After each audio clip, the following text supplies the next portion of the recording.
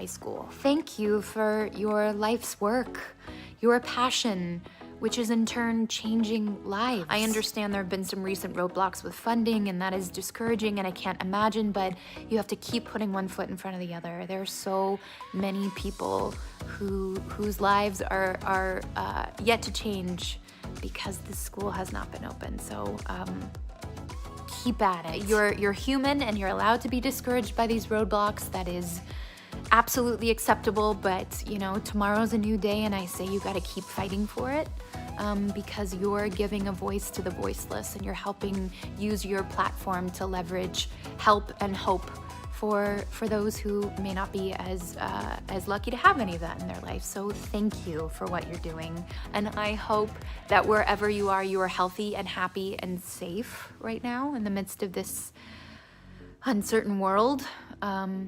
But keep at it, friend. We need more people like you in the world. What's up, Adam? How you doing, man? It's Ethan Zahn, winner of Survivor Africa, loser of Survivor All-Star, and contestant on Survivor Season 40, Winners at War. I know this is a really crazy time in everyone's life, and you know, work is crazy, social life is crazy. It's a nuts time right now. Well, I recently learned from my rabbi, shocker, that in Hebrew, the word for a challenge and the word for a miracle share the same root word, which is nes.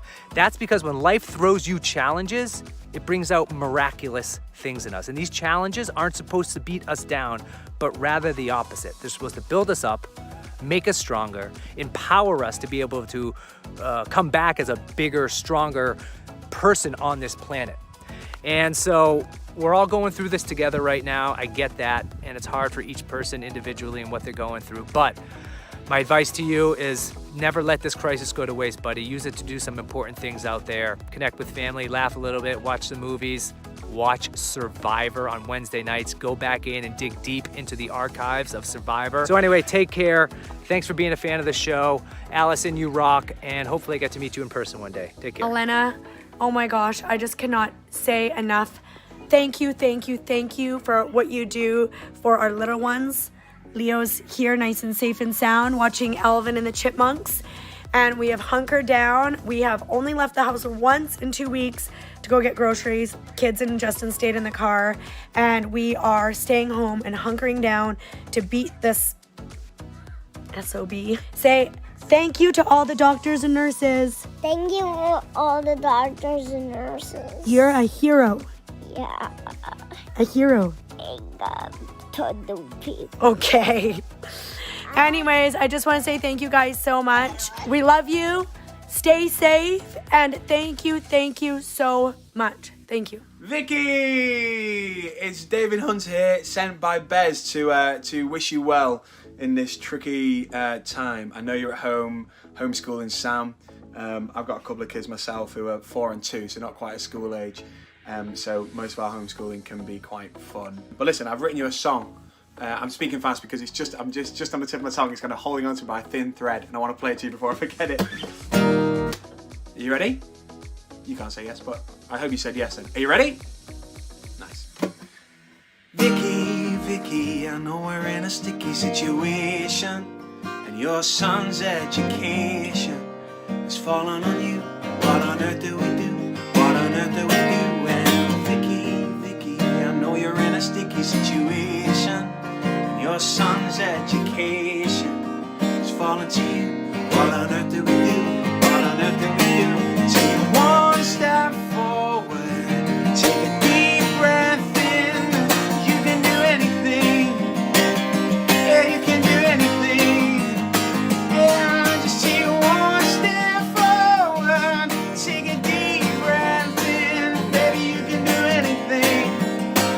Vicky, you can do anything. Anything at all. Anything at all. Anything at all. And you can do anything. Anything at all. I'm just into this now. I'm just playing for fun. You can do anything. Vicky, I know you're in a sticky situation, and your son's education has fallen to you. What on earth do you do? What on earth do you do? That's a hit. Hello, Raoul. It's Bill Daniels from Boy Meets World. I hear from your family, Riley and Raquel, that you're going to turn 40 soon. So, congratulations. Our celebrations aren't quite the same these days, but that doesn't diminish the feelings behind them. And when things return to normal, I hope we appreciate those feelings even more. As George Feeney would say, dream, try, do good. Happy birthday.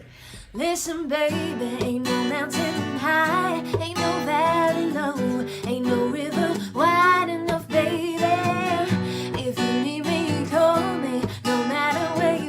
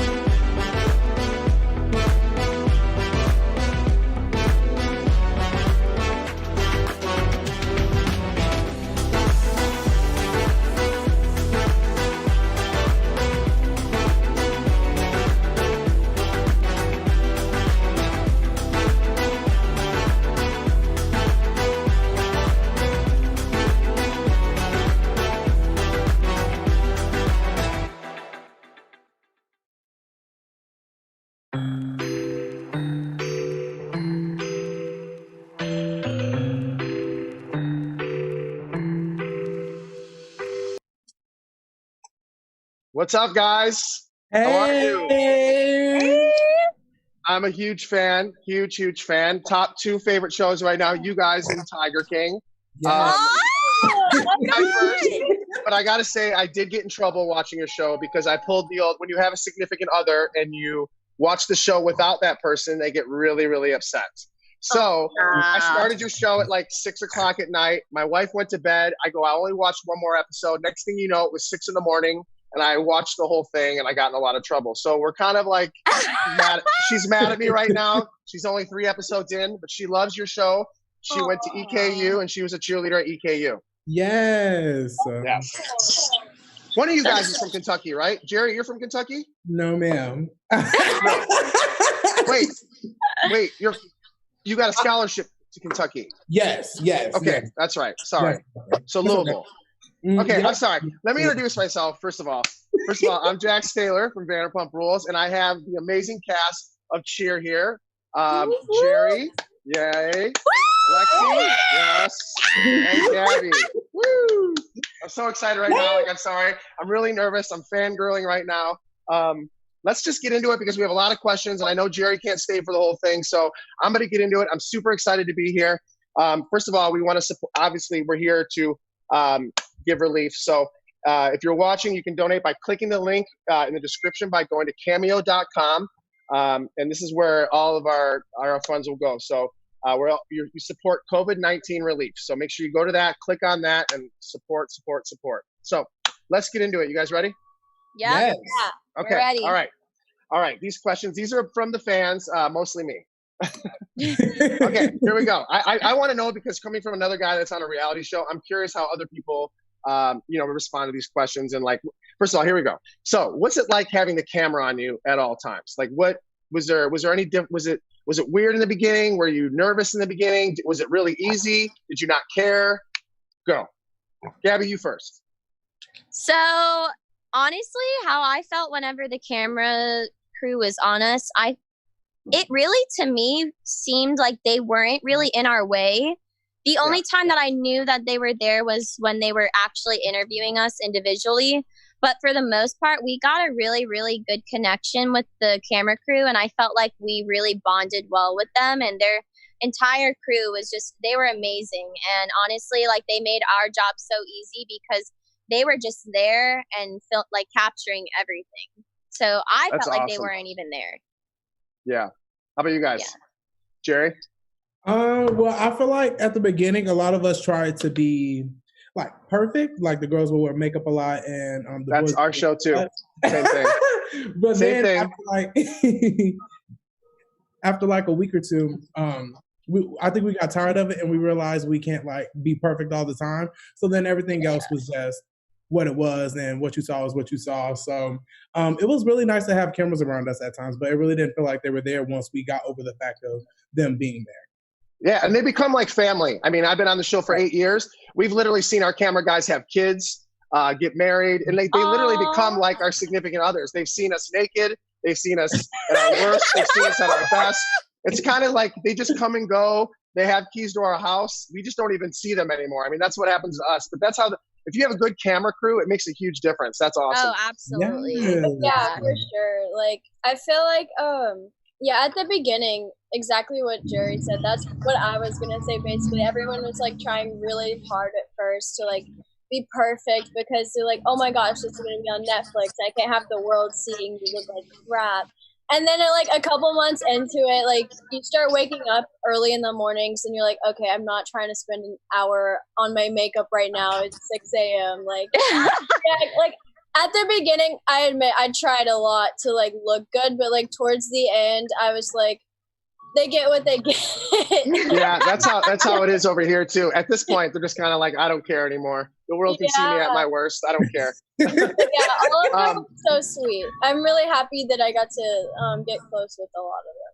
Yes. So Gabi, I have a question for you. What was it like to have your mother and your father as your managers? How is that working out? Were you getting a lot of like flack from the fans, or was that? So I think honestly, a lot of people, I guess, we're just a very like extraordinary family, and a lot of people may not have their like parents as involved, but my parents have always, like, from when, even before I started cheerleading, they've always been very, very involved, but they've also been very, very supportive. Like, anything that I have ever wanted to do, they've been right behind me, supporting me. Like, when I wanted to move to California when I was like 14, and I wouldn't be where I'm at today without my parents.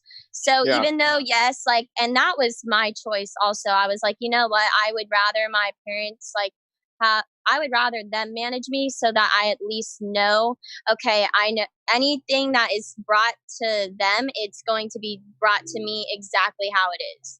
So, and honestly, I mean, no family is perfect, but I really do think that, like, my family, especially in the past, like, I would say few months, we've really grown a lot.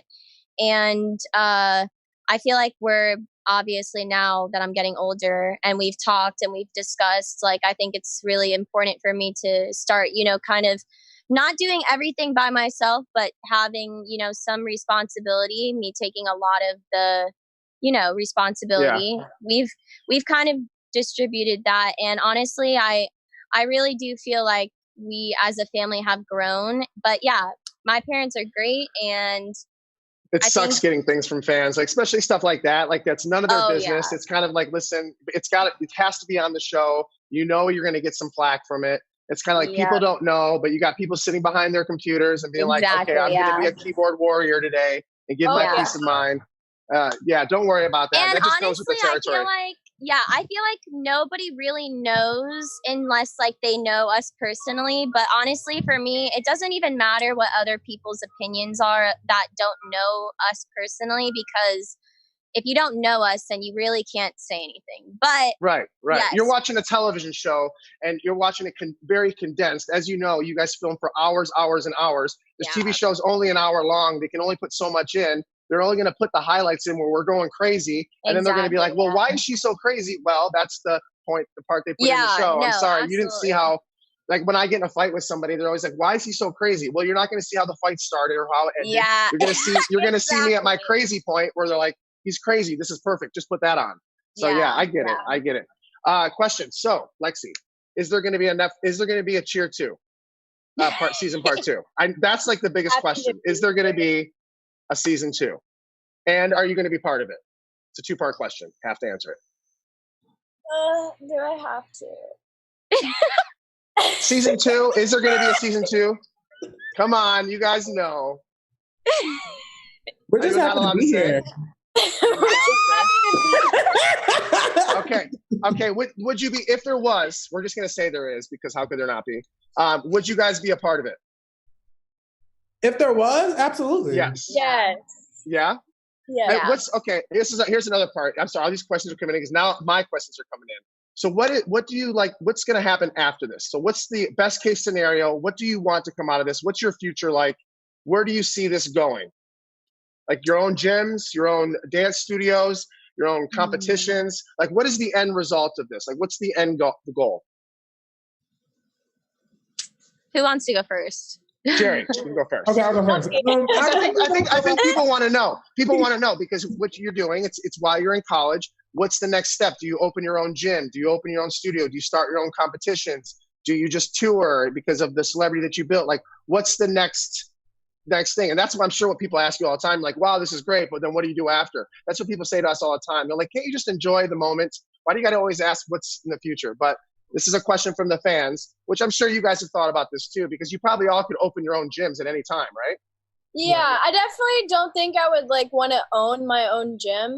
Maybe like I would like travel around and like teach like camps, teach camps and stuff. I could definitely see myself doing that, but I feel like owning my own gym is like something that's like, it's a huge responsibility, and Right. It's not something that I'm like passionate about enough to like want to pursue that. Like, I love cheer and like I wouldn't mind teaching it, but like owning my own gym, it sounds like a lot to like handle. Jerry, what do you think? Well, I feel like cheer is always going to be there for me. So I think now I'm just trying to explore like just some different things that have come my way and seeing things from a different perspective and not focus so much on cheer, even though I'm still very passionate about it. I just want to go down that road and see where it takes me from there. I really don't have an end goal, but I'm just very hopeful that it takes me very far. And then just living in the moment, living in the moment right now. Living in the moment, right? and then when that's Live in all the over, moment. I will happily return back to cheer. Got it. Now, are you guys all still in college? Yes. Yes. You're all, and you're all at the same school? Yeah, we got to finish out the year in Navarro. Yeah. So what happened this year? So hey, I'm not gonna pry. I know, I get it. Hey, so what happened with this tournament this year? So they canceled it, obviously. Are they gonna make it up? Are they gonna? Is that just it for the kids? What happened? That's a great question. So because honestly, it sucks for you guys. I think as of right now, because Daytona technically did get canceled. I'm not really sure how they're gonna go about it. I don't know if they're gonna, maybe try to postpone it after everything calms down. I don't know if they're gonna try to be like, okay, well, we would like to see the routines from that year that was supposed to go on happen maybe, in this time. I'm not really sure, but I feel like it is going to be really hard for them to do that because other people have basically already made commitments to other things. Like I'm just speaking I know a lot of people well, the show's popular, right? So you get a lot of opportunities now, right? So there's a lot more opportunities. Well, not even specifically for us, because I know all three of us want to go back to Navarro to finish basically because we didn't feel like it was a good ending. I feel so bad for you guys. We were really, my friends and I was planning a trip down to Daytona. We were going to come and support you guys. I was getting it on Twitter. I was like, who's going to meet me down there? We're going to rent a bar. We're going to find a bar to your closest gym. We were going to be there and support you. And then when this happened, we were just so bummed because I had a whole Twitter group about it. I'm like, we're doing this. We're going to go down and support you. That is so awesome. So I guess here's another question. I'm sorry. I'm kind of breezing through these questions because I know you guys don't have a lot of time. Sorry, airplane. So as far as friendships go, are you guys still close? Did that ever change? Is the dynamic of you guys ever change? And if the dynamic does change, does that affect your performance? I feel like we're all still very close. Yeah. We all have our... With you and Ladarius, for sure. When that situation was going on, when it was kind of like you were in, it's like any sport, like they're going to put you in, they put you out. I mean, I know you're friends, but that can pull at you a little bit. Even though you love him, he's your brother, that still gets a little frustrating, and you're like, okay, was that hard? Did that put a lot of pressure on your friendship? I would say for a split second, but then we lived together, so we really had a lot of time to just talk to each other, and I think us just chatting with each other every day really helped that, and just kept us closer through the whole process. I mean, you're such a positive person. I mean, you're a ray of light. I feel like if you hang around you have to be a positive person. I mean, if you're a negative person hanging around you, I don't want to ever meet that person. I mean, it's got to be impossible. I love everything about you. I love your ray of light. It's just, it's absolutely amazing. I just love it. Okay, now here goes to some cameo questions. So what's been your strangest cameo request? Have you gotten some really crazy cameo requests yet? I got one from somebody, I made a cameo for someone that was recovering from Corona. Ooh. Oh, really? Oh, that's nice. That's sad, but that was nice. It's sad. It's really sad, but that's probably the one that stood out to me the most so far. Okay. Now because I'm getting close to the end. I apologize. They're kind of waving me off. We're gonna do a speed round real quick with speed questions. Is that okay? Yeah. Yeah. Okay. Ready? Here we go. So, who is likely to give the best birthday present? Gabi. Gabi? Could it be anybody? It could be anybody. Who's likely out of you guys? Well, we could say your whole cast. Who's likely to give the best birthday gift out of your group? Now, do you all hang out together on and off the show, or is it just on the show? We hang out all the time, all the time. On and off. You can't have that kind of how you do your routines without being together, I think, anyway. So. Oh yeah, no. Trust me, we have a lot of time to hang out. So we all are constantly we're basically like brothers and sisters. It's crazy. Guys just flipping around everywhere, just going to the McDonald's, doing some flips at McDonald's. You guys are absolutely insane. I mean, the talent you guys have is just on another level. Anyway, okay. Who has broken the most bones? Ooh, I've broken Gary my breaks my bones. I was just about to say that. Wait, Jerry did? I stepped on her so many times last year. Anytime he had an ankle injury, it was me. Literally every time I've been injured, it's been Jerry's fault. Oh my gosh, I gotta say, when I'm watching the show and when the girls just hit the mat and they just fall, I'd be just like, oh my God. There's one girl, I can't forget her name. She wasn't on the show a ton, but she just hit the mat. Sure. Like someone just Mackenzie. Yes. Yep. She just Mackenzie just hits the mat. Just hit it like I was like, oh my God, she's not alive. There's no way she's alive after that. And you guys just get back up and you just do your thing. I don't understand it. Okay, who's the biggest flirt? Ladarius. I was gonna say Ladarius for sure. Ladarius. That's an easy one. Who's most likely to get embarrassed quickly? I don't know, probably me. No, never mind. I do a lot of fun stuff. Well, if it was anybody on the team, I feel like Summer. Yeah. Summer, yeah. She was like really shy, and if someone like said, shy. Yeah. Well, I guess that leads me to her. Oh, so it's Summer? Yeah, her name is Summer. She was on the team last year, and she like basically, if she was doing the motions wrong, like she would be like really frustrated. Yeah. So who? I guess that leads me into my next question. Who's the biggest flirt? Ladarius. Yeah, Ladarius. And I guess, are you all single in relationships? I have a What's going on? I'm single. Single? What do you got? Single?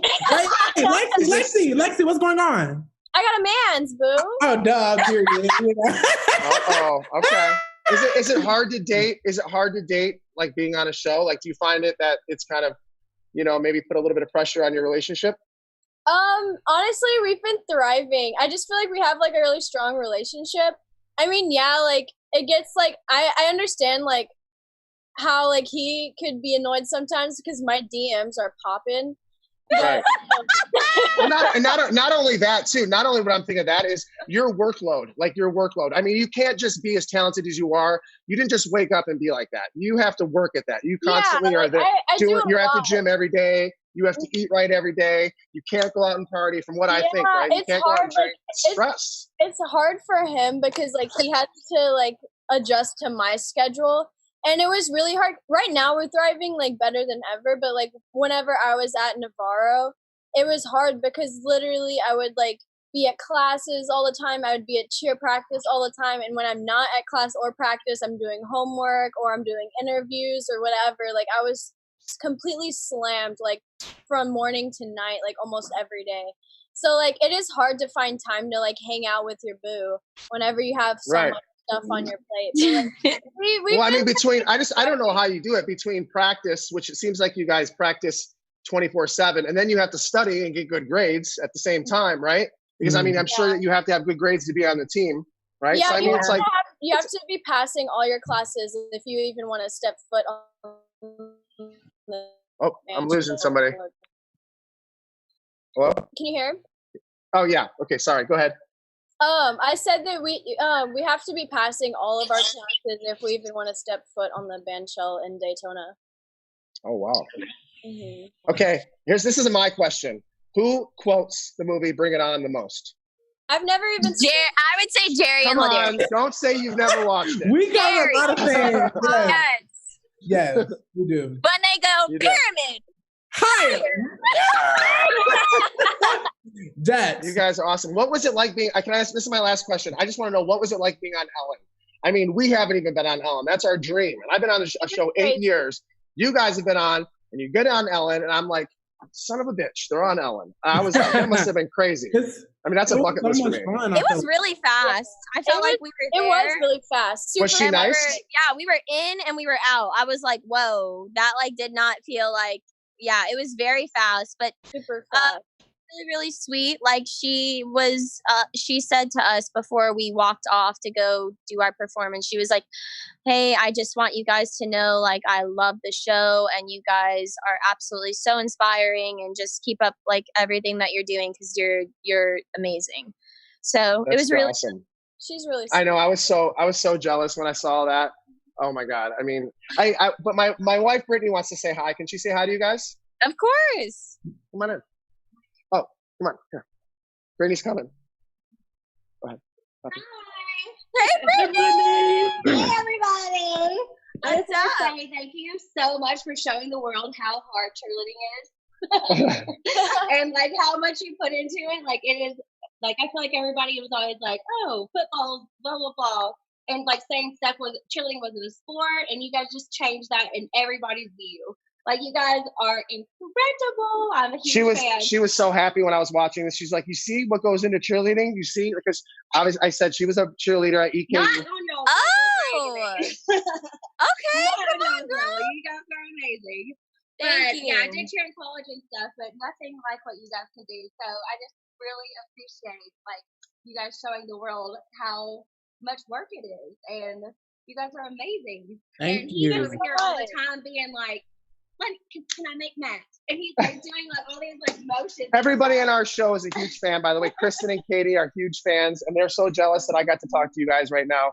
Yeah. They're just, they're ecstatic. So yes, I just wanted to say hi, and like you guys are great, so talented, so amazing, and keep up the great work. Thank and you. Mary, I love your personality. You're so positive Thank and you just so so much. sweet. So just keep that ray of sunshine. yeah. Thank Okay. you. Yes. Dax, I have to get off, okay? Okay, Jerry, thanks for coming on, Jerry. I really appreciate it. Thank you. So what's everybody doing? I know, I miss Jay. So I guess for everybody in the world wants to know right now, what are you guys doing to stay safe? What are you guys doing to stay in shape? Are you like doing flips in the backyard? Are you doing somersaults in the kitchen? Obviously, what are you doing? Because you've been off for a month, right? And in your line of work, like my friends that are professional hockey players, professional baseball players, I've said the same thing. Are you guys like rollerblading down the street? Like, what are you doing to stay in shape? Because when the world comes back to normal again, you go right back to work. Yeah, so me personally, I don't like to do the same exact thing every day, just because I feel like if you do too much of something, like it gets boring and it gets repetitive.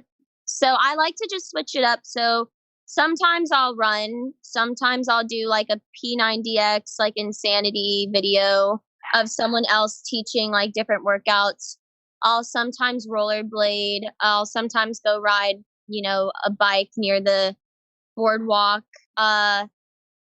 It really just depends. But yeah, I try to or I'll swim. So it depends on like really what I'm in the mood to do that day. But I just like to do anything that is keeping me active, or making TikToks. Right. Making TikToks is hard. I mean, have you ever gone this long? Sometimes I eat burgers.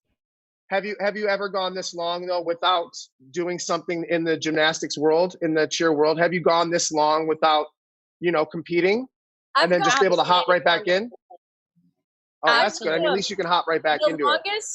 The longest I've ever gone without cheer, because whenever I was like 16 or 17, I took like 2 years off of cheer, and I came back and it felt like I had to restart everything again. And then like at the time period that I was not at Navarro, I think it was like a total of 4 months that I wasn't doing any tumbling before I came to Navarro. Mm-hmm. And so that's a lot. 4 months was really hard to come back from. I felt like I had to learn a lot of the things that I was doing like last year. And it was like really frustrating for me, because like usually things have always come like super easy for me. Like, but that's whenever I'm practicing all the time, like things will become like effortless. But like being out for 4 months and then trying to come back and do all the same stuff that I was doing before the break was super hard and frustrating, because everything was like not perfect like it was, and it was definitely not effortless. Like I had to work extremely hard to like get back to where I was, which is sad, because I felt like I was just starting to get all of my skills like back on track, and then this happens, and Does like and again, these are questions coming from everybody. So do you have to have certain kind of eating habits? Are you allowed, like, what if there's a party on Friday night? Do you go out? Do you drink? Do you not drink at all? Do you allow yourself to have a good time like once a month? Because when you have these competitions, I think people want to know, like, are they enjoying college? Are they having a good time? It seems like they're working so hard for this competition, and then that's it. And it's like, I feel like people are like, well, they're not having fun in college, but obviously you are. It's your decision. You guys want to do it. It looks like you're having fun. I mean, how does that? So I would say, like, for the most part, I mean, I think we can really do, like, we could do whatever we want. And I feel like a lot of us usually do have a lot of fun, and we'll, like, all get together at different, like, places. So, like, let's say, for instance, oh, hey, like, we're going to do a little get together at Gabi's, like, apartment, or we're going to do a little get together at Lexi's apartment, or we're going to do a get together at Dylan's apartment, or, you know, whoever's dorm. So I think we do, like, we have a lot of time, like, even though we're cheering a lot, we do also have a lot of time to, like, actually live normal, like, lives, and you know, just be able to, like, really, really have fun and enjoy each other, you know? So yeah, you wouldn't do it if you didn't like it. That's what I always tell people. They're like, well, gosh, it seems like their college life is going to be just, they're going to miss it. I'm like, well, they wouldn't do it if they didn't like it. I mean, it's their favorite thing to do. You guys are amazing at it. I'm sorry I have to cut this short. I just want to say thank you guys so much. I'm such a fangirl. Like I said, I hope you guys have a season 2. I hope you guys all come back. I hope you guys just keep bringing, like, the joy and the cheer to everybody, because like I said, I loved watching your show so much, and I think the world needed it. If you haven't seen the show, you need to watch it. You guys are just a ray of light, and thank you so much for doing what you guys do. Aw. Thank you so much for having us. Yeah, no problem. All right. Bye, Well, guys. bye, guys. Stay safe. Bye. You too. Gabby. Love you. Brittany, say bye.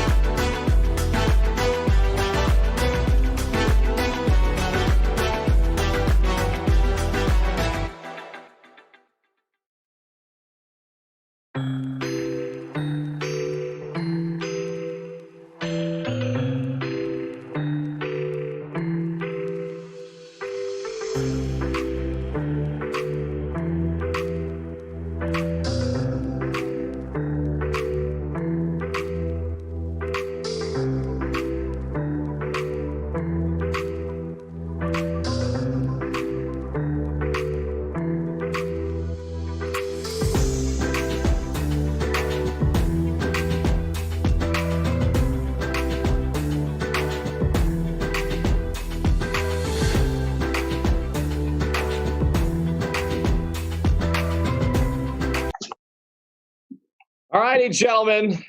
Welcome in. Good to see you all. I don't even know if I have to introduce you guys. I think everybody kind of knows who you are. Ray Lewis, Brett Favre, Andre Reed, and of course, one guy stands out more than anybody else, Tim Brown, because he's not verified on Instagram. Tim, can you explain why you're not verified on Instagram? Because we're curious. I guess I have never taken the time to do it, I guess. I'm going to have it done before we're done with this, right? I'm going to have my daughter do it right now. Tim, we got to get you into right this. now. We got to get you into the TikTok dances. We got to get you going again. Oh, no. All right? No, we don't do TikToks around here, bro. You don't do TikToks around here? All right. Well, anyways, so for anybody joining us that just joined the stream, first and foremost, Cameo to host this show. Big thanks to them. They've been running this 3-day event raising money to benefit those affected by COVID-19. So thanking each and every one of you guys for coming in and doing that. I think the goal of this whole thing is to raise as much money as we can. Correct? Yes. Sure. And by doing that, you can donate by clicking the link in the description or by going to cameo.com, where all purchases will support COVID-19 relief efforts. So that's just I want to put out there real fast. And I think the more money we raise, the better chance we have of Tim getting verified on Instagram. So, guys, we thought of a little game here real quick. You guys talk football all the time, right? 24/7, man, it seems like. 24/7. We want to take you out of that. We thought, how can we make this fun? How can we put you guys on the spot, make you feel a little bit uncomfortable, bust your chops a little bit? So we're playing a game where there's going to be 10 questions. We're going to spin a wheel. Whoever it lands on must answer the questions, no excuses. You can't, what is this rated, PG-13? You can't puss out of this. Okay? Deal. Favre. Good to go, brother. Good to go. Deal. Lewis, you're in? Deal. All right. Scotty, without further ado, let's start the game. Spin the wheel. Here we go. And I think you guys can see it on here. We're sharing it on the wheel. And here we go. Spin the wheel, Scotty. First question. Can you see it? Why should it be me first? Oh, Brett. Wait a minute. Y'all got my name spelled wrong. Uh-oh. Hey, Favre. Hey, what do you mean we spelled your name wrong? It's Favre. Hey, oh my goodness. Shit. We can't fix it. The wheel is stuck forever. I'm not answering shit now. Fix his name. Somebody fix his name. I have Favre. All right. Fire a question at me. Let's go. All right, here we go. First question for Brett Favre. Mr. Favre, there is a group of extremely good football players in this room tonight. You must answer the question.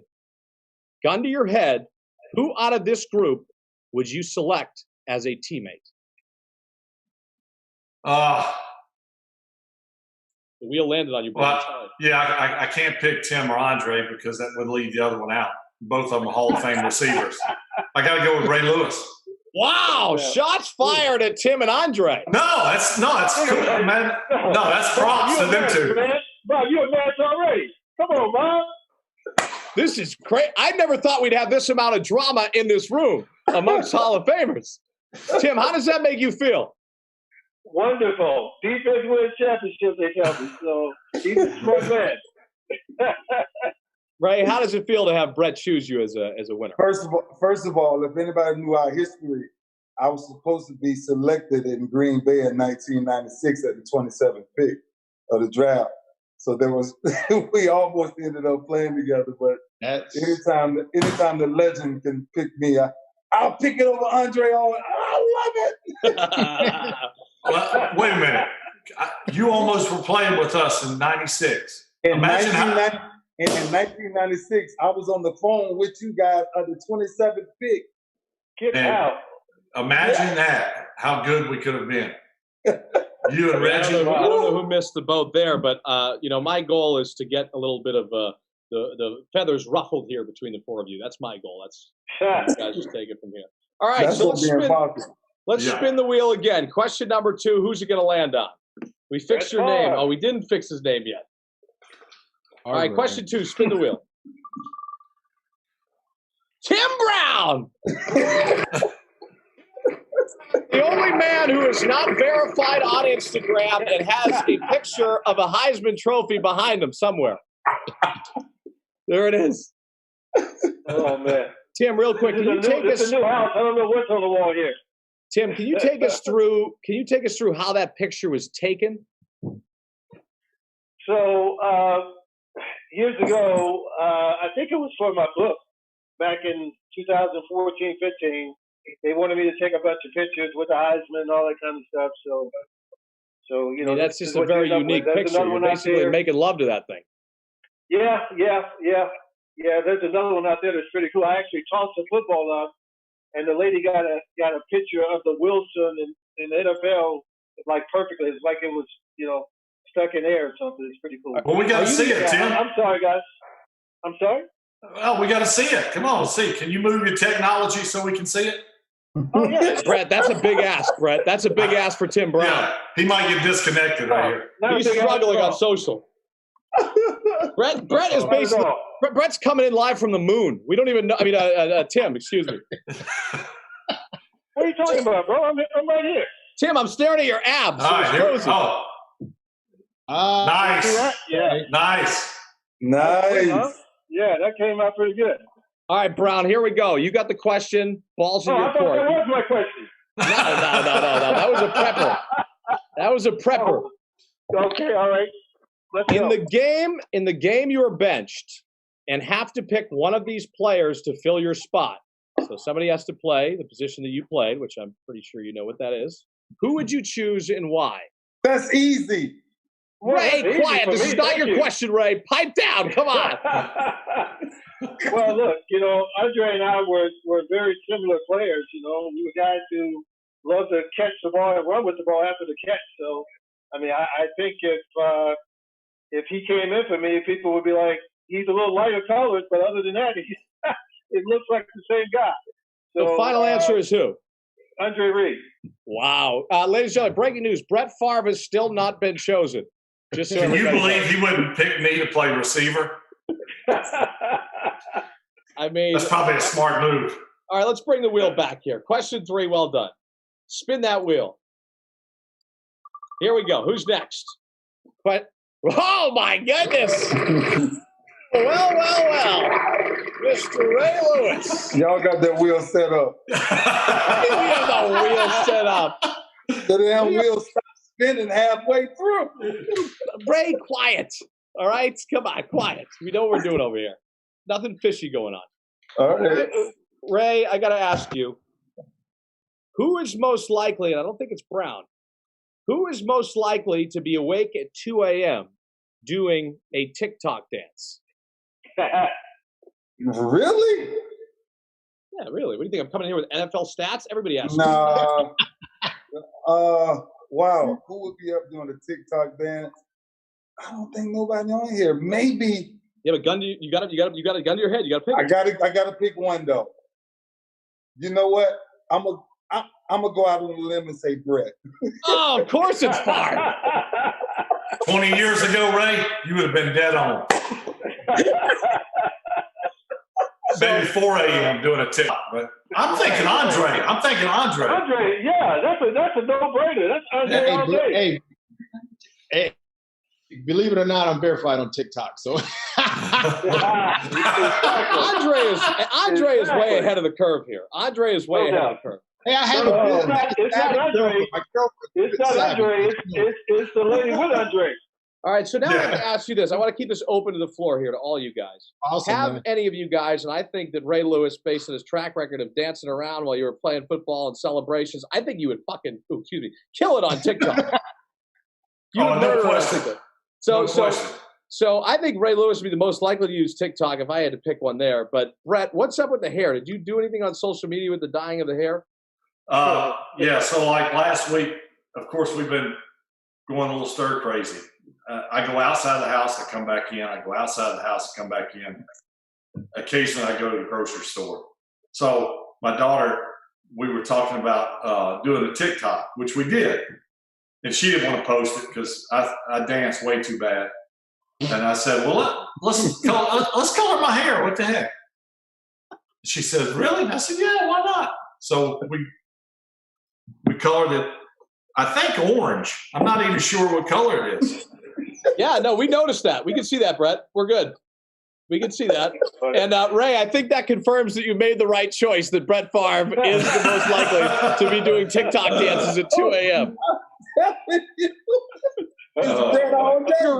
Reed, you're saved. Favre is up at 2 a.m. every night doing TikTok dances. We lost Ray. All right, he's back. All right, spin the wheel again. Question 4. Here we go. And by the way, I swear to you, this is an equal chance. Like, anybody could be landed on here. I'm betting Andre. Yeah, I bet it is. I'll bet you right now. How much you want to bet? You want to make a bet? I'll bet you $500 for the camera. Well, now you're just going to stop on someone else. Right. We don't have that technology. I run a 3-man operation here. I'm not like you guys. I don't got 60 people working for me, you know? All right, here we go. Spin the wheel. Question 4. I knew it. Oh, wow. How did that happen? Reed. Hey, you would have got 500. That's for sure. I'll tell you what, bad deal, Brett. Bad deal. You could have had 500. Oh, really? Yeah, we made a bet. You just didn't pay attention to it. You're probably. All right, so question. Here we go. You got to be quarantined, Mr. Reed, right? Andre, you there?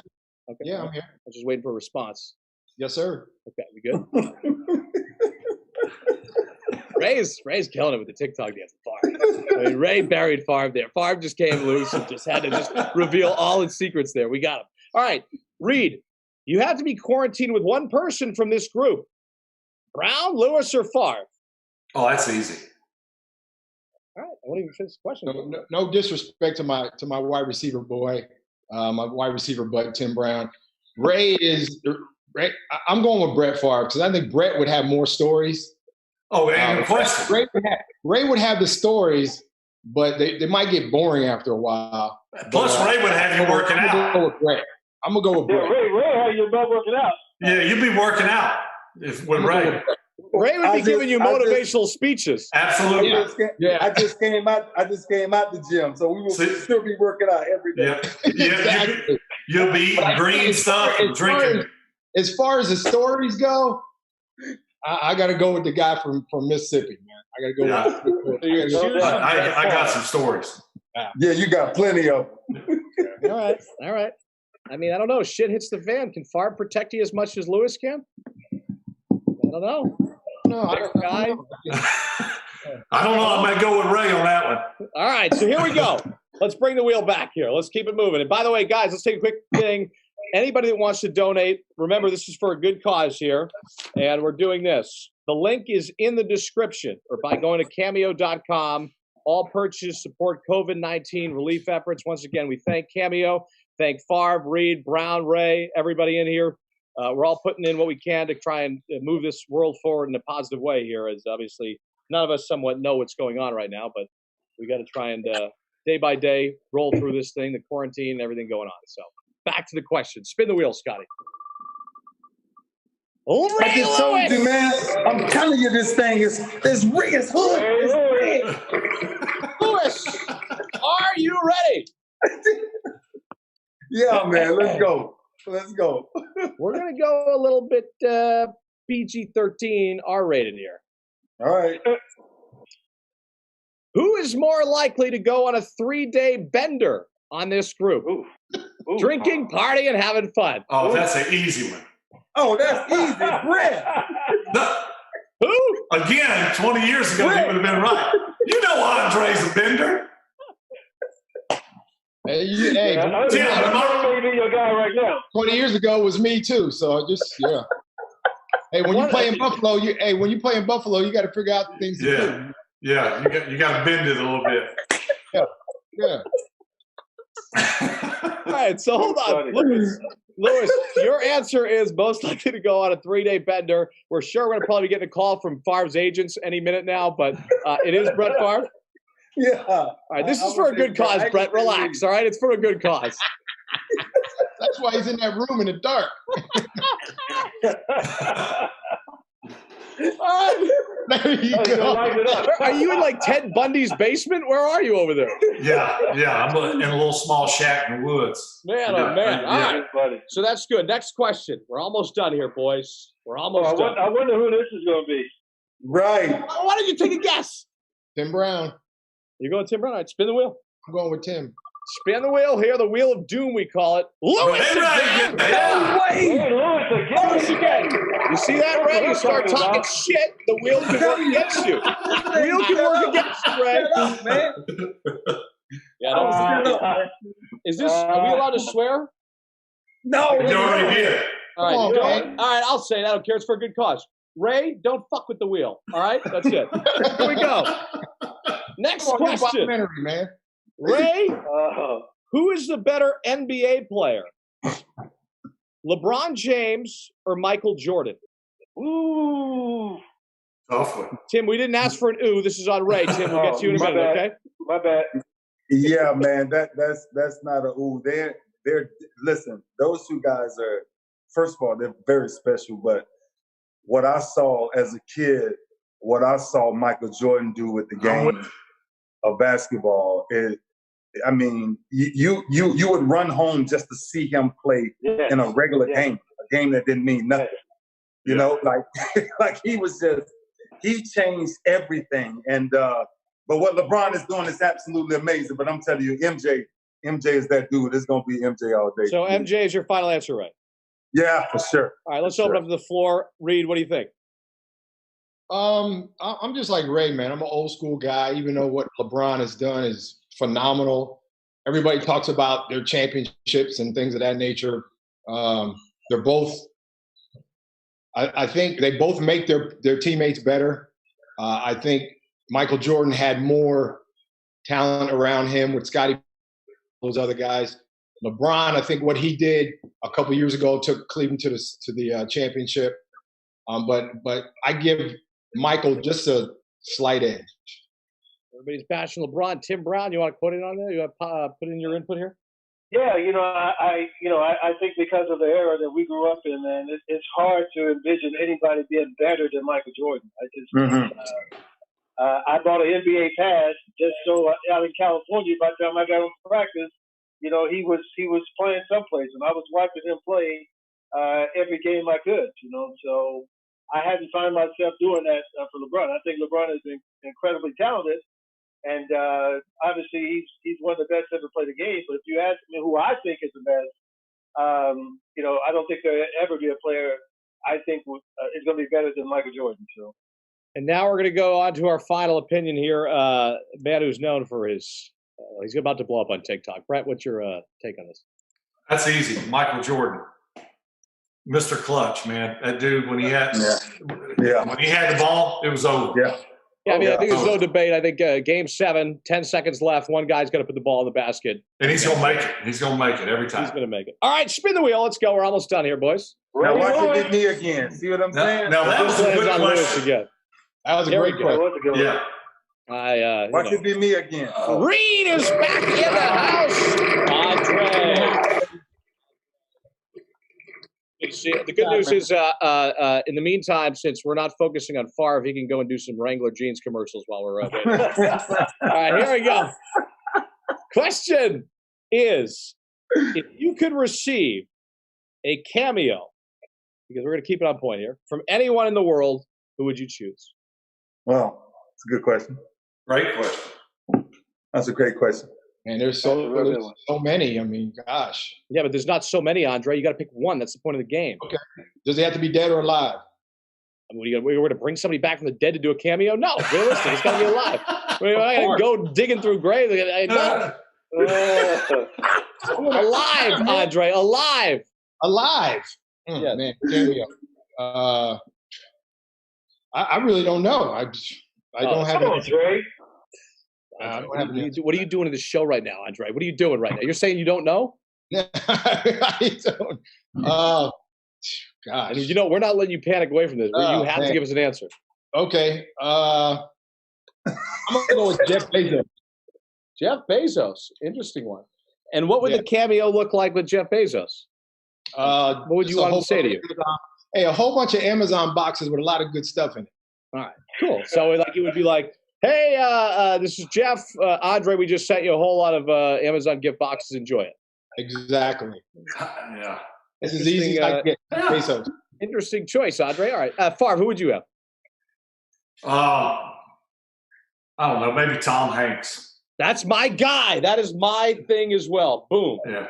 Tom's like, he's the Michael Jordan in movies to me. I'll go see anything Tom Hanks is in, regardless of reviews, just because he's in it. Well, in every movie he's in, his reviews are unbelievable. Catch Me If You Can is a movie you never get sick of watching. In Castaway. He's talking to a ball, and you go, how good can this movie be? But it was great. I mean, I'll watch it over and over again. Tom Hanks is the best. DiCaprio, too. We're not going to get into this too deep, but yeah. Ray, who you going with? One cameo. If the question landed on somebody's name, how you gonna ask everybody the same? Ray, because guess what, Ray? Let me tell you why, Ray. Because Ray, listen. All right, you're right. I am diverting from the original game plan. All right, I'm calling a. What do you guys call that in football? It's called an audible. Well, I'm fucking audibling. I don't care all my language. All right, I'm audibling, Ray. And with that audible, I'm going to ask you, Ray Lewis, who is your cameo? If you want my real cameo in the time that we're dealing with right now, I want your fake cameo. I want your real one, of course. My real cameo right now, Tim will agree with me, is Jesus himself. All right. Well, I don't know if I can arrange that, Ray. Yeah, that would be good. Jesus. I'll be second line on that one. Yes. Yeah. So we got hey, real quickly. A whole new level. Hey, what an interesting group. Jeff Bezos, Tom Hanks, and Jesus Christ. Good. All right, we're good. Wait a minute. What's Andre? So who's Tim pick? Tim said Jesus. I'm gonna do the opposite since Ray brought in Jesus. I'm gonna bring it. The devil? The devil? Don't bring the devil into this. Like we have Hanks, the devil, Jesus. Just because my kids are huge. Andre knows my oldest son would do anything in the world for this lady. I'm gonna say Beyonce. Jesus, again, the list gets more complicated. I'm pretty sure we can find a way to maybe get 3 out of 4. I don't think Jesus is realistic to find. I mean, his time is precious. Jesus can answer us anytime we get ready. Trust me. Or if you need a cameo from Ray Lewis, just call. I mean, from Jesus, call Ray. I guess. I don't know. I can't help you with that. Hey, I want you guys to know that my Instagram verification just got submitted. All right. Yes. We're on our way. Yes. Hey, Tim. Guess who did that? No, my daughter's working on it. I think, bro. Andre tried to take credit, being like, "I got my people on it," and Tim blocks him off and goes, "My daughter got it." All right, next question. Spin the wheel. 2 more questions, guys, and then you're free to go do whatever you're doing during quarantine. Who's it going to land on as a question? Yeah. Who is it going to land? Ray. I'm telling you this rigged, man. I'm telling you this rigged. Ray, I swear, with this, I'll explain how the wheel works. We are allowed to implement like what the percentage is of landing on, right? The likelihood of them. We set it all at 25% each. So, Ray, you got a high percentage, brother. You got a high percentage. That's the same thing they said when the lights went off in New Orleans. That it was. Are you bringing smoke into this game show here, Ray? He said it was somebody else's fault, man. Come on, man. Let's go. What's the question? Ray Lewis. Well, my next question was, and it actually falls into what we were just talking about, is who has the best chance to get Tim Brown verified on Instagram? You can go to the next question. That's a done deal. Go to the next question. Yeah. Give us another, because that's Andre Reed. Andre got Tim. Yeah, I know, but Ray, the problem is, like, I didn't really prepare for this, bro. I know I had 4 Hall of Famers, but my style is I don't really prepare for anything, and I just got 10 questions. So, like, I ain't prepared for another question, bro. All right, you ready? All right, I'll give you the backup emergency question, but you can't pivot away from this. Oh man. And you're gonna be mad. Yes. Where was your least favorite place to play against on the road? 1. Don't give me this debate. Least favorite place to play just because you hated it? I don't know. I have no idea. I don't know. Brett, what you say? Nope. Rule infraction. You cannot pass it off to Favre. Mine was Minnesota. You just said all these audibles happening. You audibling, you asking questions, man. All right, you audible to Favre. Favre, what's your thing? I hated playing against Minnesota. We couldn't block them. They were too fast. And it was loud. Minnesota was loud? Yeah. Brown, where was the loudest place you ever played? A place you didn't like to play? Kansas City. Played there 16, 17 times, and we lost, I think, 14 times there. So. Okay. Wow. Yeah.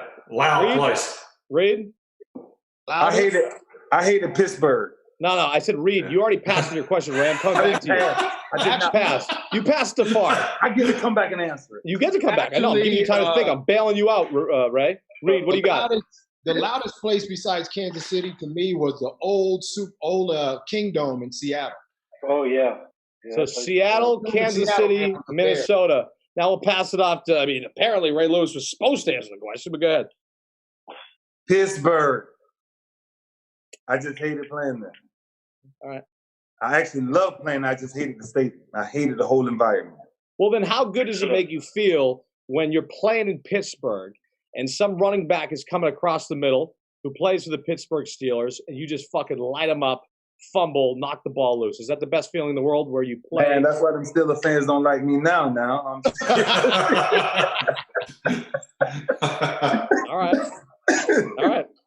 Final question, guys. We have to ask one thing because the audience wants the question. Okay. Oh, my God. This is like a real football question? I was having too much fun. All right, here we go, boys. What advice do you have? We'll start with every one of you. Favre, Brown, Lewis, Reed. We'll go in that order. What advice do you have for the rookies entering this year's draft, Brett? Especially those players who didn't have a chance to participate in the pro days. How do you put it? Take it serious, work your ass off, study, prepare. There's too much other stuff going on these days that preoccupy these guys. It's serious. Take it serious from day one.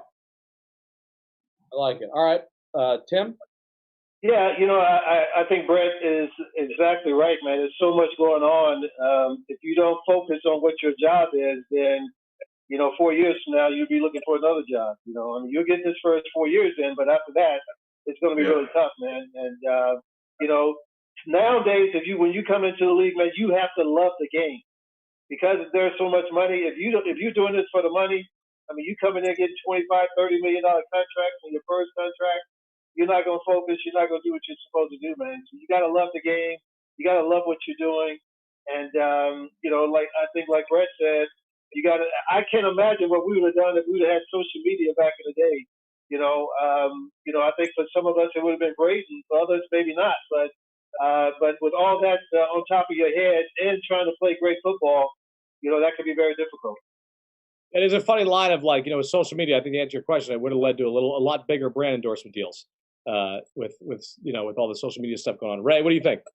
Yeah, look, man, I'm gonna definitely second everything Brett and Tim said because listen, everybody on this phone call right now, we didn't have a plan B.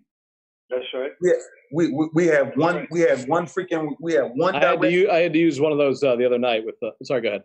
Yeah, and that's the thing that a lot of kids nowadays, they're so distracted by what I can buy, right? Everybody on this phone call, it was never. I guarantee you, each one of them, it was never about what they can buy.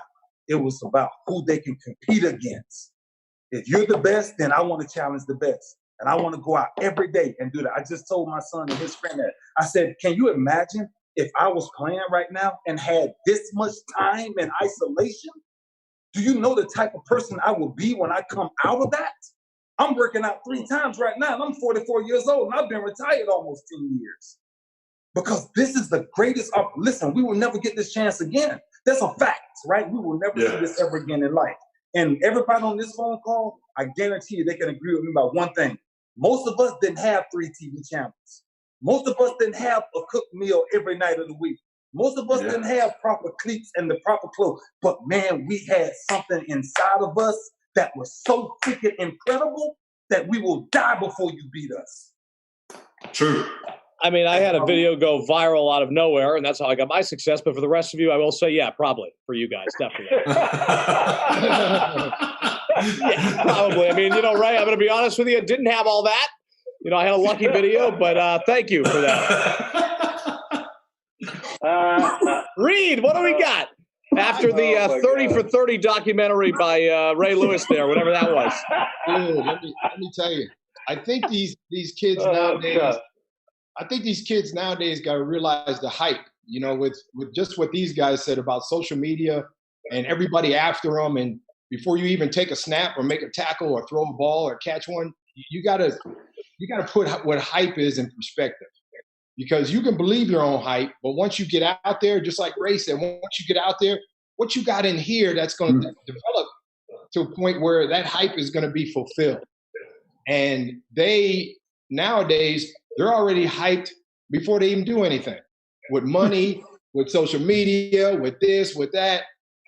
You better take care of what you need to in here first. Andre, it's called clout. It's called clout. Yeah. This is going to be the main thing of you staying or getting on out. The bottom line. And all three of these guys are Hall of Famers because this was better than another player. I like it. Put that at the forefront of what they did for a living. That's why they're Hall of Famers. I'll tell you what. All right. Pretty good answers, guys. Pretty good. All right. We're going to end this off right now. I know that we've hopefully, once again, to remind everybody to donate at cameo.com. All proceeds go to relief efforts for COVID-19. Last question, and gentlemen, we're going to end on a little fun one because you guys are out of the league. You don't have to be so buttoned up, but I want to know everybody's cocktail of choice before we go during the quarantine. We're going to start with Reed, Lewis, Brown, then Favre. Reed, cocktail of choice during the quarantine. Well, right now, I've been sober for the last 3.5 months. So I have stopped drinking, and that was because the man upstairs had said, wanted me to, and I'm, doing that.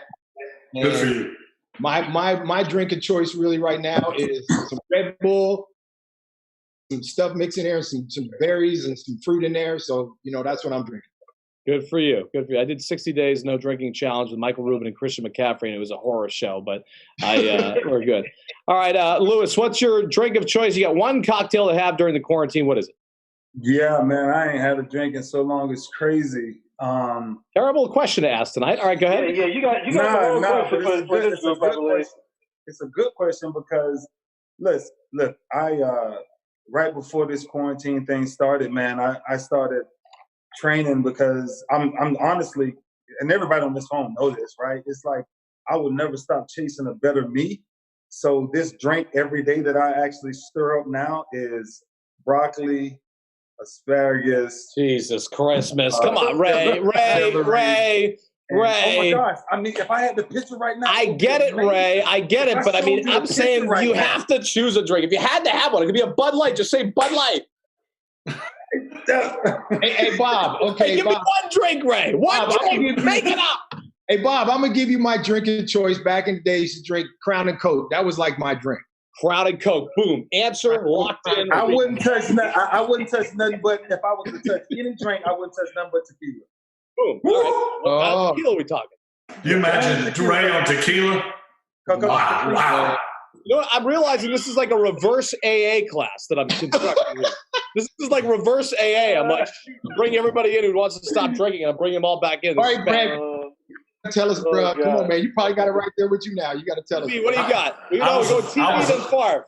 Favre, we're saving you there. TB, what do you got? I bet Tim's a red wine guy. Oh, you talking to me? Oh, I thought it was Brett. No. Hey, guys, I have literally never had a drink in my life. So I haven't had a beer. I haven't had wine, nothing. I literally never had a drink in my life. My dad was an alcoholic growing up, man, scared me to death. And I just vowed to never have a drink, and I've never had a drink in my life, man. So right. That's amazing. Arnold Palmer is my drink of choice. Yep. Arnold Palmer. All right, good. Favre, take the floor.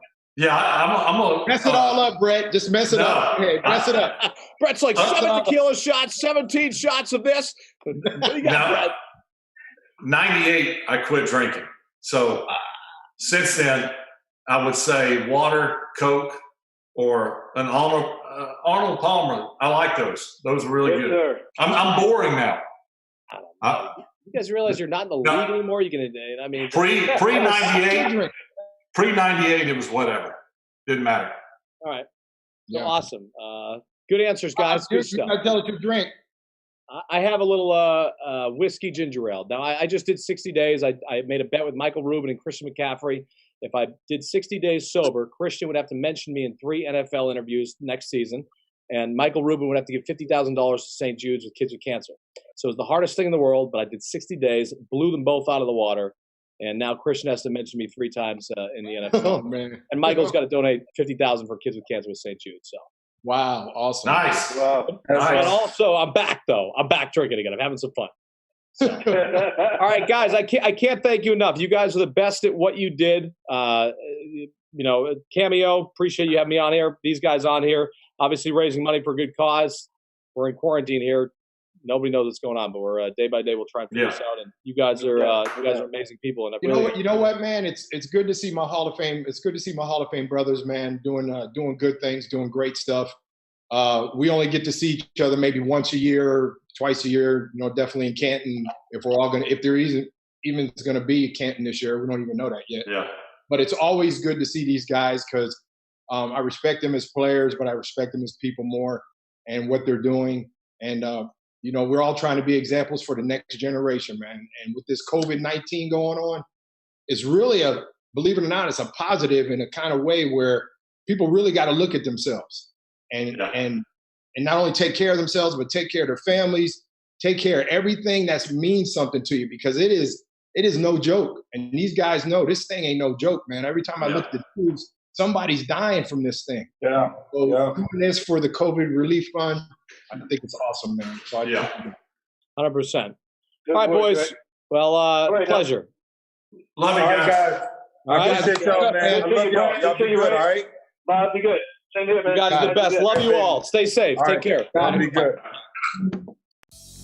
Hi, Tina. How are you? It's Mandy Moore. So your sweet friend Eileen booked this message for you. She says that you have such a deep embedded passion for children and you have dedicated your life to helping them, especially teenagers, and that you are working to open a school for teen addicts called Recovery High School. Thank you for your life's work, your passion, which is in turn changing lives. I understand there have been some recent roadblocks with funding and that is discouraging and I can't imagine, but you have to keep putting one foot in front of the other. There are so many people whose lives are yet to change because the school has not been open. So keep at it. You're human and you're allowed to be discouraged by these roadblocks. That is absolutely acceptable, but tomorrow's a new day and I say you gotta keep fighting for it because you're giving a voice to the voiceless and you're helping use your platform to leverage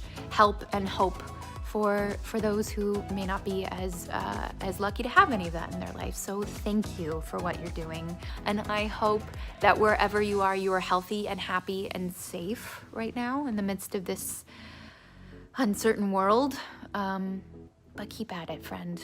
We need more people like you in the world. What's up, Adam? How you doing, man? It's Ethan Zahn, winner of Survivor Africa, loser of Survivor All-Star, and contestant on Survivor Season 40, Winners at War. I know this is a really crazy time in everyone's life, and, work is crazy, social life is crazy. It's a nuts time right now. Well, I recently learned from my rabbi, shocker, that in Hebrew, the word for a challenge and the word for a miracle share the same root word, which is nes. That's because when life throws you challenges, it brings out miraculous things in us. And these challenges aren't supposed to beat us down, but rather the opposite. They're supposed to build us up, make us stronger, empower us to be able to come back as a bigger, stronger person on this planet. And so we're all going through this together right now. I get that, and it's hard for each person individually and what they're going through. But my advice to you is never let this crisis go to waste, buddy. Use it to do some important things out there. Connect with family, laugh a little bit, watch the movies, watch Survivor on Wednesday nights. Go back in and dig deep into the archives of Survivor. So anyway, take care. Thanks for being a fan of the show. Allison, you rock, and hopefully I get to meet you in person one day. Take care. Elena, oh my gosh, I just cannot say enough. Thank you for what you do for our little ones. Leo's here nice and safe and sound watching Alvin and the Chipmunks. And we have hunkered down. We have only left the house once in 2 weeks to go get groceries. Kids and Justin stayed in the car. And we are staying home and hunkering down to beat this SOB. Say thank you to all the doctors and nurses. Thank you for all the doctors and nurses. You're a hero.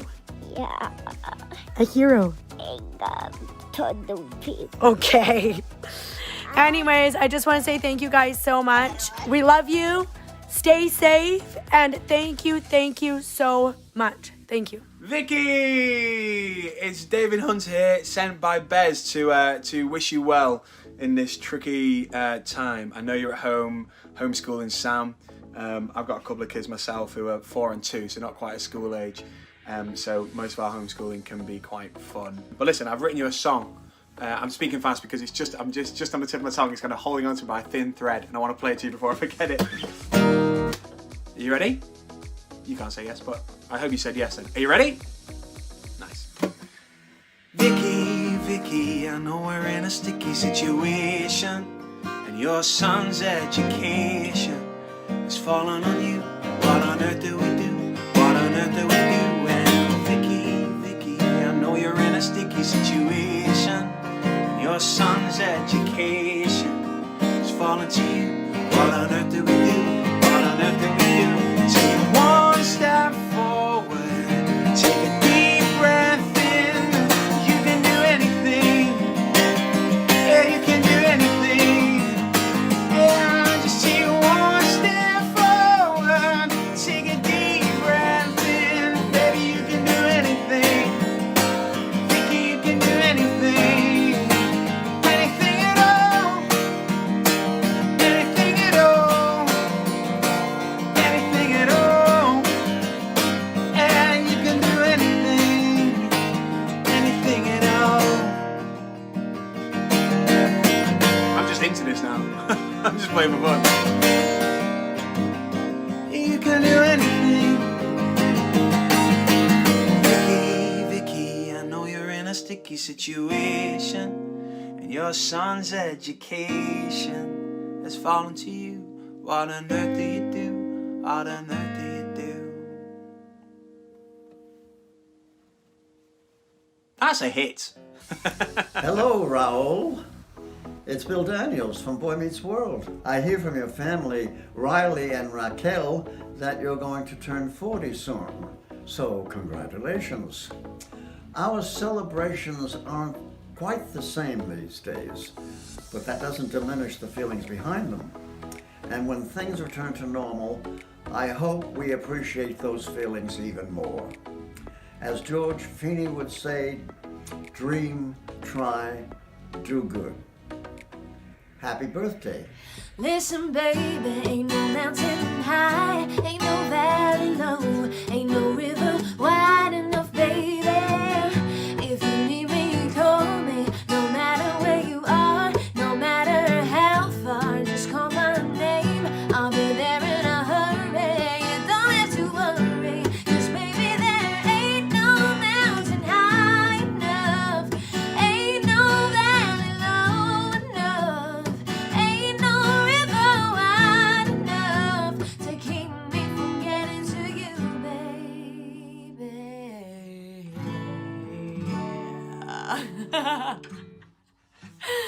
We got this. We got this, Isolation.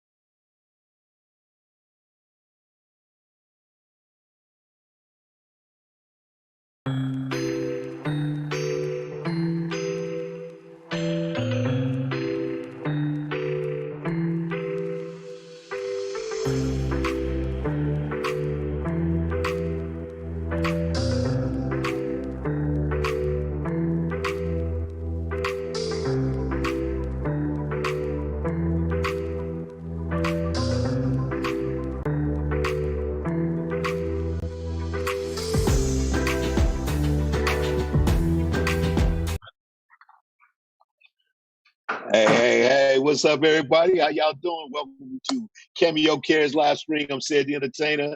Yeah, and we are talking to some of the GOATs today, some of the greatest of all times in their respective sports. It's going to be a good time. We're going to sit back and chat. I'll be the host as we sit back and have fun. We got the great Tony Hawk, legendary skateboarder. Tony Hawk, what's up? How you doing? I'm good. Thank you. Thanks for having me. Glad to have you, man. It's so good. Brandi Chastain, what's up, Brandi? How are you? I'm good, Cedric. Nice to see you again. It's been a long time since the Bahamas with a little bit of Michael Jordan golf. So, nice. That was a great time too, right?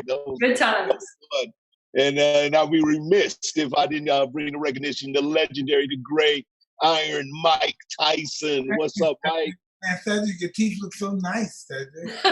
Hey, man, thank you. As a bit, I'm just sitting around during Corona, just doing whitening strips, just all day. Shining all over the place. What's up, man? Well, good. Welcome to this, man. This is great. We are here as part of Cameo Cares, doing a great thing. They're raising a lot of money for the COVID-19 funds and relief. This is what we're going to do. Also, people, as y'all watching this, there will be a link to click on for you to donate if you want to. We've done really great.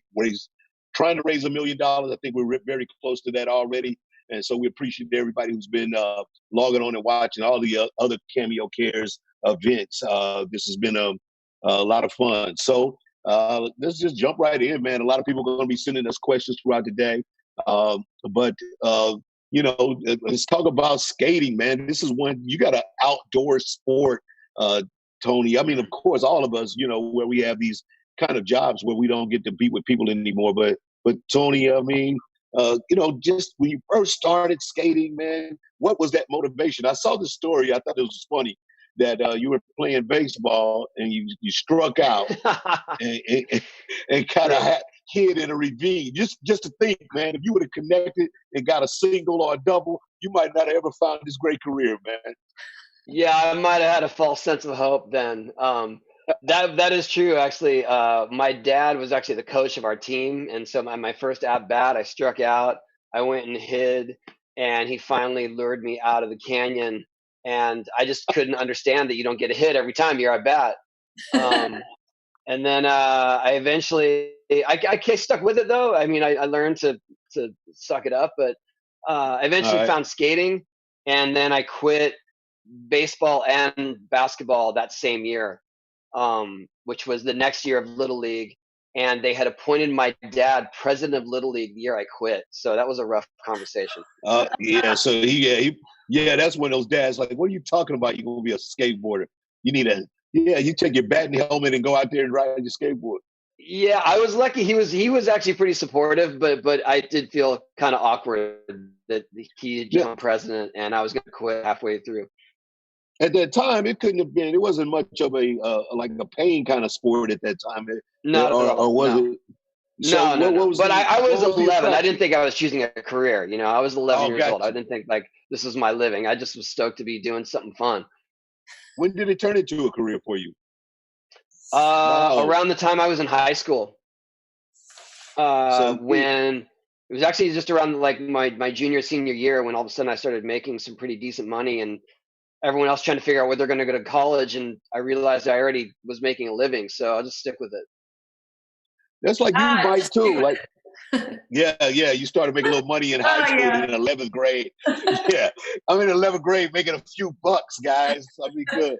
That same thing. But you, Mike, we all know you for being a very young champion, and you came into the atmosphere of the world at a young age, man. How did that feel? You were like, what was one of your first like kind of national recognized boxing matches?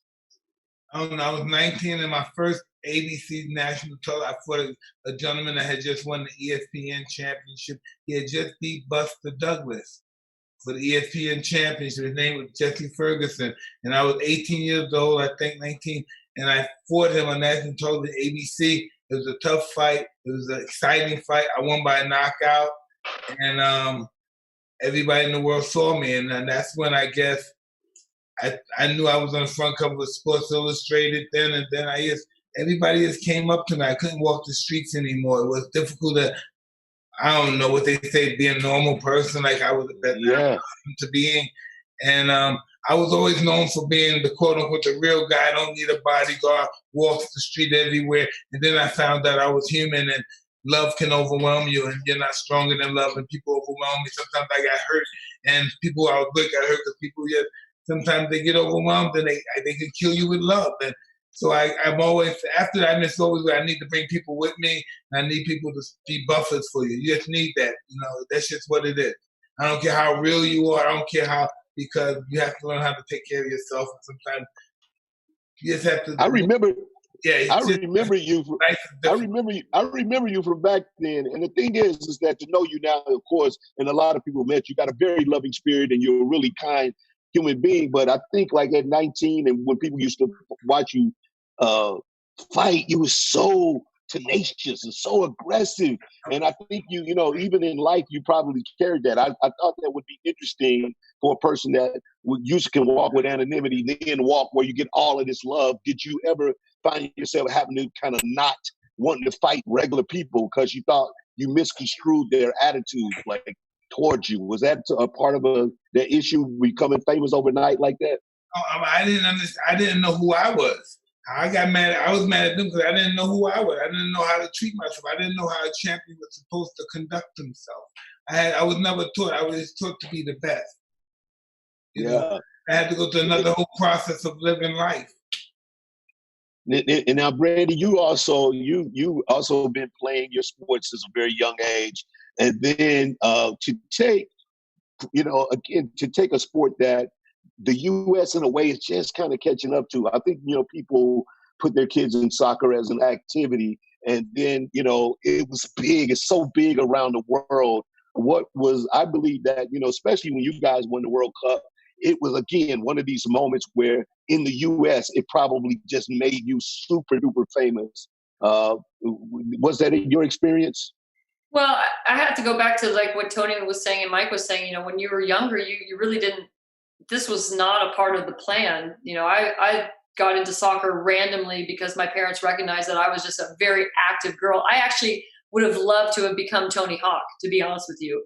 I had a neighbor, I had a neighbor who had a skate ramp in his backyard, and my mother threatened me, "You do not ride that." But my gosh, I had a skateboard and I wanted to do tricks, and so I really loved all athletics. I actually used to watch boxing with my dad, and I watched Mike when I was growing up, and I loved all sports, and soccer just happened to be the one that captivated me. Just I think like what you said, Tony, and it really didn't hit me that soccer wasn't something that the Joe general public sports fan really was into until I probably was around that junior, senior year in high school. And then I thought, the national team didn't even exist then.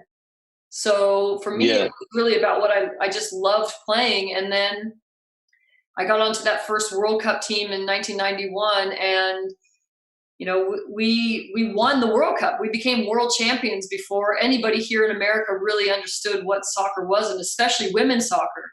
So I came along just at the right time with Title IX in 1972. That law was enacted. And I was really the first generation that benefited from using education as an avenue for playing sports and then creating a career. So I was very fortunate about the timing. Now, and then again, another sport that is also very international. What was your favorite country to ever play in, and why? Like beyond the game, like what did you love about this? Yeah. Well, we got to see all corners of the world. So we watched China grow up in these far corners of China where it was like these little villages that turned into these mega cities. And so that was always interesting every year to go back. But playing in Brazil, I think, was probably one of the most phenomenal experiences because of Brazil's tradition and culture and passion for futebol, as they say it. And they would scream at you. They were relentless. Like, Tony, I don't know if you've ever get this in skateboarding, but like the hecklers in soccer and the opponent's fans are ruthless. And so it was kind of neat to be in that environment for the first time to be like, oh, this is really what this is all about. Like the livelihood, their economy is, their social, their spirit, all dependent on how their national teams and their football teams do. So it was a real great eye-opener to the rest of the world and how they really were obsessive and compulsive and loved soccer. Yeah, that's interesting. Go ahead, Mike. I see. I've been in Europe. I've seen hooligans. I've seen hundreds of people come and attack another team of hundreds of people physically. Yeah. Those guys don't. They don't come to watch. They don't come to watch the soccer. They come to try to be Mike Tyson. That's for sure. No, they come there with gangs. I'm talking about real gangs. They come in droves, man. They don't fall around. No, I love that you describe them as hooligans. I like that. That's really that's true. what they call themselves. They call themselves. Oh, that's right. Yeah. Yeah, Tony. Now I was thinking about like when you see competitive skateboarding on television, it looks like a very amenable sport. Everybody kind of just watch the other person do their thing. But is there hecklers? Are there people out there like trying to like? It's not really based on. It's not so nationality based. Skating, especially in the days when it was sort of evolving. If you went to Brazil, they were just so excited to see other pros or people that could that could skate well, that they just embraced you with open arms. In competition these days, it's super.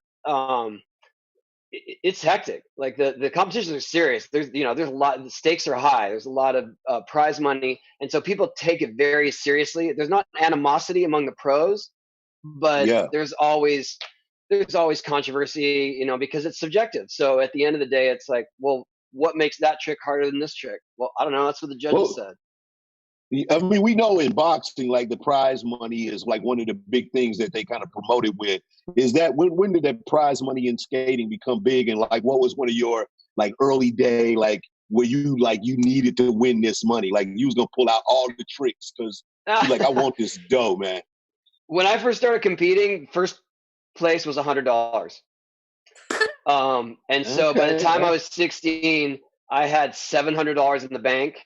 And I bought a moped, and that was a big purchase. Yeah, big time. Yeah. Yeah. And then about a year later, I bought a used Civic for $1,500. So I was rolling. I thought I was doing really well. I think the big prize money, it came a little bit through the 80s. The biggest purse we ever had was $10,000 around that time.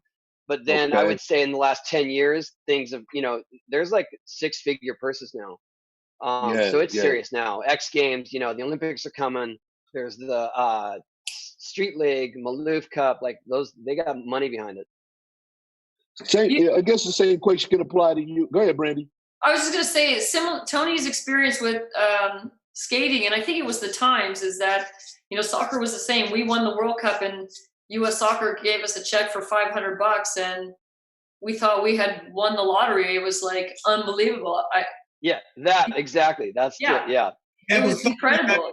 So many guys love you and Tony that money can't even pay for that. Though people that love Tony and guys, what's that?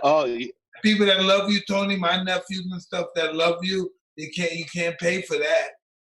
That's price. Oh no! I was just thankful that I got to do it. That I was even recognized or embraced for it. Like, we never thought we were going to get rich or famous from it because that didn't exist. So when people say, is this what your dream was? Like, no one could dream this. Yeah.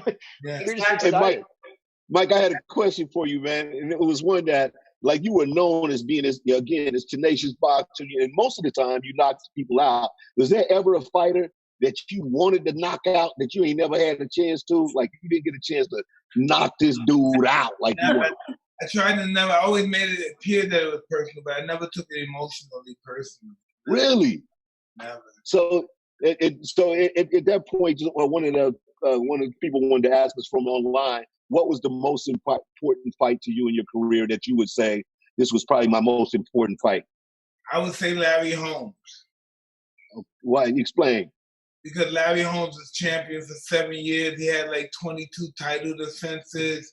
He almost broke Joe Louis' record, and also I thought I was revenging Muhammad Ali. Oh, you were revenging Muhammad Ali. Yeah. Yeah, because he fought Ali a little late, and you kind of just felt like maybe. He fought Ali in 1980, October 2nd. Yeah. And I watched that fight, and I said, when I get bigger, I'm a defender daughter. Yeah. And so you did that pretty handily. I mean, that was great right there. Now, Brandi, for you, like we was talking about your son. We see his picture in the background there. Are your kids sports? Are they like kind of sports fans and want to get out there and play? And you got to kind of do that whole. Now, are you literally a soccer mom? I am.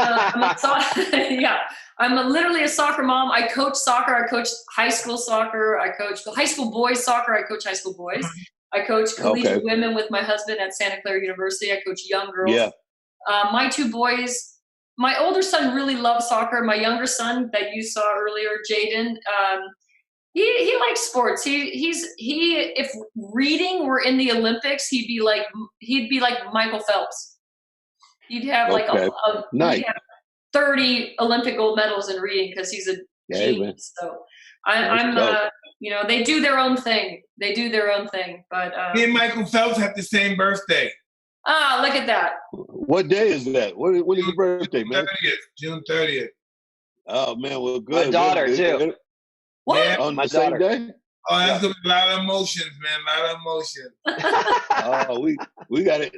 Hopefully we can all be expected to get out and turn up around that time. That'd be good. That'd be good, Mike. So you doing? Mike, I expect a cameo for my daughter for her birthday now. Hey, brother, whatever you need to do, you got it. I love you. Trust me, I love you and respect you so much. I was thinking about that, Mike, too. Like being a New Yorker, being, this boxer becoming a world champion, all these things. I saw you this is several years back, but I wonder if this really meant something to you to see you do your one-man show on Broadway. I came to see you there. And did you relate being growing up in that city and then have an opportunity to come back and do something totally outside of your sport on a stage as big as Broadway? Was that something that actually had real meaning for you? In a way it did, because I didn't have to be me. And that's why acting is so awesome. I never knew the power of acting. By being an actor, you don't have to be you. I didn't understand. You don't have to be in your head. I'm talking about somebody I know better than anybody else, but I'm not that guy talking. You understand? Anyway, I'm not very aggressive. It's not personal, nothing personal. And that's what that acting does for me. It gets me out of my head. It was great. I was just thinking about that, again, because, being that kid coming through New York like that, and then to be like on the stage where everybody else is there to try to, own their craft in this different way. But you did your thing, man. I was glad to see you, and I thought, it was a great play and a great show to watch. You still doing it at all? Oh yeah, we're doing it all over the country, all over the world. We just came from South France not too long. It's just I'm just very grateful people want to see me do this stuff, and that's why I've gotten the best shape I possibly got. I wear my awesome tight jeans and stuff on stage. Nice. Yes, nice. It's really cool up there. Everybody comes up to see Oh man, you try to get your likes up with the tight jean move, baby. That's good. Oh, I was thinking about that. Brandi, have you ever been offered? I mean, I know that Tony is also very famous for his video games. Are you got the video game? You got the video game deal coming, or what's going on? Well, they're probably looking at the youngsters now, Cedric, the Rose Lavelle's and Alex Morgans, but I appreciate you thinking that I'm in that vein. But I was a part of a fun little video game where my character scored a lot of goals. So kids would come up to me and say, "You're my character on Backyard Soccer, and you score all my goals." And I'd be like, yes. Because later in my career, I became a defender. So for me, scoring goals, scoring the winning goal in the World Cup was not really my job at that time. My job was not allowing goals. So I'm really thrilled, though, to see that women's soccer is kind of being spoken about in the same vein as other really important sports in our culture today. And I think our women's national team is probably the most recognized team in the world. I mean, there's not many people who don't know about the U.S. Women's National Team, and so everybody know about Rubino. She's so popular. Yeah, she is, and she's a California native, just like myself, Northern California. She comes across so tough, right? Ah, man.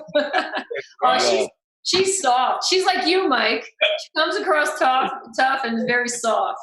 It's very kind, sweet person. But I think what she's displayed is that you can be really good at what you do, and you can also have feelings and emotions about other things that influence people that maybe don't have a platform or a voice. And I think she's really taking that on. So I'm grateful to her and the women's team right now for continuing to fight the fight of this pay equality. This is a conversation we've been having for about 25 years. So I'm glad that they've put their foot down, and I think this is the right time for them and for all of women. Looking at the best, they deserve it. They were very Thank you. Thank you. Oh, without a doubt. I mean, of course, you're like you said, one of the most famous athletic teams in the world, and therefore just on recognition alone and what it brings to the sport and what it brings to America, it should be, definitely equal pay, and real pay is definitely a real thing for them. And so I applaud those efforts as well. I was thinking about you too, Brandi. Of course, I'm sure you've been asked this question a million times, but that moment when you slid, you took your shirt off, did the slide, was it all impromptu, or did you like you say, you weren't really designed to be a scorer, so I would imagine you just was in the moment. And then have you ever regretted it at any time? Okay, I'm going to answer the second question first, and never regretted it. Okay. Because, I think one of the reasons why I gravitated towards sports was because it was a place where I could express myself. I could experiment with, different physical things. You could be challenged every day. You could compete. You could get dirty and sweaty. And, I just love being physical. And so I never regretted that moment because every day was an opportunity to get better. And so in the moment, I'm sure Mike and Tony understand, and even you, Cedric, when you come up on that stage and all of a sudden you're in your element and you do the joke that just hits, right? And the whole crowd just explodes. I mean, the feeling you get is not something that you can conjure up. It's immediate and it's spontaneous.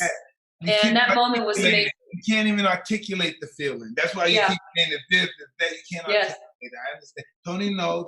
Everyone knows. You get that feeling when you know you can't explain it. Like I'm trying to.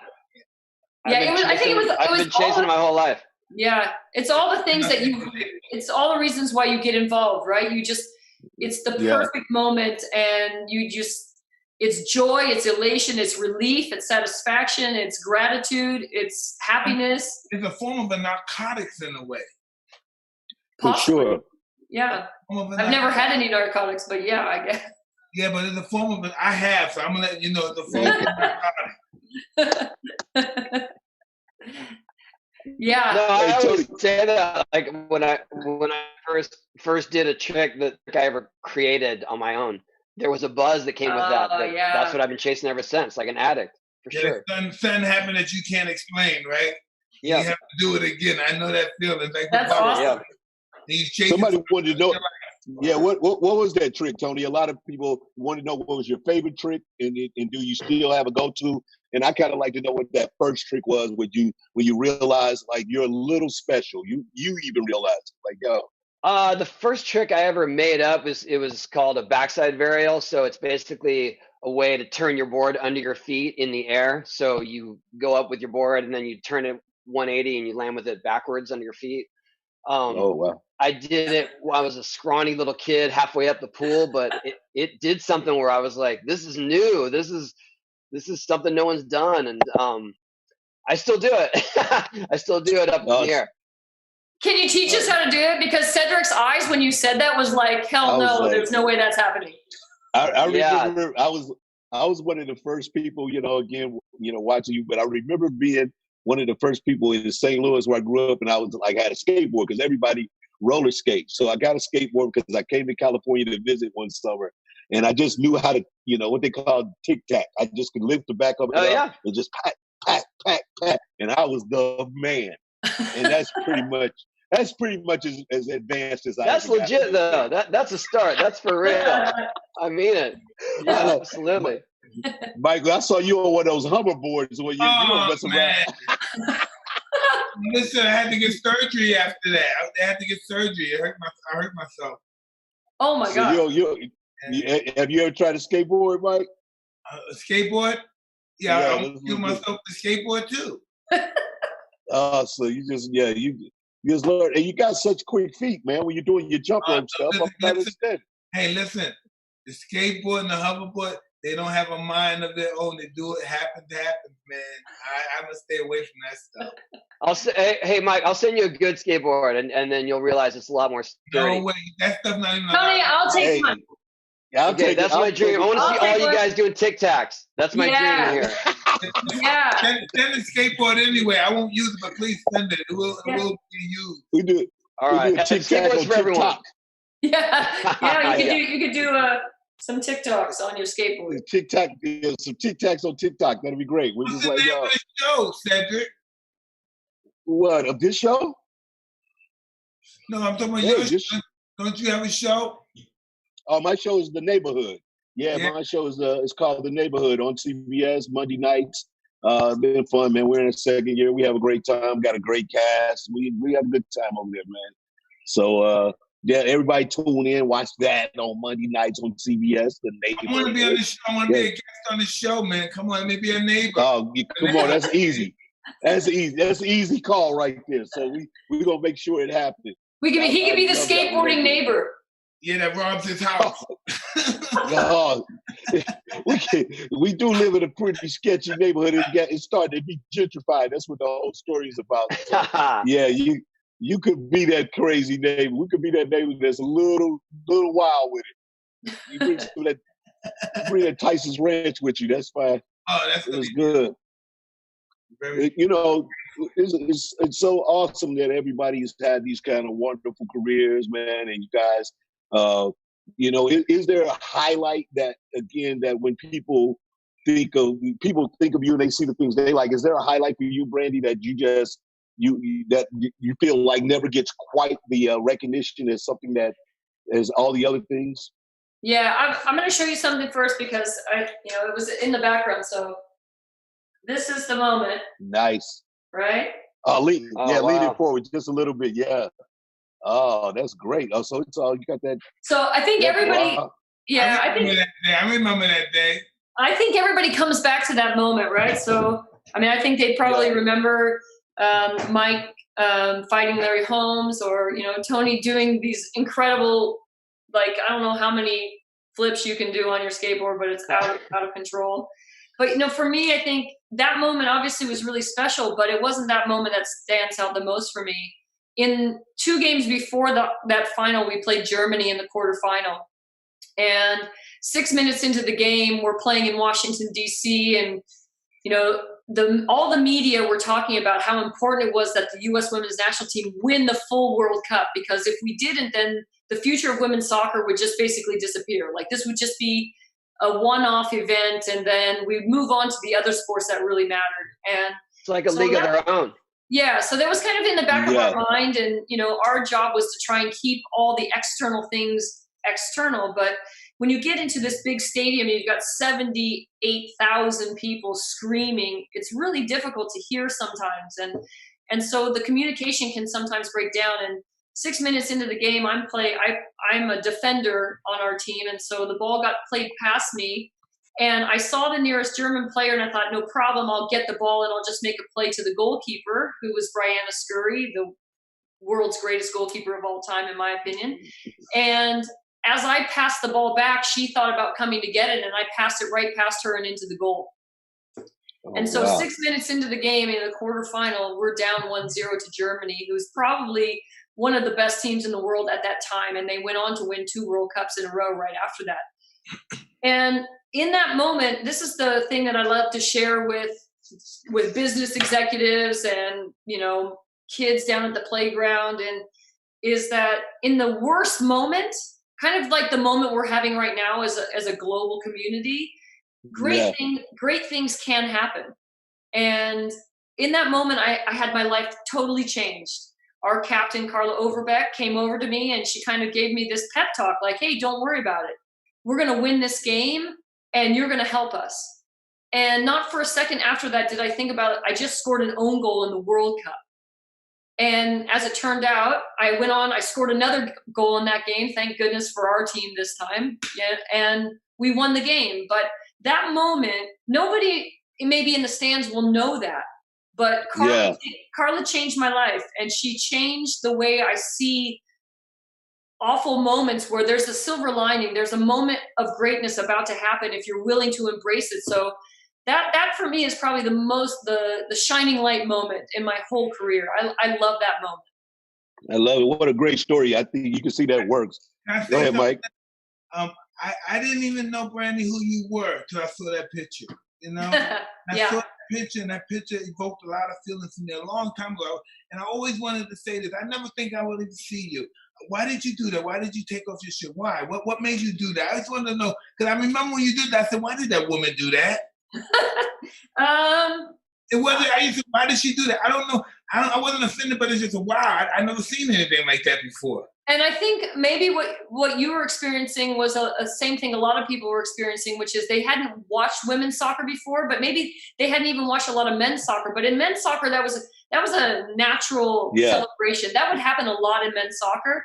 And I can't tell you that I was trying to emulate anybody. I just know that in that moment that the emotions took over, and that was the spontaneous reaction to the happiness that I was feeling and the gratitude that I had for, you know, all those years that my parents supported me, all the fans that came to the stadium. There was 90,000 plus people there. I mean, it was insane. It was an incredible moment for women in sports.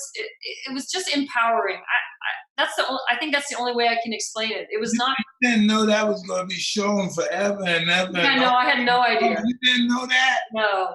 That looked like a man. I said, man, that was so iconic. I said, she had to plan this. No one would do that. At that time, now they do anything now, but back then, no one would do that.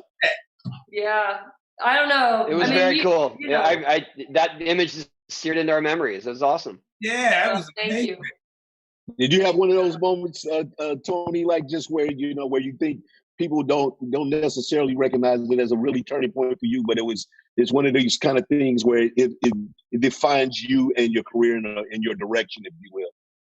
Yeah, a lot of people associate me with landing first 900 at the X Games in 1999, and what Brandi was saying about the moments that seem like the worst, most dire moments can kind of be the best ones. And the very first time I ever tried to make a 900, like really, really try to do it, was in 1996, maybe the end of 95, on this ramp that was in a warehouse, dirty, dusty, no one was around.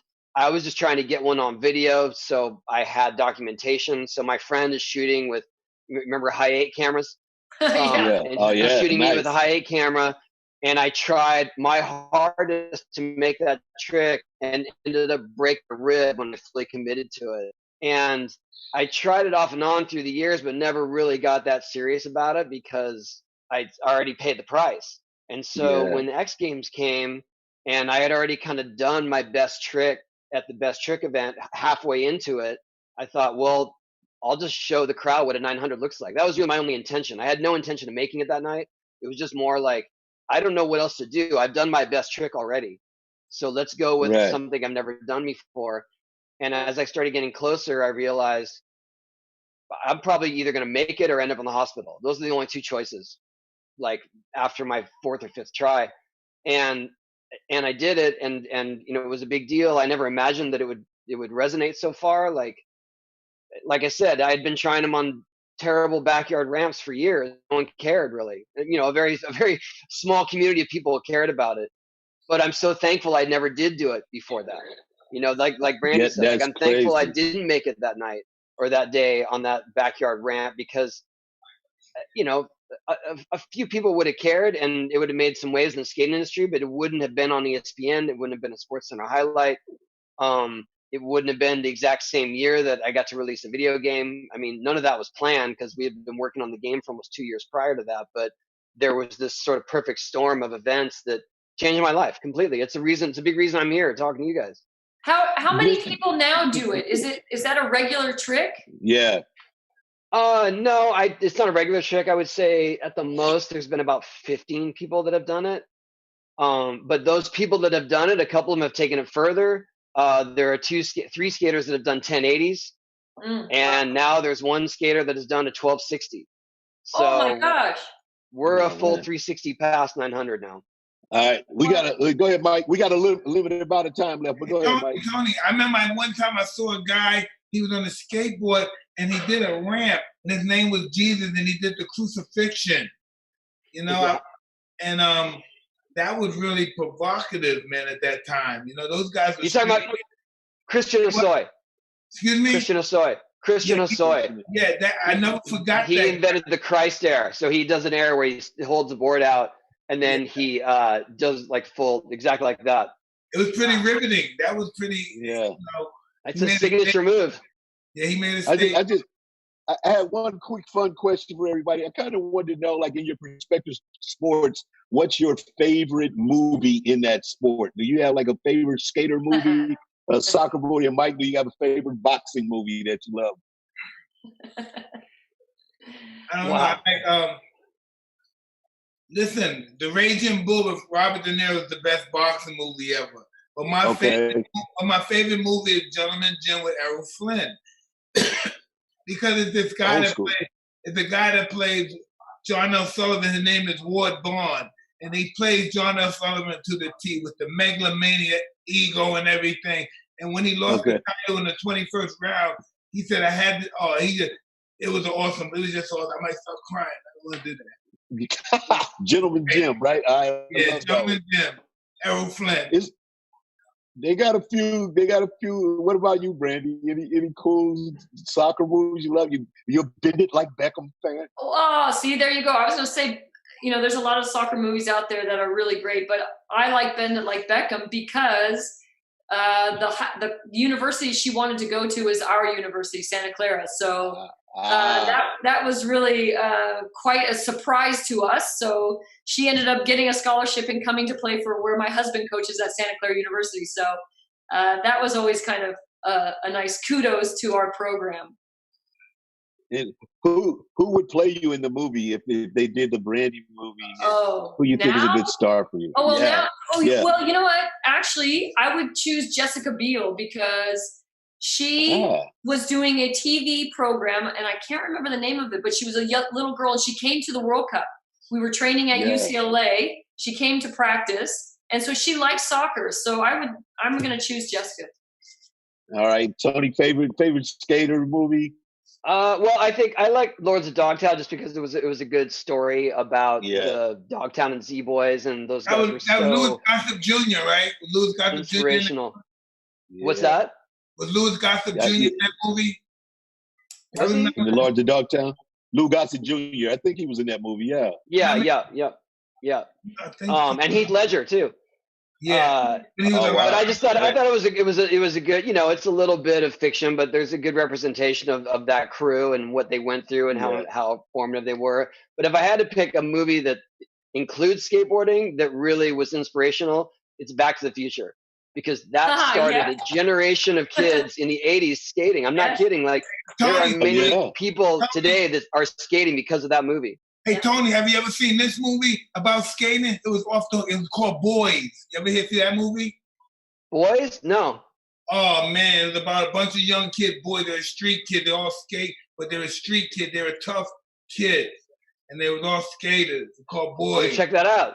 Yeah, and they were street kids. And at the end, they hang up these girls and they hooked up and they caught AIDS at the end. But they were all spoiler alert! Jeez, thanks, Mike. Yeah, it's good. It's a good family movie. Good G. That's good. Good G comedy, guys. It was an awesome movie. If you go see it, it's off the hook, man. No, I want to check it out for real. Skaters, boys, skaters.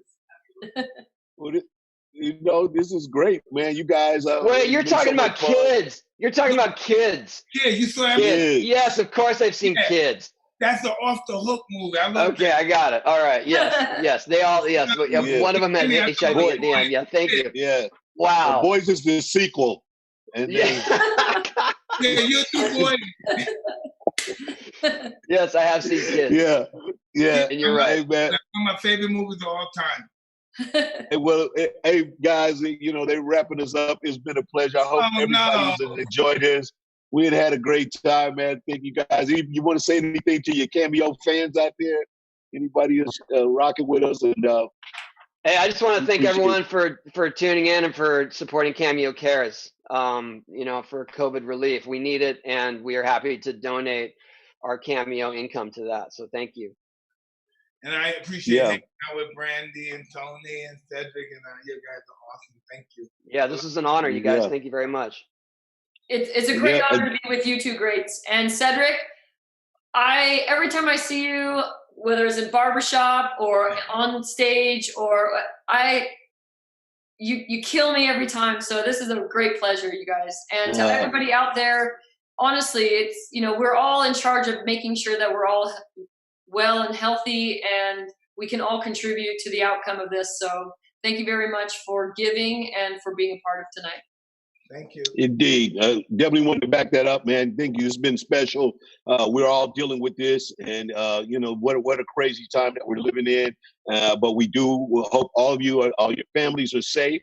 We want to make sure people continue to take care of themselves, wash your hands, stay sanitized, make sure you do all the things that are still being asked. I know we're feeling like the curve is happening and people are anxious and ready to kind of get back to a normal life, but let's not rush it.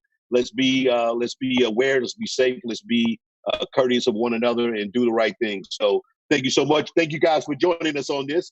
Stick around. Next up on Cameo Cares is a live stream. They're going to do a reunion with the members of the cast of The Office. So that'll be hosted by Jim O'Hara. That's right, who plays Jerry on Park. Jim O'Hara, who plays Jerry on Parks and Rec. That's coming on right after this. And again, thank you guys. Go to the site. Go to COVID relief. Make sure that you donate if you can, and we appreciate you all. Love. All right, y'all. Till next time. See you guys. Thank you.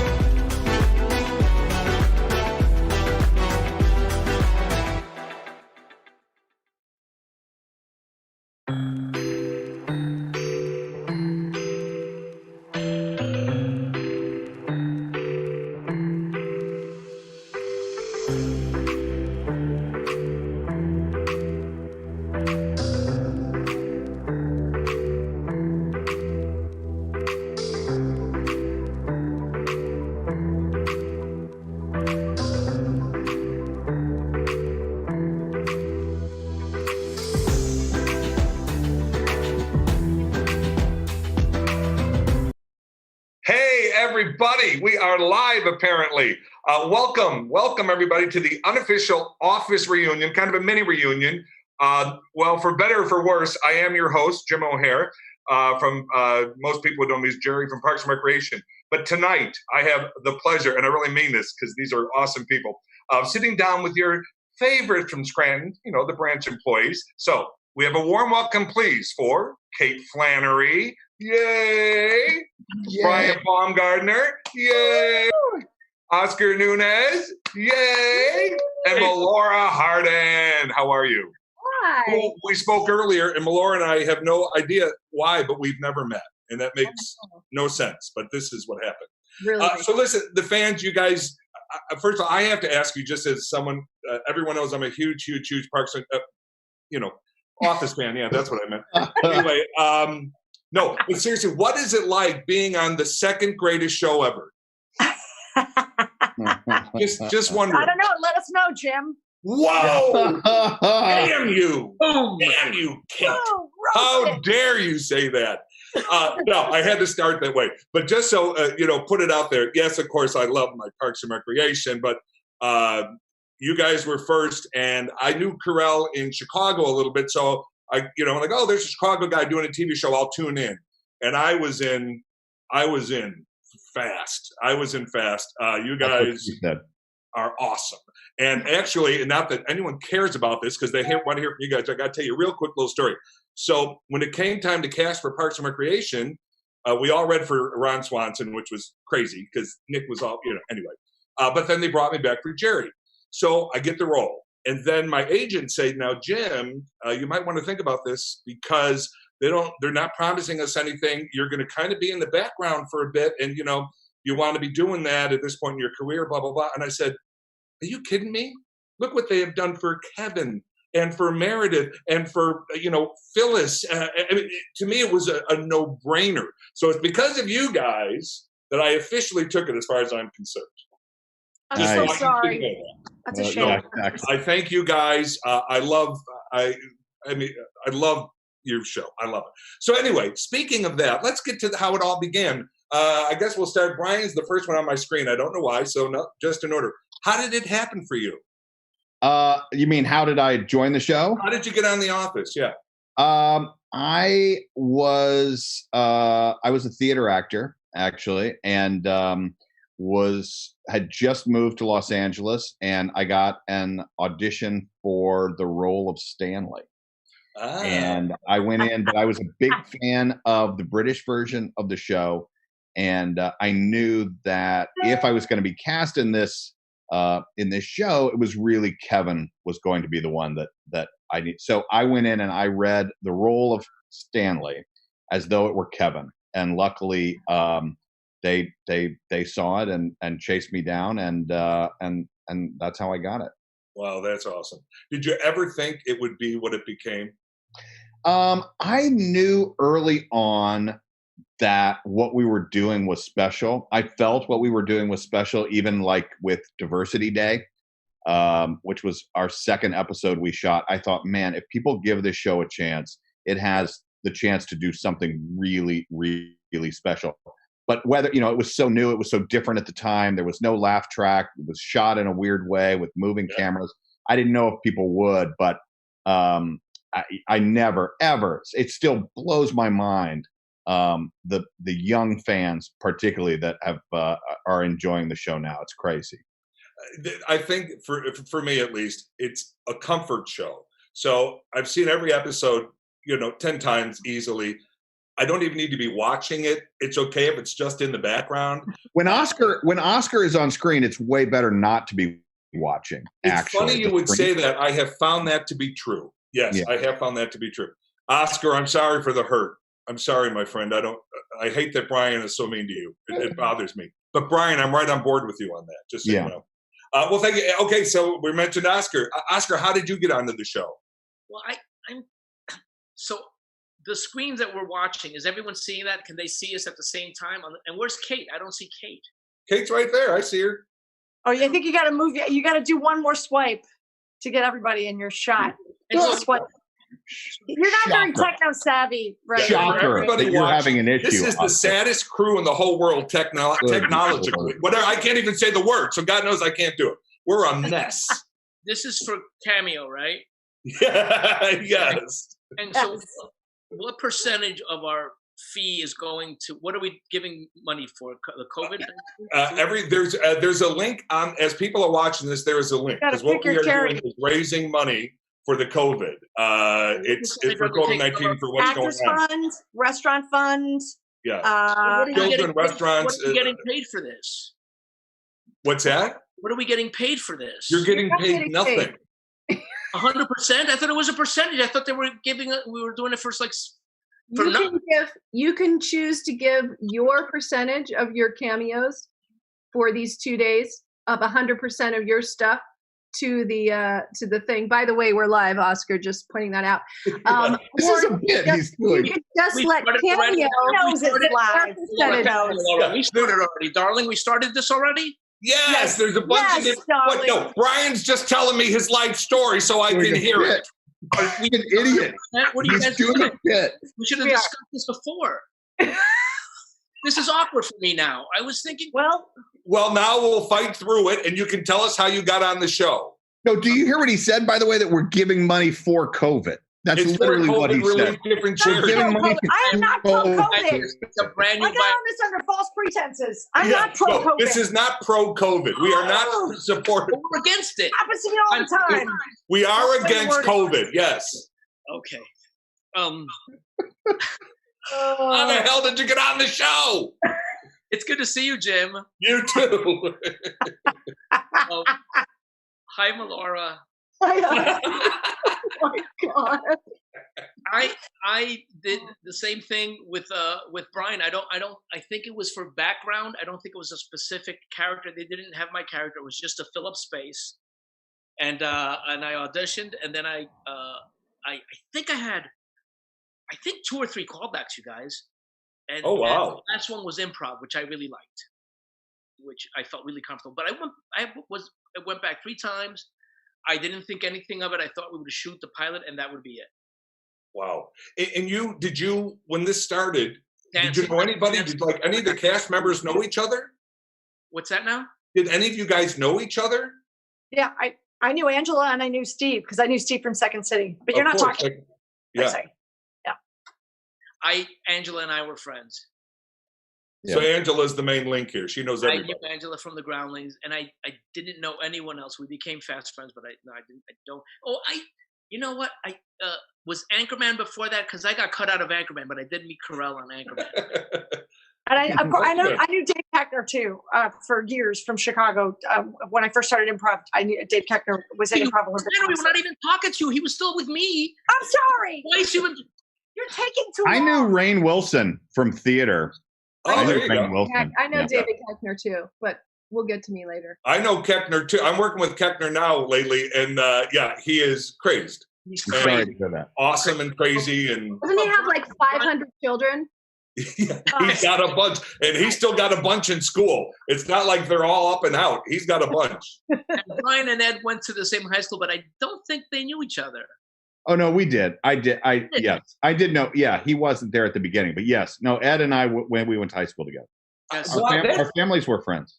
What are the odds that you would go to high school together and end up in a show? That seems crazy to me. Crazy. Yes. When I was, I guess we're going back, but we were doing some work in the summer. We were shooting these webisodes, and I was in the annex, like by where Toby and Mindy used to sit, or Toby and Kelly. And I was shooting a talking head, and suddenly Ed, and I had seen him on The Daily Show. Suddenly Ed Helms walked through the room. And I was like, what in the living fuck is he doing? And he just walked through, and then we talked, and yeah, he'd been brought in to, potentially play a new character by Greg Daniels. Wow. I just think that's really cool, really wild. So where are you from? You're Kansas City? Atlanta, Georgia. Oh, Atlanta. I thought for some reason the end was Kansas City. But okay, so now just so we don't forget it. So Melora, how did you, because by the time you came in, the show was already up and running, doing its thing. No. I auditioned. I was in the pilot. I auditioned as a guest star, possibly recurring character. I went in one time and they hired For me Jan? the next day. Mm-hmm. Oh, I got to go back.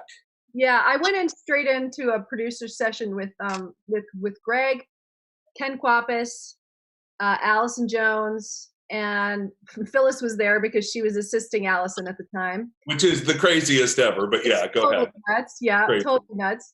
And yeah, and that was who was in the room. There may have been, let's see, was there anyone else? I think that was it. And I could feel in the room, you know, they were really responding to what I was doing. And yeah, I was Brian and I were talking earlier on for his thing. He's got a fantastic podcast that's about to happen, I think, right, Brian? I don't know when that's happening, but it's awesome, and we had super amount of fun reminiscing. But one of the things that was interesting about that was that Allison was casting a pilot at the same time that I was testing for the next day after my audition for The Office. And my audition for The Office was very last minute. It was like, they need you to come in at 2 p.m. and read for this guest star, possibly recurring person. And I wasn't even that excited about it because I was kind of like, you know, I had been starring in lots of pilots and things up till then. So I wasn't that excited about it. But when I got there and I got the material and I read the sides, I was like, okay, this is awesome. And I like went in, you know, basically I kind of did a cold reading like 20 minutes later. I just worked on it for 20 minutes outside, went in. But I loved her so much, like on the page, like right away. I was just like, oh, she's so good, you know, and I loved her so much. And they just responded to what I was doing, and I could feel that in the room. You know how when you're in the room, you can feel when they're like all kind of like, you know, everything's gelling, and you can feel everybody's attention. You know, sadly, I've never had that feeling, but go ahead. Yeah, right. I'm sure you've never had that. Never had it. Never. But anyway, the next day I was testing for the pilot, and Allison came out into the waiting room, and she goes, "Are you you know, are you ready to come in or something like that?" And I was like, yeah. And she goes, "You were really amazing for that office thing." And I was like, yeah, that was so super fun. Maybe I'll get them both. And she goes, "I want you to get The Office." So she kind of had it in her mind. Yeah. You know, she's known me for years because I've been doing this since I was a little girl. Yeah. And so I'd known her, and, you know, she kind of already was like a fan, I guess. And it was just sweet. It was just so sweet that she had some internal knowingness of that this show was going to be special just from her years of experience. And turned out that pilot did get made, but never turned into anything. And so the Angels. Wait a minute. Sometimes pilots don't go forward? Yeah. Wow, I am learning all sorts of new exciting stuff here today. Thanks, you guys. Okay, and now Kate, how about you? How did it all happen? You know what? I actually auditioned for the part of Jan, for the pilot, and I did not get it. But Allison said to me, "I feel like you're right for this show." So I did not do the pilot. And then I think it was August. It was right before Labor Day. And they wanted me to come in. And I literally had a ticket to Chicago to go see my aunt. And I was like, I'm going to Chicago. And I guess whatever happened in that round, they didn't find anybody. So when I came back from the day after Labor Day, they wanted me to come in.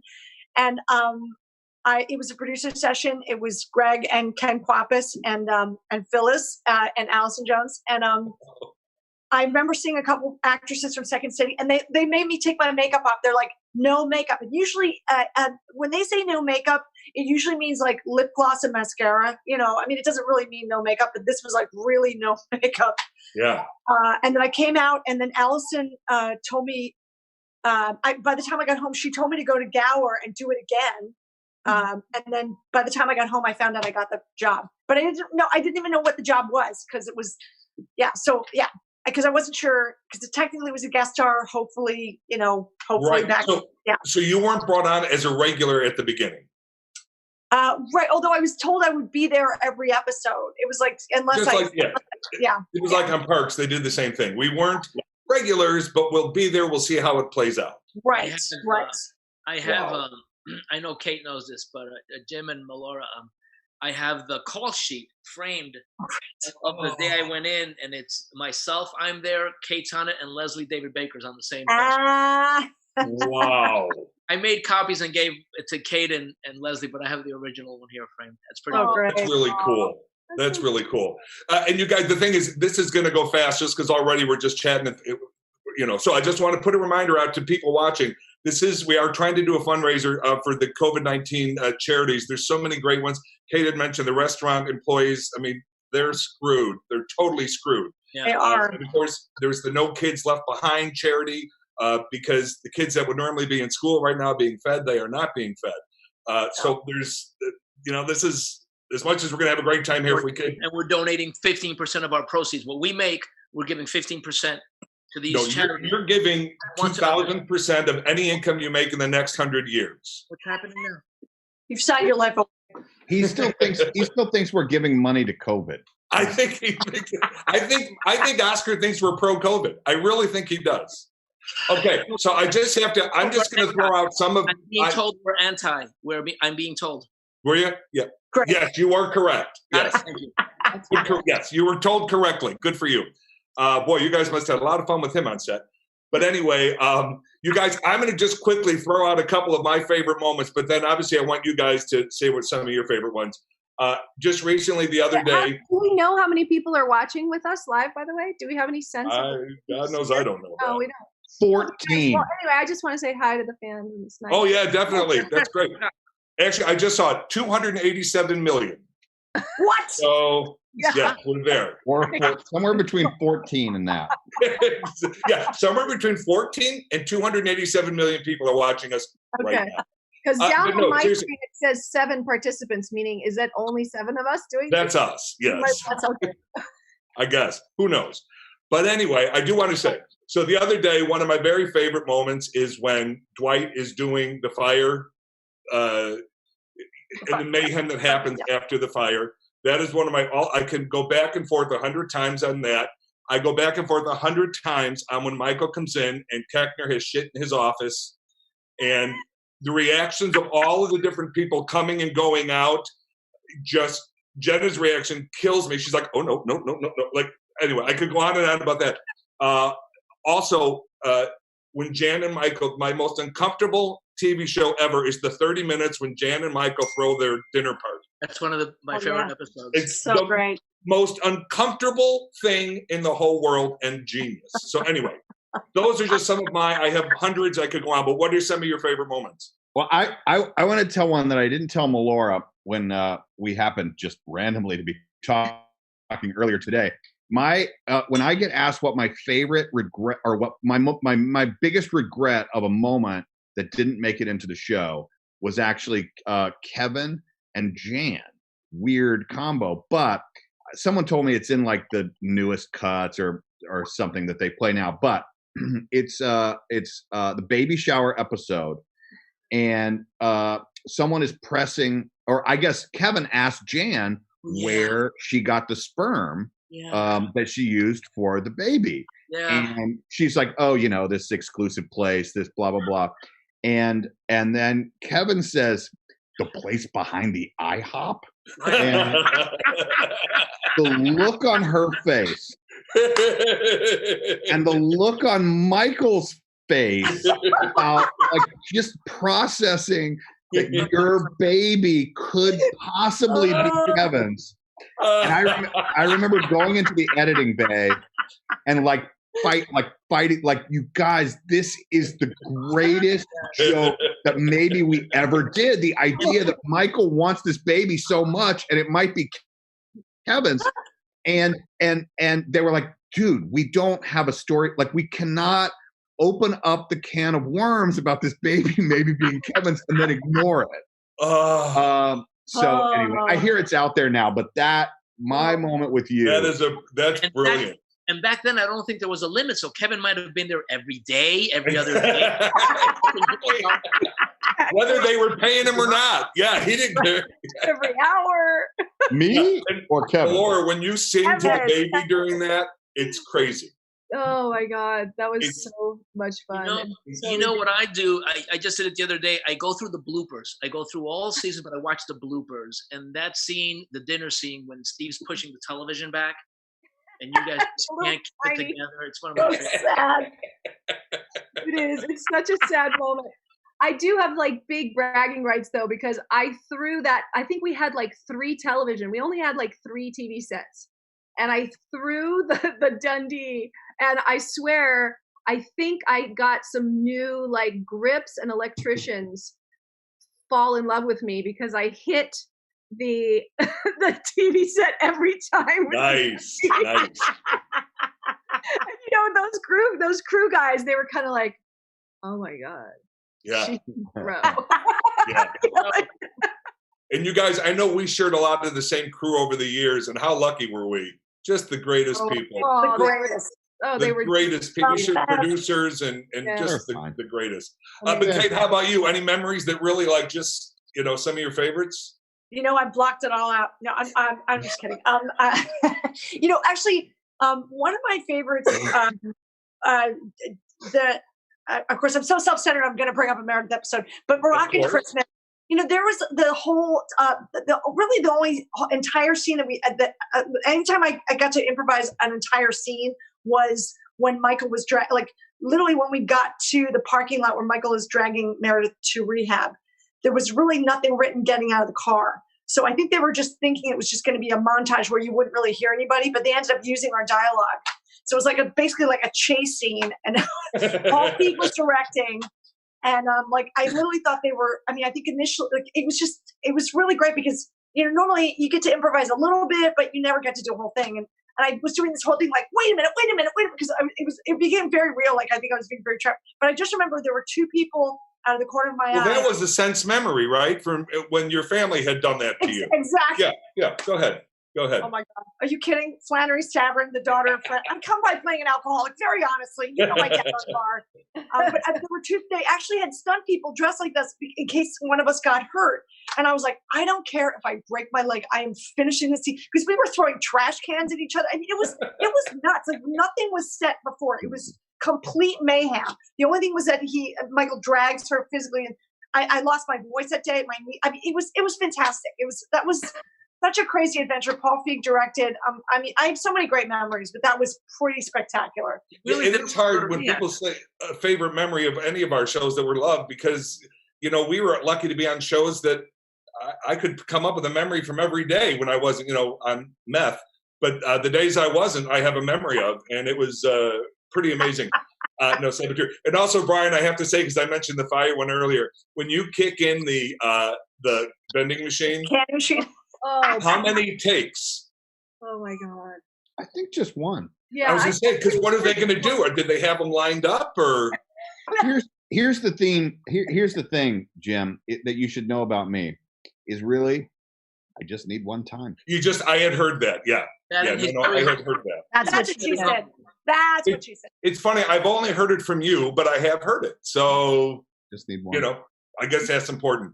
And you guys, a lot of people for parks, they say, you guys, it looks like you improvised the whole show. That is so not true. The writing was so brilliant.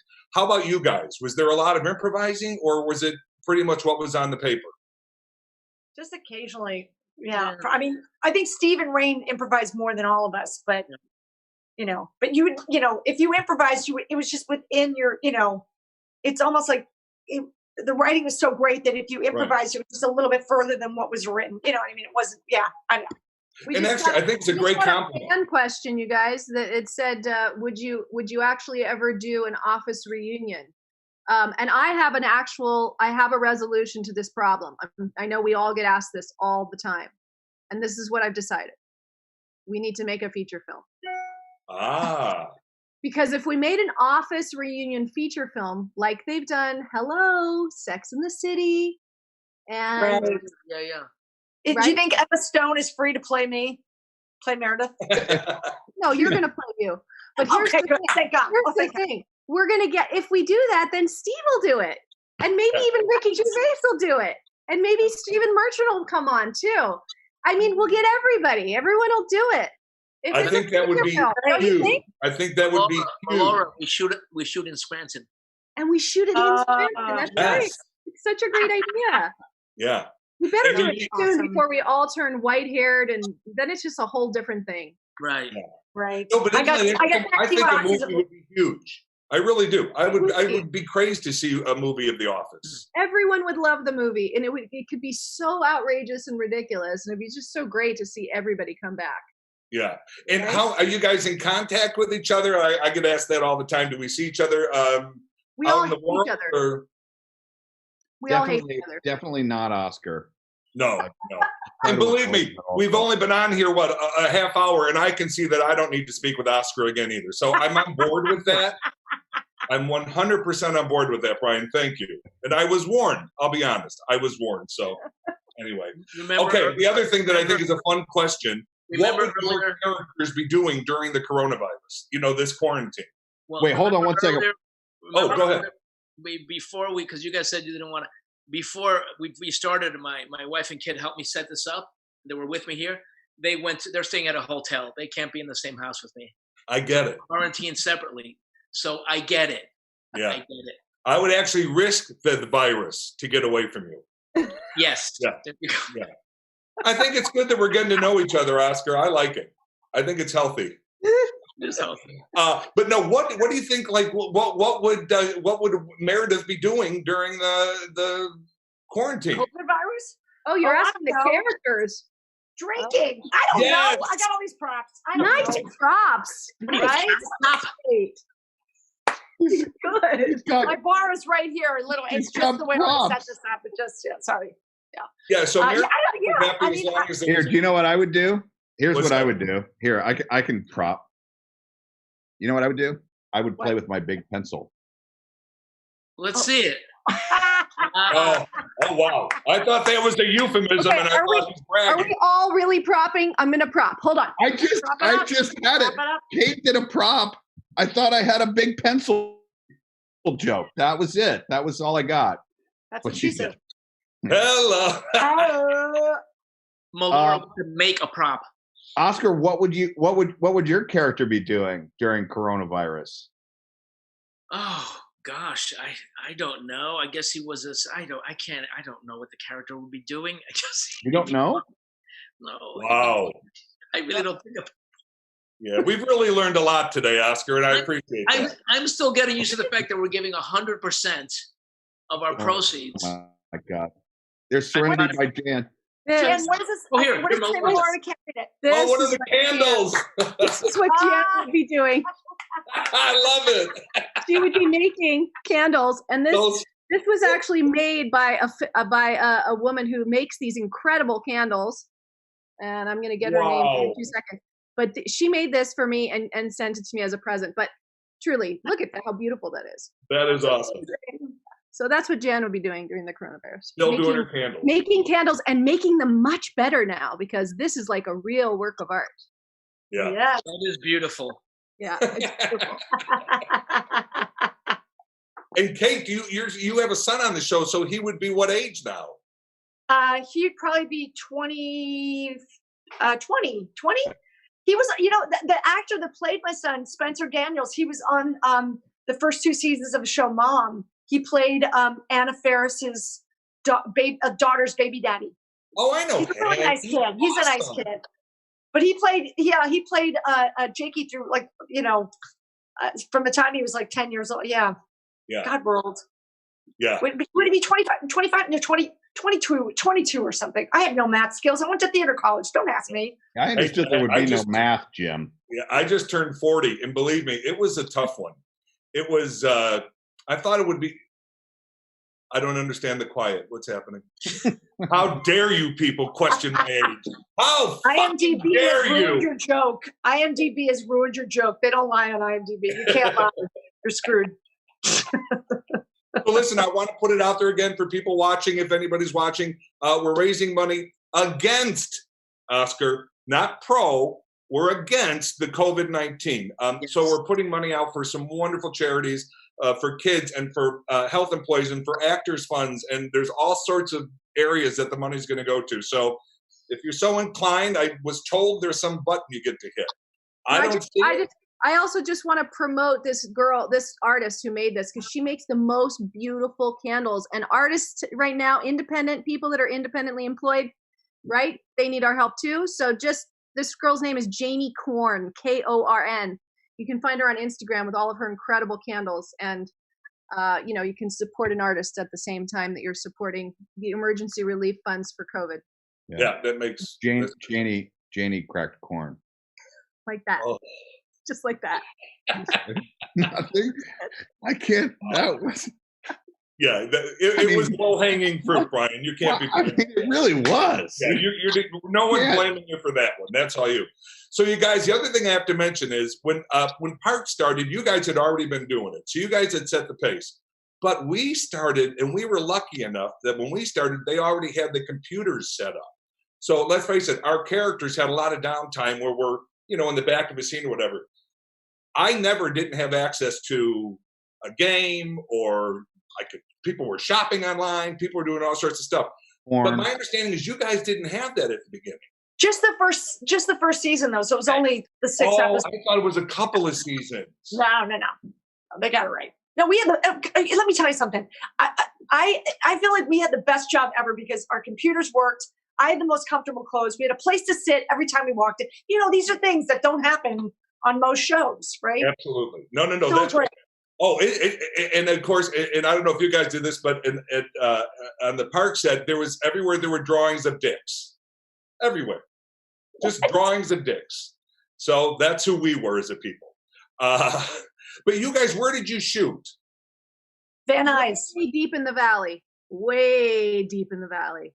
Oscar the hottest part of the valley. Hey guys, we shot in the studio that was originally a porn studio.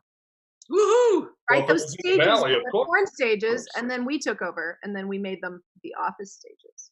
And we were the only ones there.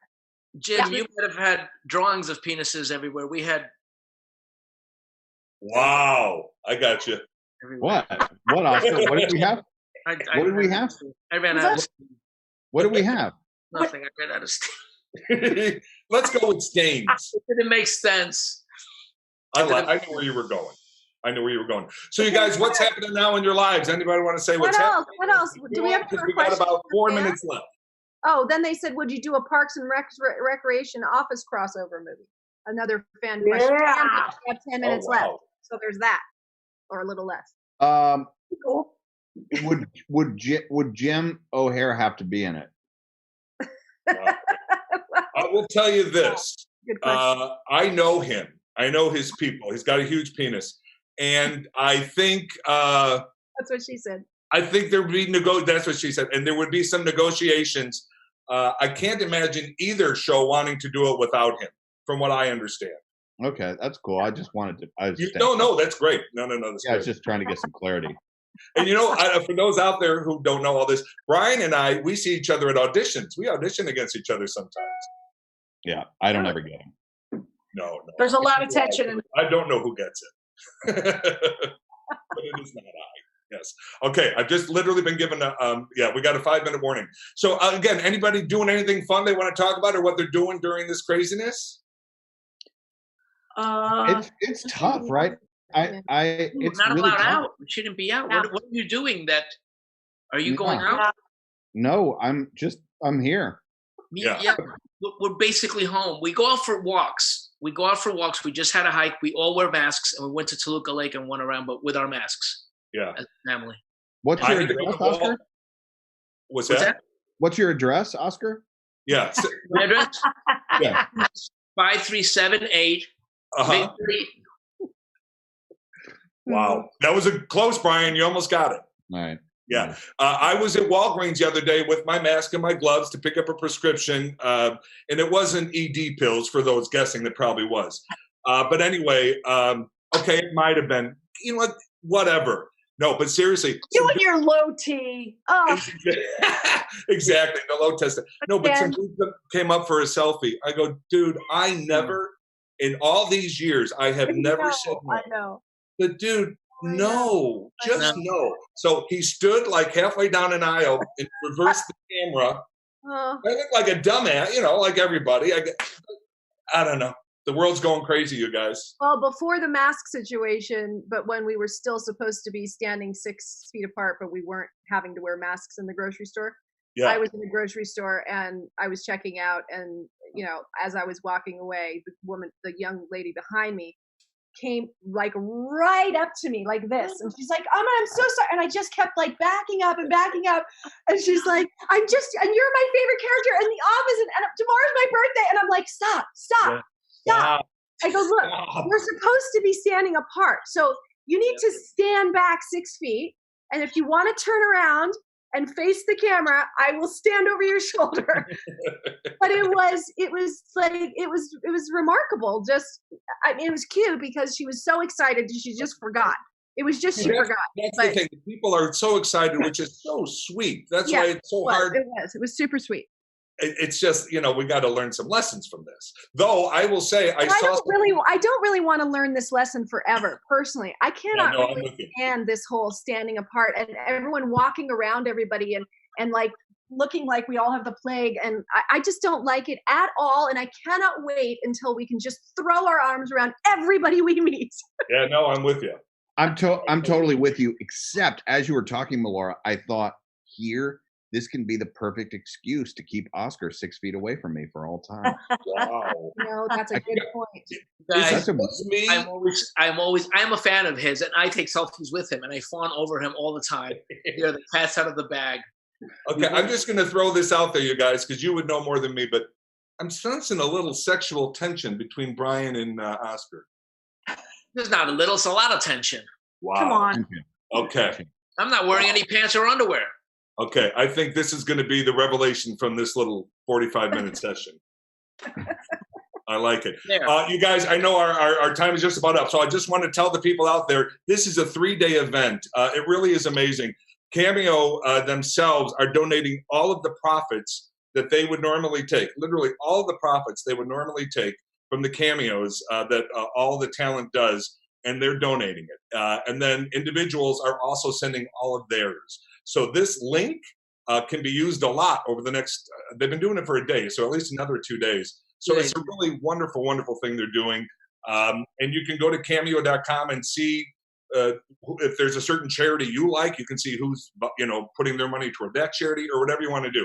But it's really, obviously, this is an important thing. I guess I should wrap this up because I'm looking at the clock. You guys, thank you so much. This was so fun for me as a super fan. I could go on for days with you guys. And of course, anytime I can mock people and they can mock me, I'm a pretty happy guy. That's You're amazing. Thank so you, Jim. anybody, any shout outs at the end here? Thank you, Jim. Thanks so much, Jim. This was awesome. So just a reminder, I'm going to read something specific. Join Jared Friend and some favorite Bachelor contestants in a game of Red Flag Dealbreakers. That'll be coming up. And also, just a reminder, Cameo will be donating proceeds to charities helping those impacted, not impeached. We've already been through that, by COVID-19. So make your Cameo requests now, or you can donate using the link in the description below. You guys, I know we're teasing. This is an honor for me. It's a true honor. You guys bring so much laughter and love to my life. You have no idea. Thanks, Jim.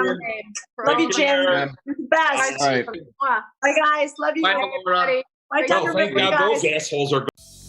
Hi, Tina. How are you? It's Mandy Moore. So your sweet friend Eileen booked this message for you. She says that you have such a deep embedded passion for children and you have dedicated your life to helping them, especially teenagers, and that you are working to open a school for teen addicts called Recovery High School. Thank you for your life's work, your passion, which is in turn changing lives. I understand there have been some recent roadblocks with funding and that is discouraging and I can't imagine, but you have to keep putting one foot in front of the other. There are so many people whose lives are yet to change because the school has not been open. So keep at it. You're human and you're allowed to be discouraged by these roadblocks. That is absolutely acceptable, but tomorrow's a new day and I say you gotta keep fighting for it because you're giving a voice to the voiceless and you're helping use your platform to leverage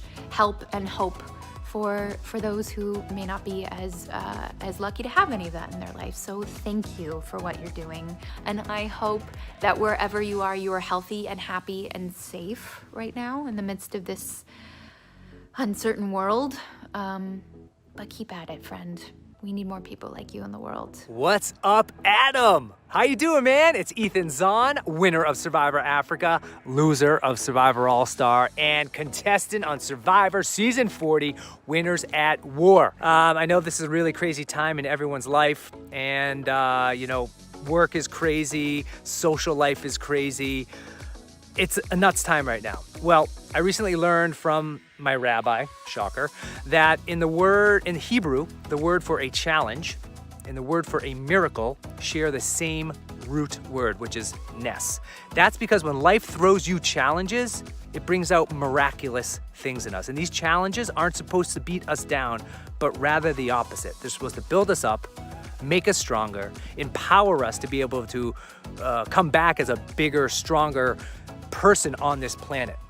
And so we're all going through this together right now. I get that, and it's hard for each person individually and what they're going through. But my advice to you is never let this crisis go to waste, buddy. Use it to do some important things out there. Connect with family, laugh a little bit, watch the movies, watch Survivor on Wednesday nights. Go back in and dig deep into the archives of Survivor. So anyway, take care.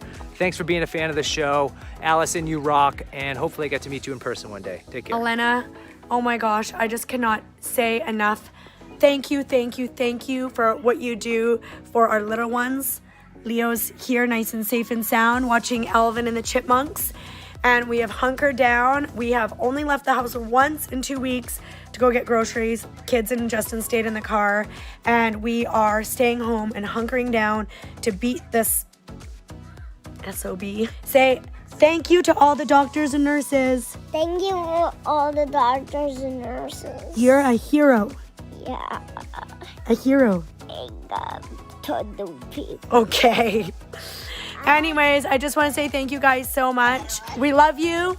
Stay safe. And thank you so much. Thank you. Vicky! It's David Hunt here, sent by Bez to wish you well in this tricky time. I know you're at home, homeschooling Sam.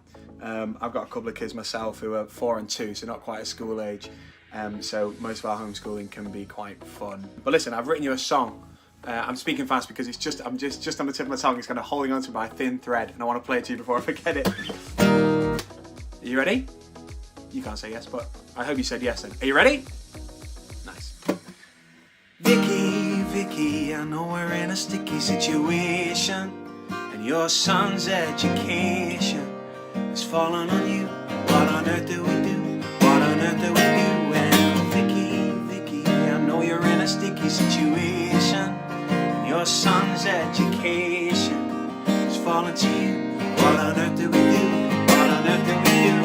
Take one step forward, take a deep breath in.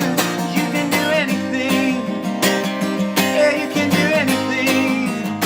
Yeah, just take one step forward, take a deep breath in. Baby, you can do anything. Vicky, you can do anything. Anything at all.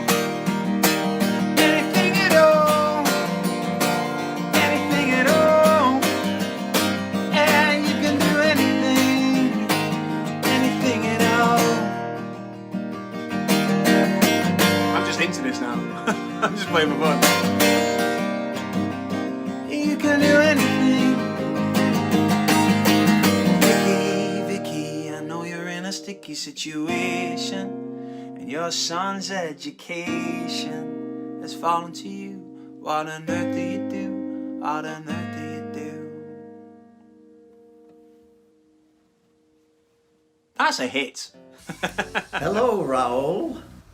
It's Bill Daniels from Boy Meets World. I hear from your family, Riley and Raquel, that you're going to turn 40 soon. So, congratulations. Our celebrations aren't quite the same these days, but that doesn't diminish the feelings behind them.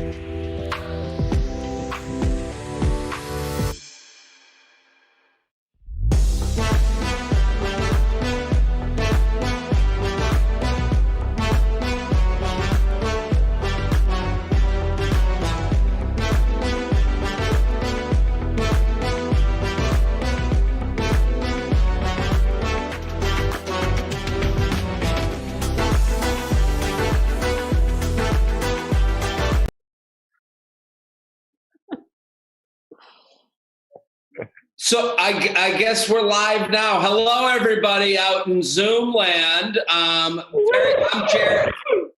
I'm apparently Chewbacca's here. I'm Jared Freid, and I'm here with a game of Red Flag Dealbreaker. Very excited to be joined by two guests today to play the fun game. You know them from The Bachelor and Bachelorette. Give it up for Annaliese Puccini. Thank you, Annaliese, for coming on. Thanks for having me. Where are you? How are you quarantining? Give us the one sentence rundown. I'm in the mountains. So I got cabin fever legit right now. Okay. Legitimate, actual cabin fever. Legit cabin fever. Yep, Who in a are cabin. you with? What are you wearing? This is the red I carpet put questions clothes of on. COVID 2019. I put an actual sweater and jeans on. I'm sitting so you can't tell, but I was like, I'm going to do my hair. I'm going to do makeup. Probably the first small things. Yeah, it feels good.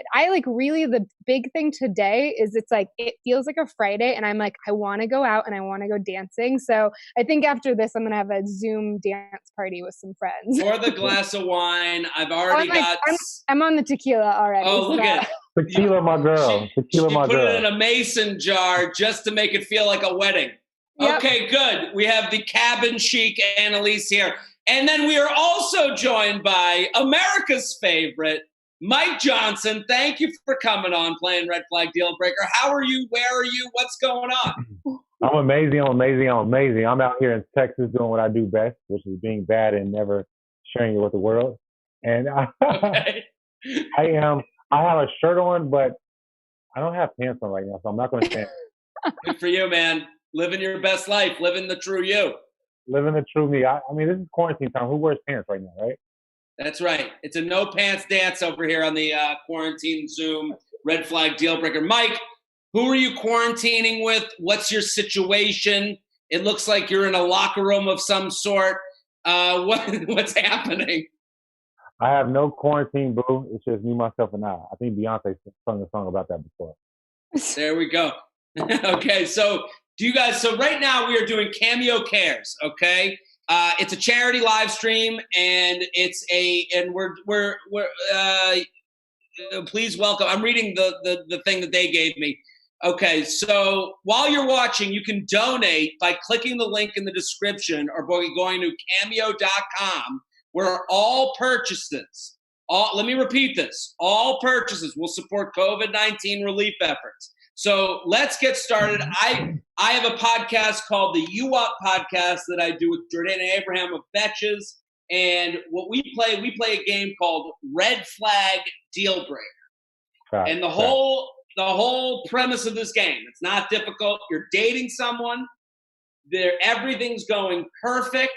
One thing happens. You have to decide, this is a red flag. I see it, notice it, but I keep dating them, or it's a deal breaker. I end it sight unseen. Do we understand the game? Mm-hmm. Wait, no, I don't. Jerry, can Annaliese and I pick someone that we will be dating in this? Can we pick a celebrity that we will be dating? You can put it in your mind's eye. You can have someone in your mind that is the perfect specimen. Can I just point out? Sure. I did arts and crafts today. There we go. We all had extra time on our hands. Yeah. So you have to imagine Annaliese made her arts and crafts. Mike, as you would put it, imagine you're a queen. I know that you like to call women your queen. So let's imagine that queen, and then this one thing happens, and you're like, okay, do I red flag it, keep going with my queen, keep being the court jester, or do I deal breaker, I'm out? God loves you. Mike, I think there's a mega church doing a get-together later. You can go join that. So are you guys ready? I'll bring up the scenarios. You guys weigh in. Let me know what you think. Ready? Mm-hmm. Let's go. Okay, here with Annaliese and Mike of The Bachelor fame. You find out they've been on multiple Zoom dates. The date with you is not their first Zoom date. Red flag or deal breaker? Does it even have to be a red flag? I'm with you, Mike. I don't think that's a big deal. They've been on multiple Zoom dates. Yeah, are you exclusive with that person? I don't think so. You're dating them, and it's not either. Yeah. Yeah, I want my queen to be able to explore her royal oats as well, and know that I'm still right. for her. Okay, so they call their parents by their first name. They introduce you. They go, Mike, this is Jonathan and Barbara. I'm throwing my red flag out there. That's a red flag. Okay. Annaliese, Annaliese. If they call their parents by their first name? Yeah. Are you cool with that? Are you not cool with that? I think it's fine. Whatever. It's fine. Yeah. Never go with mom and dad. To me, that's a house. Tammy, What's that? No, I'm saying if I call my mom Tammy, I'm getting like 5 fingers to the face. Well, exactly. So you want to date a woman who calls their mom, Rebecca? I mean, I think honestly, I'll get used to it. I call my mom, but like a lot of times she doesn't listen to me, and I got to be like, Sally, hey, Sally. That's a different thing. That's you in the grocery store trying to make sure your mom doesn't leave you while she leaves the bread aisle. No, that's it. If I walked into a home and the girl was like, "This is my daughter, or this is my dad, Robert," I'd be like, I feel like I should have wore a tie to this event. But you don't say you don't just go, "This is my dad." You have to say like, "This is my dad," and then their name so that they know how to address your dad. What if they say? I'm sorry. Go for it. No, I was gonna say true story. So my father, I'm gonna let you know who my father is prior and who my mother is prior, so that you are well informed of who that individual is, and the way that they look, the way that they act, and all that, and how the way that I address them. Because I don't want you going into a situation being unsure because we come from 2 different cultures. I'm gonna let you know up front.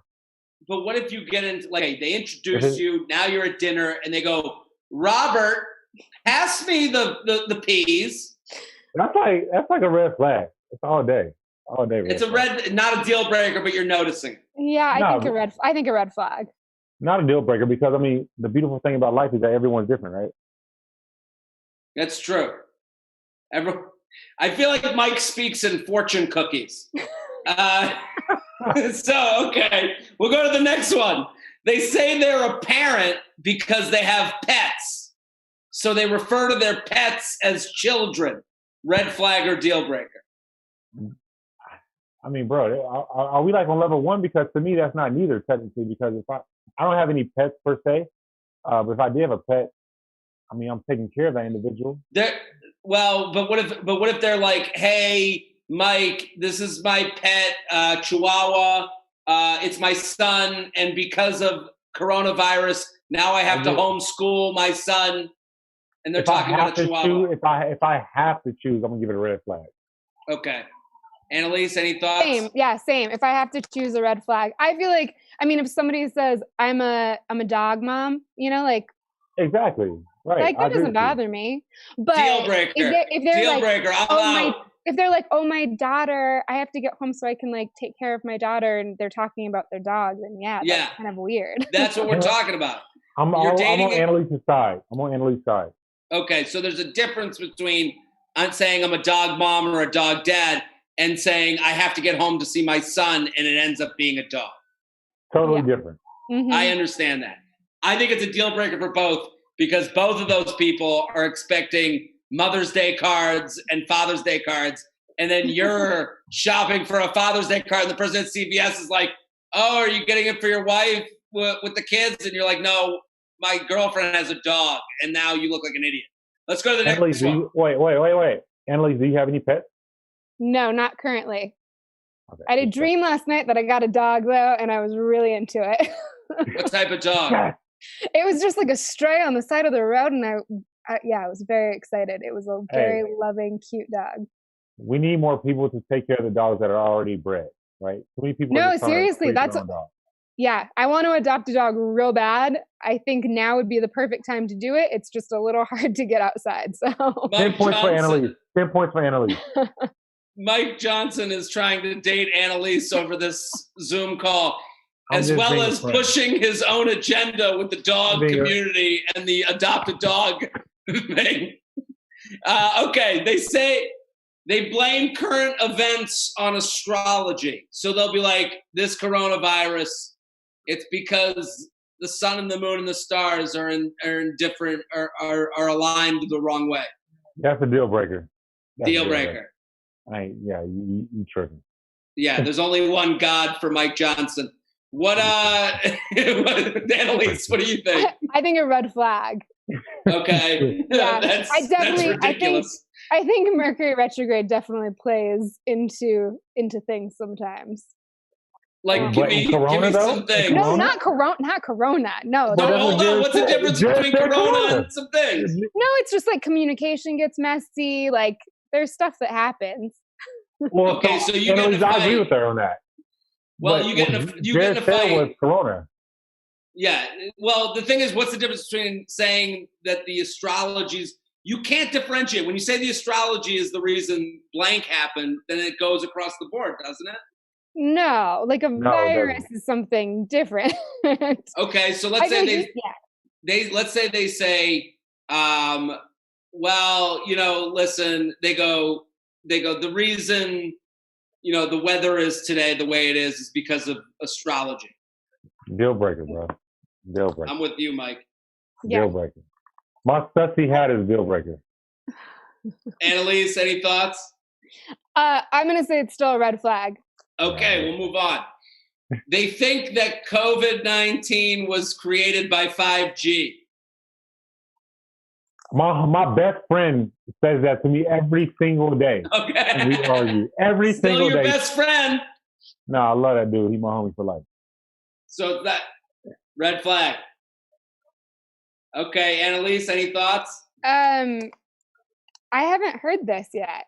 So I'm gonna say red flag. I need go to on Facebook for 5 minutes. I know, right? and you'll figure it out real quick. I don't use Facebook anymore, but yeah. Their roommate brings over people even during social distancing. So their roommate brings over people even during social distancing. Red flag or deal breaker? That's just a conversation that we have to have, like about mutual respect and like respect within my household and also respect within our, in our country as well, in our world. So, yeah, I hear where Mike is going. And it's not actually your partner, it's their roommate. So yeah, it's a deeper conversation. Your partner could be totally respectful and doing what, is socially acceptable right now. But if their roommate is doing things, even if they've had a conversation, I mean, it's not against your partner. It's a deal breaker just in society right now and in life, but like not necessarily a huge deal breaker for your partner. I think I'm with you. You're one question away. I love the way she's thinking. Yeah, I agree. Okay, so let's Annaliese, wait, Jared. Sure. Annaliese, can you be in a relationship and then on top of that have a roommate?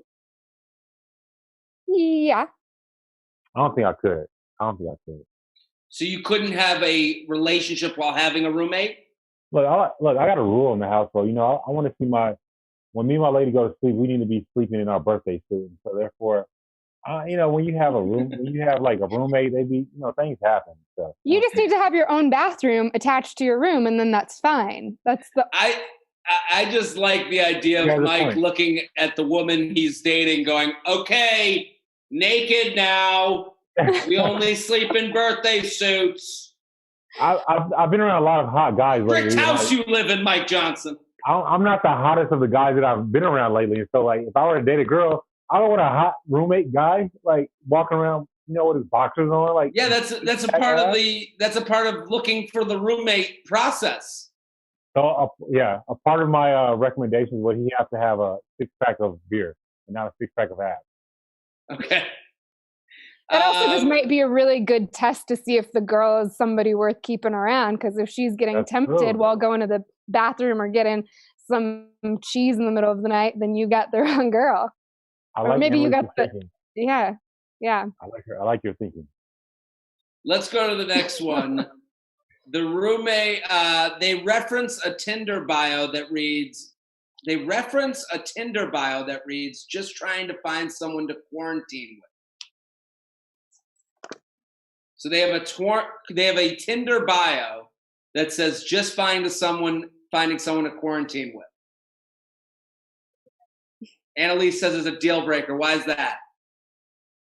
Because I don't want somebody who that's all their, especially a Tinder profile. Like, well, I guess it's to each their own. Like if that's all you're looking for is just like some fun to get through this, then fine. But that's not what I would be looking for. I'd want fun somebody. to get through this. Yeah.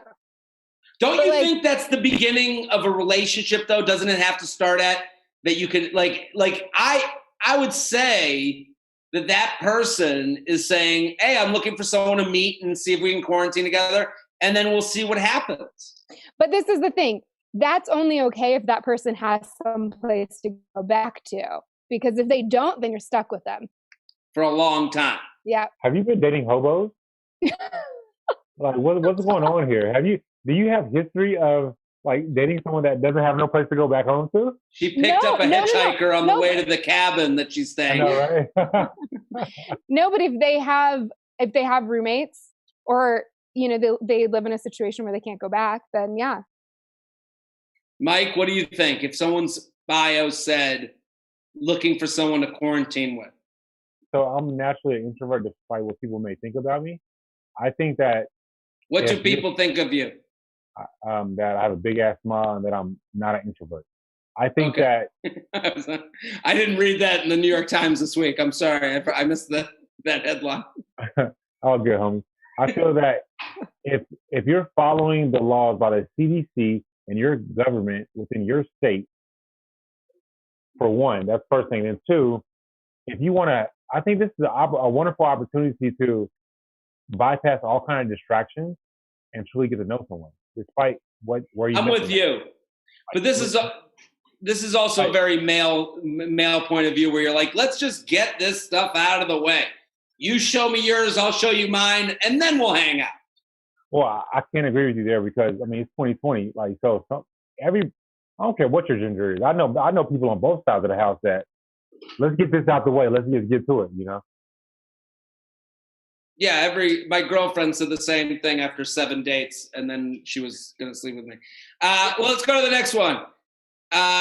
They don't understand The Office. Oh, probably a deal breaker for me. Deal breaker, wow. I just feel like that's my kind of humor. So if you don't get it, you're probably not going to get me. I like that answer because it's very much, you said that's she's my strong. humor. She's strong in that. You gotta respect Annaliese for that. Mike, what do you think? I've never seen The Office. You feel me? So. All right, so for you that would work. Yeah, like to me, it's like, do I get an opportunity? Are you going to give me the opportunity to watch it, or are you just going to like shun me because of the culture that I grew up in? I didn't watch that. Okay, let's go to another one. They've been on a reality TV show before. That's not fair. That's not fair. Definitely a red flag. Okay, but I'm saying that's not I could understand where both of you would be like, I'm in that world. I want someone on the outside of that world. I could understand where both of you would say that. Yes. I want someone on the outside of that world, 100%. It's nice when you're with somebody who understands it. But at the same time, and there is like, I know for me, it's been weird dating because of, you sort of were like, do they want to date me because they know of the show and like things like that. So it's nice. I prefer not dating somebody. Annaliese, what's the weirdest question you've gotten about being on the show? Oh my God, I honestly get so many. I got a really weird cameo request recently though. What was that? Count? Yeah, talk about it. I feel bad if he's watching though, but he sent me another one and it was fine. But it was all about my feet. Yeah. You know what's funny? The minute you said I got a weird one, I go, feet's coming. I get a lot of feet stuff. Listen. Yeah. Okay. I've never gotten Mike, what's the weirdest question you got about being on the show? To be quite honest, if I go on a date with you, like if I'm taking you somewhere special, I'm being romantic, you're not going. I already have vetted and like you in some regards. I already want to date with you. So you can ask me questions about the show because I think it's a natural thing to ask. Like not everyone in the world is able to go on a TV show, right? So what you're saying is that by the time you're on the date, those questions wouldn't even be asked. That would be weird.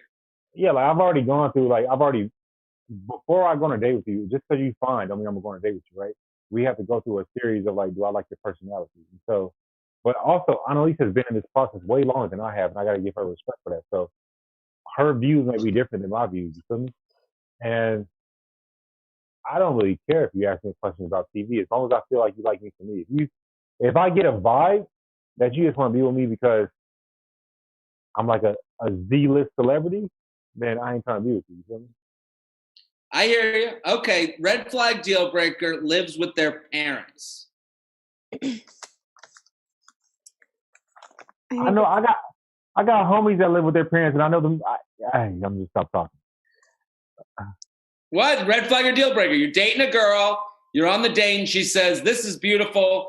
We got to go back to your place because mom and dad are still awake." It depends on her culture, because I know a lot of people in the Latin community that live with their parents. You know, I think it's dependent upon culture. So I'll say red flag. Okay, Annaliese? I say red flag, only because it's definitely not a deal breaker. There could be situations of like maybe they've moved or like whatever. There's a lot of circumstantial things that could be why they're taking care of a parent, whatever. There could be really, really great reasons for it. So definitely not a deal breaker, but if they are just living there just because they don't have aspirations to live on their own and to like make something of themselves, then yeah, that would be a huge. So let's say this. They're living at home to save money, and they go, "Why would I move out if I can just live in the basement?" Jared, how old are they though? 30. Oh. I feel like anything over 30. I like that you guys tried to make this. Oh, they're 27 and their Mother Teresa and they're taking care of a sick mother. No, they're a jerk who lives at home and they're taking money from their parents. That's a loser. Okay, stop dressing up a pig. I'm 35 and I own a home, and so for me, I'm like, I wouldn't want to be taking care of somebody. So that's an honest answer. I'm gonna give you an honest answer, bro. Just because you live if you 30 and you live at home, homie, that's like I'm definitely gonna be asking questions.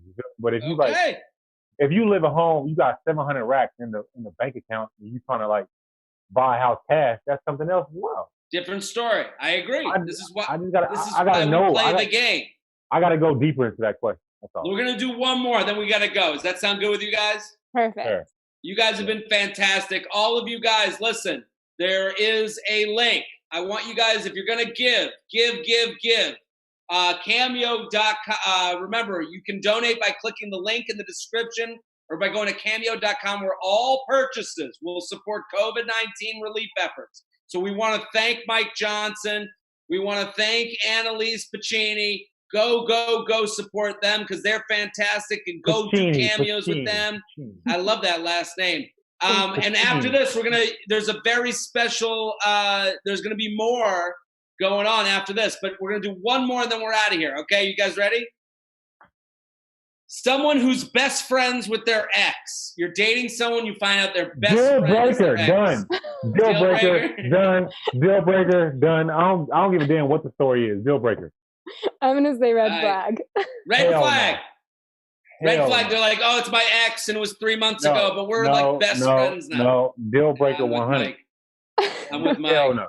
Okay, but also wait, can I pose this to you? I know somebody who their ex is gay, and they're like best friends with them. Yeah, but let's not. I mean, come on, that's like a 1% chance. That's like a 1%. Exactly. Like, really? So I can't like knock out all of them. That don't count.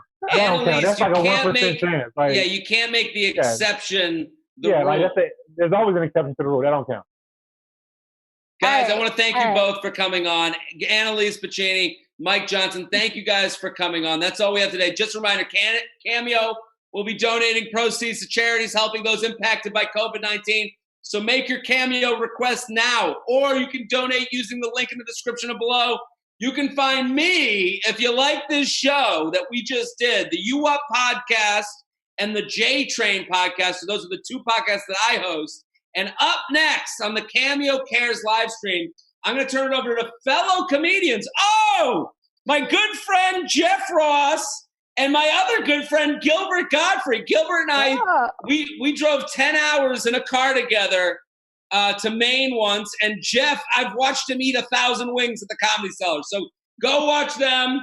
Go get involved with them. They don't need, if you're going to buy cameos with them, buy them with me. I need the money more than them.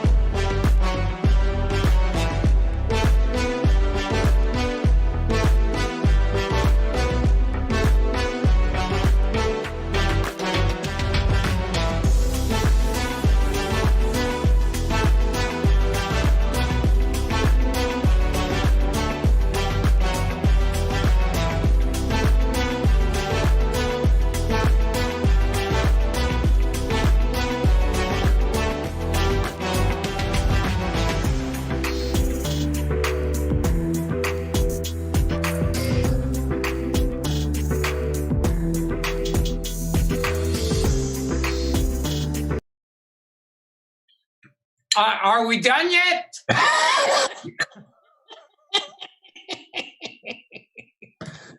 Hi, Bill. Hi, Jeff. Wow. Well, you look like you're having a boring time at your house. I'm social distancing in my head, so this helps me not miss human touch. Yeah, and I right now am in hell. And that guy was a former Nazi officer. I know them all. That was a child molester. It's we're having a great time. I love that this is hell for you because you're performing, but you're not getting paid. Yes, yeah. Anything where it's no money. First thing Satan said to me is, "Hey, I'm not giving you a dime." I see that you're wearing inside the same clothes you would wear to go to sleep. But it's fireproof. That's the good part about it. So I guess we're going to make some cameos for Cameo Cares, Gilbert. And I know you're very big on Cameo. In fact, it was you that inspired me to sign up. Yes. Yeah, I was. I'm very influential. You don't. When you talk to me, you don't think so. But I'm an influential person. How many cameos do you make a day, do you think? One. I don't know. It depends on the day. Sometimes you'll get a whole bunch, and sometimes less than a bunch. How's that? This weekend we're gonna make some for these charities for the Actors Fund, of which you're an actor. Yes. Well, if you've ever seen me in a movie, you can dispute that. Also for No Kid Hungry, which is appropriate because you do not feed your children.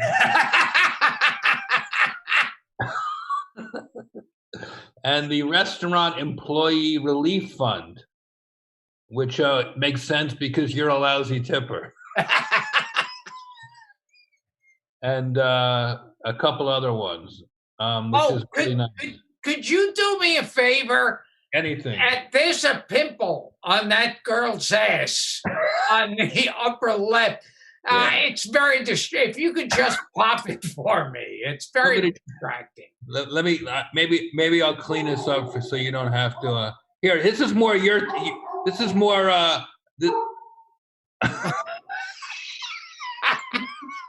It's more of our great grandparents getting it on.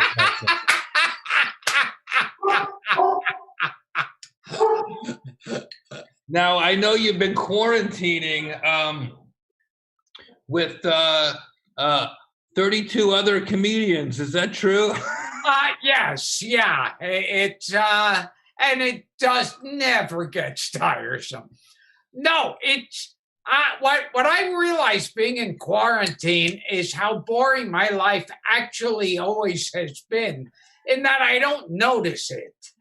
Like I'm here doing nothing, and if I wasn't in quarantine, I'd be doing nothing. I like to being able to stay off the road a little bit and get in touch with my inner roast master. When I don't have an audience at night, I start channeling my inner roastiness. I roast a dog. I roast plants. Yeah, it's like, you know, I don't know what's going on. I might be losing my mind. I don't know how many times I've said to my kids, hey, remember to tip your waitresses. They're working really hard. I want to take a picture. Smile, Gilbert. Wait, I meant wait. That's good.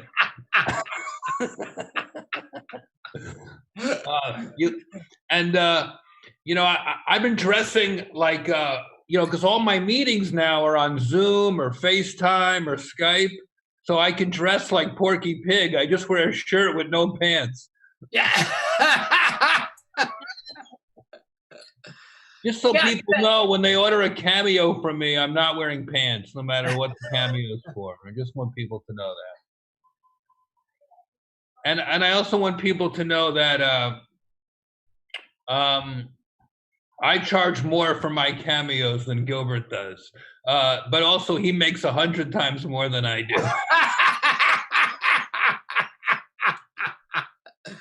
Well, see, I think the difference is they ask you to roast someone and you actually work on it and concentrate and everything. And when they ask me for a roast, I go, you're an asshole. Oh, wait, I think we're getting some questions from fans. Oh, yeah. This is exciting. Let's see What we got made here. either one of us think we could go into comedy? I don't see the chat coming up for some reason. Who is better at? Oh wait, how did you guys first? Oh wait, how did you guys first meet? Oh, how did we first meet? I think it was in the early days of Zoom. I think it was on Playhouse 90. Gilbert and I met, I remember it distinctly. I was still in the orphanage, and Gilbert came to entertain. And I was wearing my clown outfit. It was the best sex I ever had. Next question. Yes. Oh, here's the somebody said, who's better at telling the aristocrat? Oh, that's for sure. That's Gilbert's thing. But you don't get that on Cameo because you'd have to order 10 cameos to fit that joke. Yes. Somebody said, Gilbert, which Larry David Friday's character was your favorite? Boy, that's amazing. Who would have thought? That's my answer. Who would have thought? Who would have thought people would make it so big? Yeah. And look at us now doing a Friday night Zoom show on YouTube for Cameo. Yeah, see, doing this thing is the worst part of the COVID virus. By the way, I'm so paranoid about germs. If you sneeze, I'm hanging up. Now, did anyone else write anything? Here's that. Favorite roles that you've played, Gilbert? Oh, Willie Loman. And Shylock in Merchant of Venice. You were very good in that, but that was more typecasting for you because Gilbert, if you were going to order a cameo from a celebrity, which would be your celebrity you would order a cameo from? Wait, I was just about to do my Shylock. Oh, I want to hear that. Yeah, he mocked my losses and thwarted my gains. And for what? For I am a Jew? Hath not a Jew eyes, feelings, dimensions? If you prick us, do we not bleed? If you tickle us, do we not laugh? And if you wrong us, just like the Christians, do we not ask for vengeance? If we are like you in all those other ways, wouldn't be like you in that way. Wow. See? Gilbert, I'm giving you a standing ovation. Well, now I got to spend the rest of it with a hard-on. That was really sensational acting. I was so impressed by and that's one of my favorite roles too. And you know what my favorite role is? An onion roll. How about that belly roll that I just showed you? So, have you been going out for walks at all? Are you allowed to go out in LA? You have to wear a mask all the time. Do you wear a mask? Not all the time. Not if there's no people around. Right. But I'm always scared going outside or being inside. I noticed the president of the United States doesn't want to wear a mask, which I think is a bad idea because if he wore a mask, it would help keep him from putting his foot in his mouth. What I like best is when he was warning people. He had a press a conference, yeah. And he had other scientists and doctors with him, and he was telling people to be extra careful. And each scientist who came up to the mic, he would shake their hand. Oh, man, you know what? I'm fighting the coronavirus the same way the president fought in Vietnam. Safely sheltered at home. But listen, we used to be so polite, back people used to sneeze, you'd say, God bless you. Now we say, Jesus Christ, get the hell away from me. Wait, I gotta close the door. It's too noisy. Hold Okay, now I'm stuck here by myself. Please. Well, I mean, being with Jeff makes me feel like I'm by myself, so it doesn't matter. I'm enjoying this, Gilbert. I really am. I wonder how much money we've lost for the charity so far. Yeah, people are right now have been canceling their checks. I know. I like doing the cameos. Do you get any weird requests on Cameo? What's the weird request you've gotten? I don't know. I'm one of those people that just says yes and does it. Like it could be like the Al Qaeda. And I'll say, you're paying for this? Okay. What's the correct pronunciation of infidel?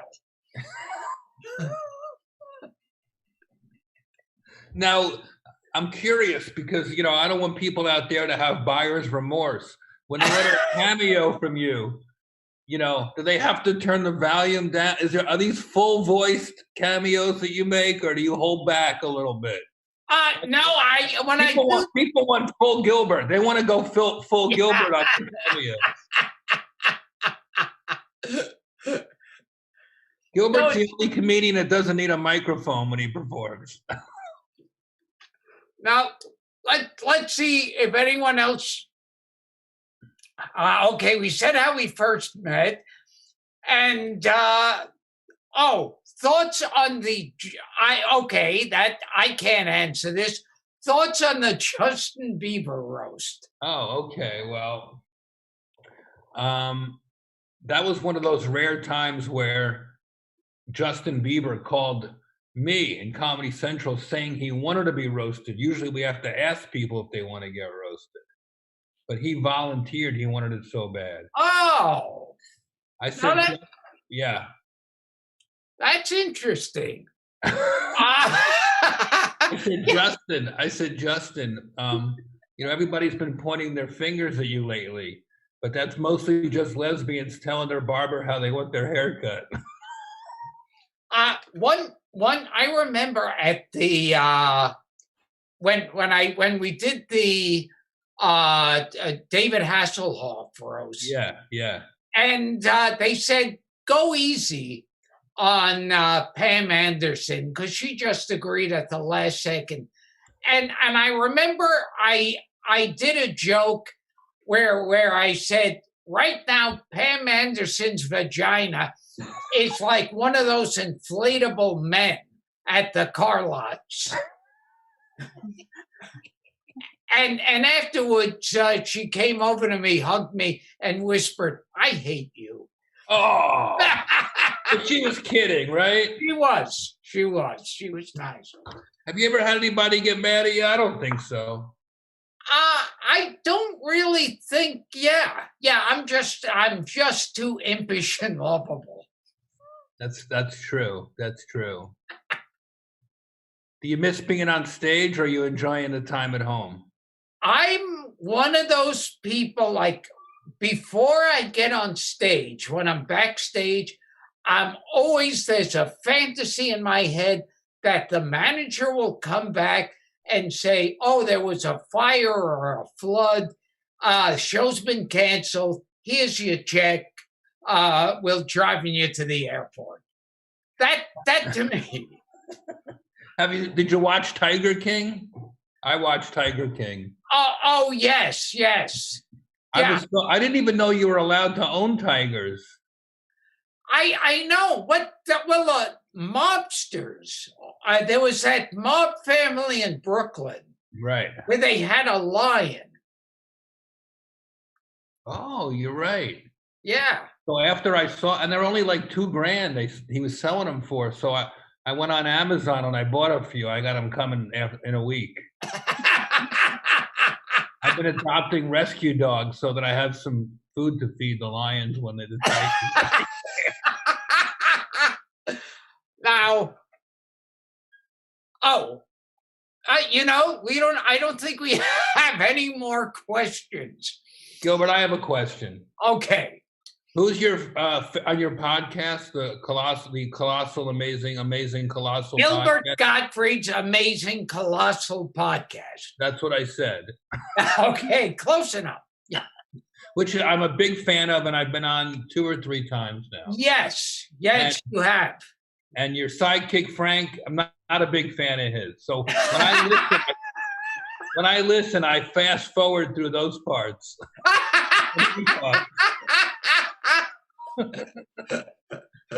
So, is there anybody that passed on that you never got to have on that you really regret? Just about everybody. Yeah. Well, I mean, we asked Jack Carter, and Jack Carter said yes. And I was really excited because he was always like this angry guy. And now that he was older, he really didn't give a fuck. And he put down anybody in showbiz. So I was looking forward to that. And he said yes and died maybe 2 days later. Another one, Bill Dana. Same thing. Bill Dana. Yes. Yeah, Jose Jimenez. Jack Carter, I remember at Milton Berle's funeral. I loved Milton Berle. I knew him from the Friars Club, of course. And Buddy Hackett, who was my dear pal and like an uncle to me, he gave a eulogy. And Jack Carter's there. All the big comics are there. And finally, Buddy gets his turn. And he says, I hope we all see each other again at a happier occasion, like Jack Carter's funeral.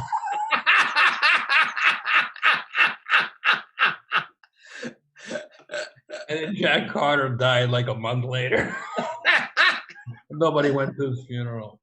See, all of those guys, Buddy Hackett and Milton Berle, Jerry Lewis, I would have loved to have had all of them on my podcast. They were all dead before my podcast came on, but all of them. Here's a question, Gilbert, for us. Yeah. What do you think of the Kardashians? I have, the Kardashians, one of them came out with a perfume. Right. And they, I think after 10 minutes, it had reached like $10 million worth of sales. Oh, yeah, I remember that. Yeah, so I definitely admire the Kardashians. I don't know what the fuck they do other than they're sisters. Now, well, that's the one we that's the one. If you two did a show together, who would headline? We would be on together like Bumping Mike style. Oh, great. Well, that was so much fun. But Gilbert would get top billing, I would say. Oh, thank you. Here, I'll switch backgrounds to a Bumping Mike's background. There we go. Oh. I did a couple of bunking. I did a couple of Bumping Mics with you and Dave Attell. Oh, well, we did one in Hempstead where, I don't know if it's okay that I say this, Gilbert, but there was a couple thousand people there. Yeah. Right on stage, I brought Gilbert out and surprised him and got him to take a puff of a joint for the first time in decades. Yes, because like in my teens and 20s, you know, there would always be, someone always passed me a joint. And then here, can I have that, please? And I hadn't smoked one for like God knows how long. And you offered me a joint, and I smoked it and got wild. It was a pretty wild night. That was funny. You know what? It's good to take a little brain relaxer every now and then. Oh, but I got to tell you something. Last time I saw you, you passed me a joint, and I totally freaked out. Well, I mean, I wasn't running down the street screaming, but I was scared of well, that's me anyway. And so now I just don't think I can handle that stuff. It might have been because we were naked in a hot tub at the time. Yeah, I don't think I can handle it anymore. Somebody asked what the most favorite role you've ever played, Gilbert. I just performed it. Do you have a story of someone who was absolutely livid after a roast? Well, we've already went into. Have you pissed people off at the roasts? One time, Gilbert, B. Arthur held me down while Courtney Love beat the shit out of me. People pay good money for that sometimes. Yes.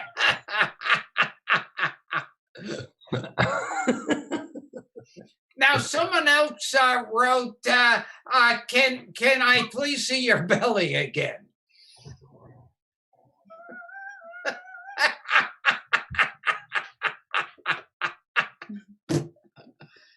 Okay, stay like that a little longer. I'm wearing this around the house. I'm so bored. I fall asleep standing up.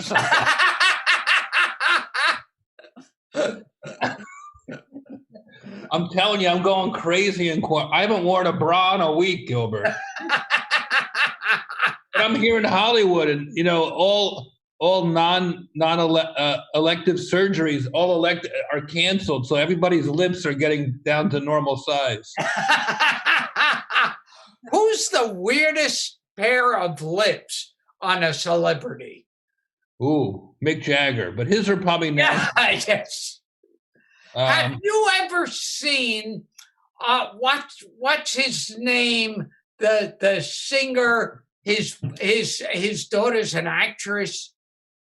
That really helps. Fuck it. What singer? Okay, from Sammy, right. Do you have a story of someone? Oh, okay. What's the first moment you realized to the both of us that you were funny? Oh, about 7 minutes ago.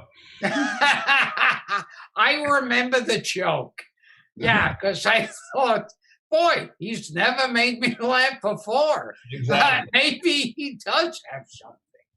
I remember making my mom laugh when I was a kid. She had a good laugh. Do you remember that? Oh, absolutely.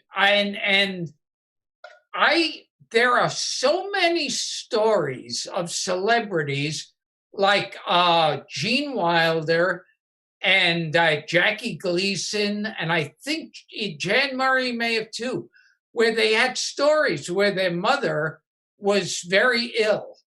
And they would go out, see a show, and then go home and perform for their mother and make her laugh. And that was like that. So I guess their entire career was based on that. I guess that's a big thing. Yeah. Well, my mom passed away when I was a teenager, so she never got to see me perform. Yeah. My father never saw me perform. Well, good for him. Yeah. He bought tickets for a comic Gilbert blocks away. I like how we're supposed to be on here, like doing charity and cheering people up. We're fucking talking about our dead parents. Look, here, how's the press you want to get? Here's a picture of Joan Rivers. She's dead too. Happy. Do you remember? I had a great time, Gilbert. Do you remember looking at your parents' corpses in those boxes? Yes, I have a picture. Should I pull it up as a background?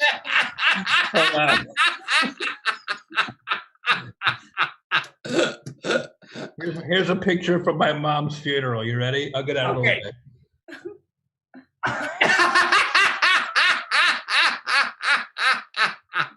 Okay, I got another one from my dad's funeral. You ready? Yes.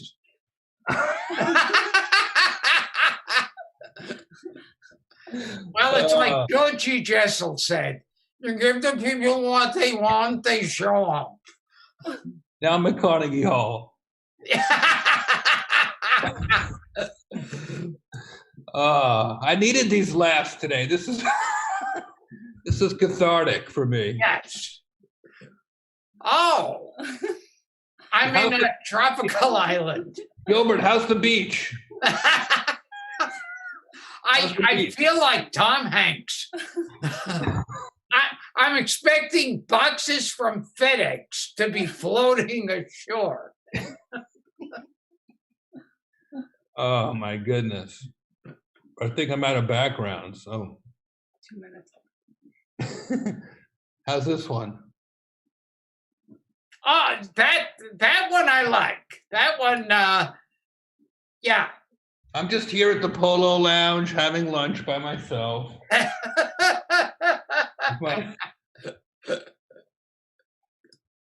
Oh. I miss performing. It's fun to even like crack a few jokes with you, you know. Everybody's so paranoid about germs right now. My dog wouldn't even give me his paw when I asked him for it. My dog wouldn't even blow me. So how do you think I feel? Well, rough crowd. Rough crowd. Do you know, I took my dog to Broadway. You know what we saw? What? Cat on a Hot Tin Woof. I took my dog to Broadway. You know what we saw? What? Hamilton.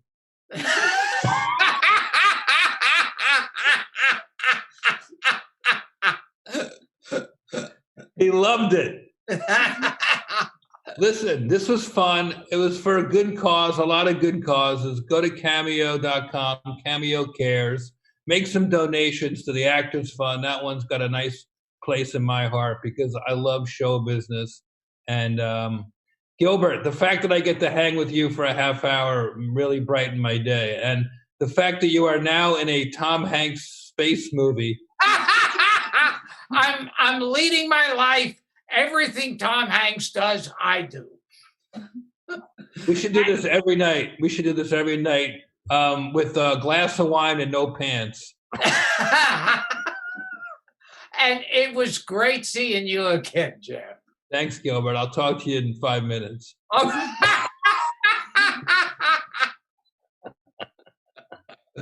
All right, I'm signing off from. Dear God, please put your shirt back on.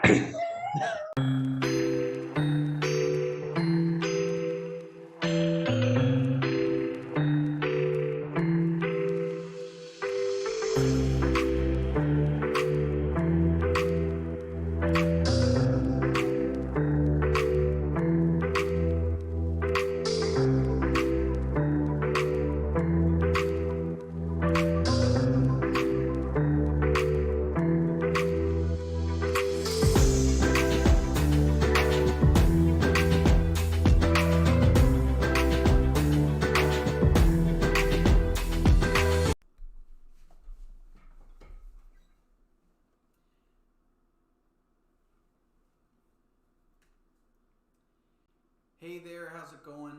This is Luke Null. You may recognize me as the most famous and successful SNL cast member of all time. I figured I'd play a pair of songs here.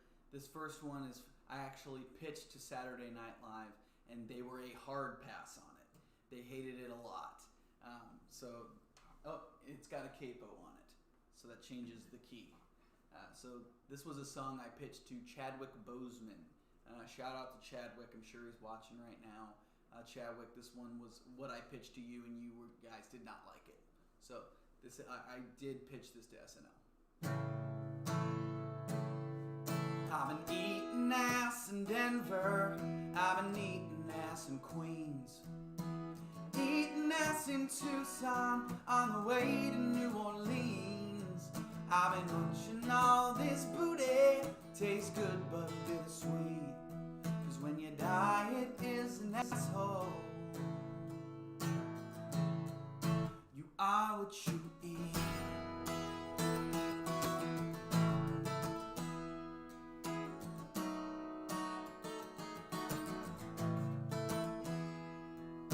I licked some butts in Cleveland, munched a hole in Jackson Hole. I debated with Parisian monks on the existence of the soul. And when I left the monastery, ate a butthole on the street. 'Cause when you die, it is an asshole. You are what you eat. You are what you eat. Chadwick, there'd be like a gospel choir behind us. Eat. You are what you eat. You are what you eat. You are what you eat. It's salty and sweet, the San Francisco tree. 'Cause when life hands you some buttholes, you got buttholes to eat. I know. It was such a hit, and they didn't even pick it, but Chadwick Boseman did like it. It was this close to getting on the show, guys, and if that song had gotten on the show, I would not be on the stream right now. I'd be in New York. I have one more song I want to play for you guys, and it's near and dear to my heart because it's a serious tune, so enjoy this very serious song.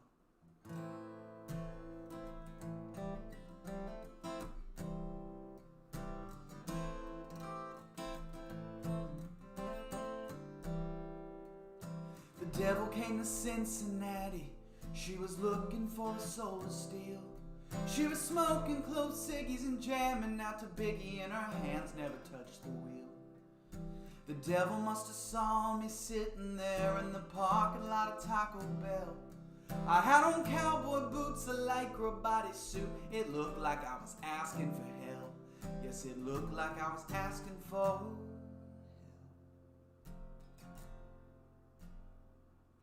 The devil slammed on her e-brake. I guess she pegged me for a mark. She drove a mean stick shift, pulled a Tokyo drift, and skidded up to me in the dark. The devil rolled down her window. It took her longer than I would have thought. She had to crank them down. She didn't have power windows, which makes sense because she was driving a 73 Gremlin. A hot pink 73 Gremlin.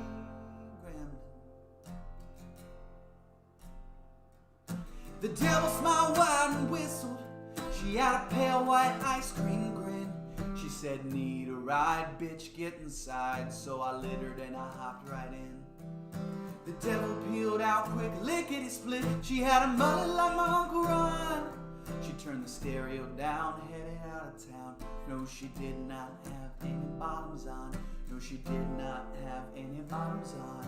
Just like my Uncle Ron.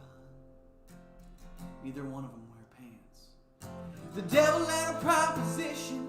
She said, "I'd like to make a bet. If and now when you be swallowed and send it your soul that I would get." I stared right at the devil. I said, "What's in it for me? You gotta sweeten the deal if my soul is a meal." She said, "Scrubs box set on DVD." I said, "Blu-ray." She said, "Okay. If you win, you get my soul. But if I win, I get a Scrubs box set on Blu-ray." The devil said she hadn't climaxed in years. She was naked below the waist. If I can make her jizz in less than 5 minutes, then my soul she wouldn't take. You want me to get your rocks off, devil? Forgive me being curt. She said, "Not just come, I need more than some. You gotta make me squirt. I gotta make the devil squirt." The rest of the song is about me making the devil squirt. So I said, "Alright then, devil. You got a bet. Let's get down to business."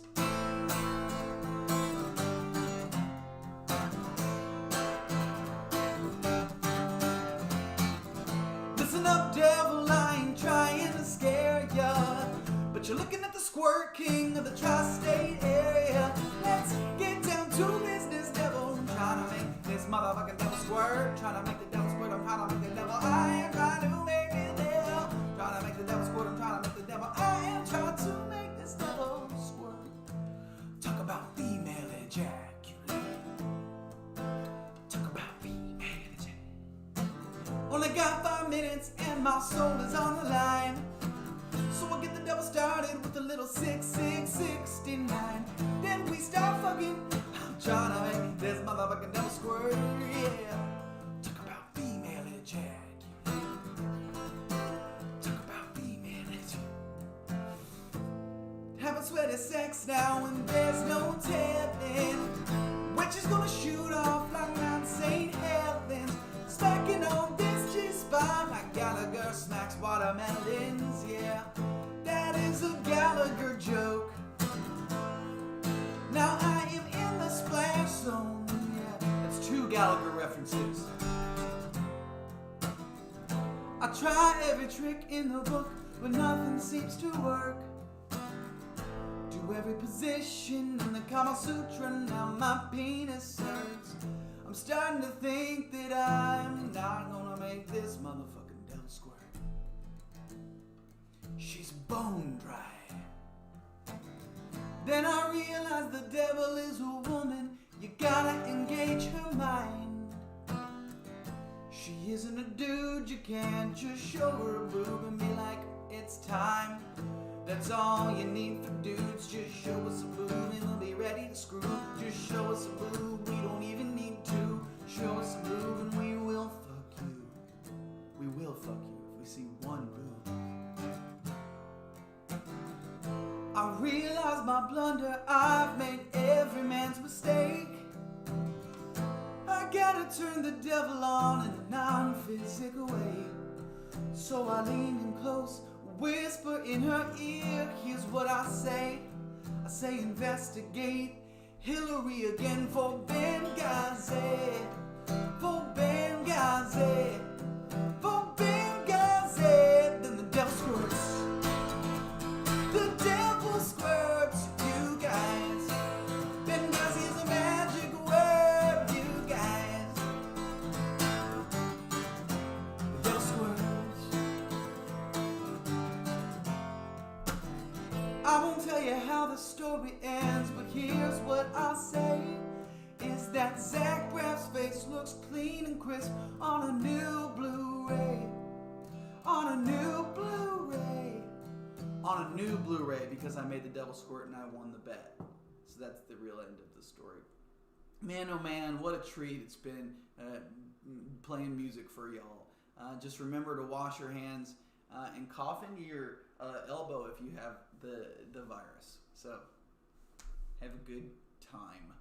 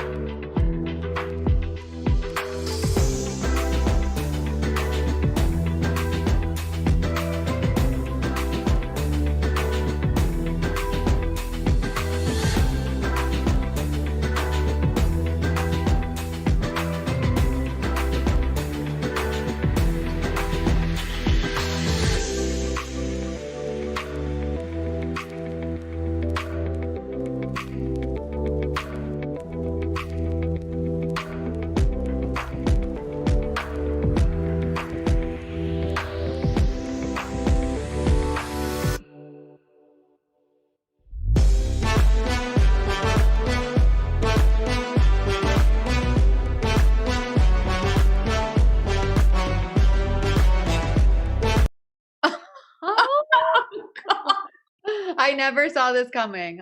Live with my number one girlie. If I would have known about this, I would have been thinking about it all day. My name's Catherine Cohen, and this is my friend Megan Stalter. So Catherine's an amazing comedian, a beautiful singer. I'm sort of a candle maker, I have a button factory. Megan's on Etsy, and she does amazing stuff with cauliflower.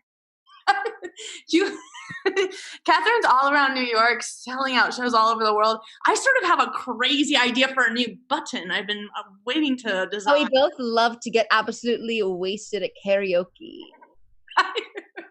And we're here tonight raising money for Cameo Cares. You guys, thank you for tuning into youtube.com. We really are excited for you guys to be here tonight and just kind of play around. And just be us for once. I feel finally safe and free to be me.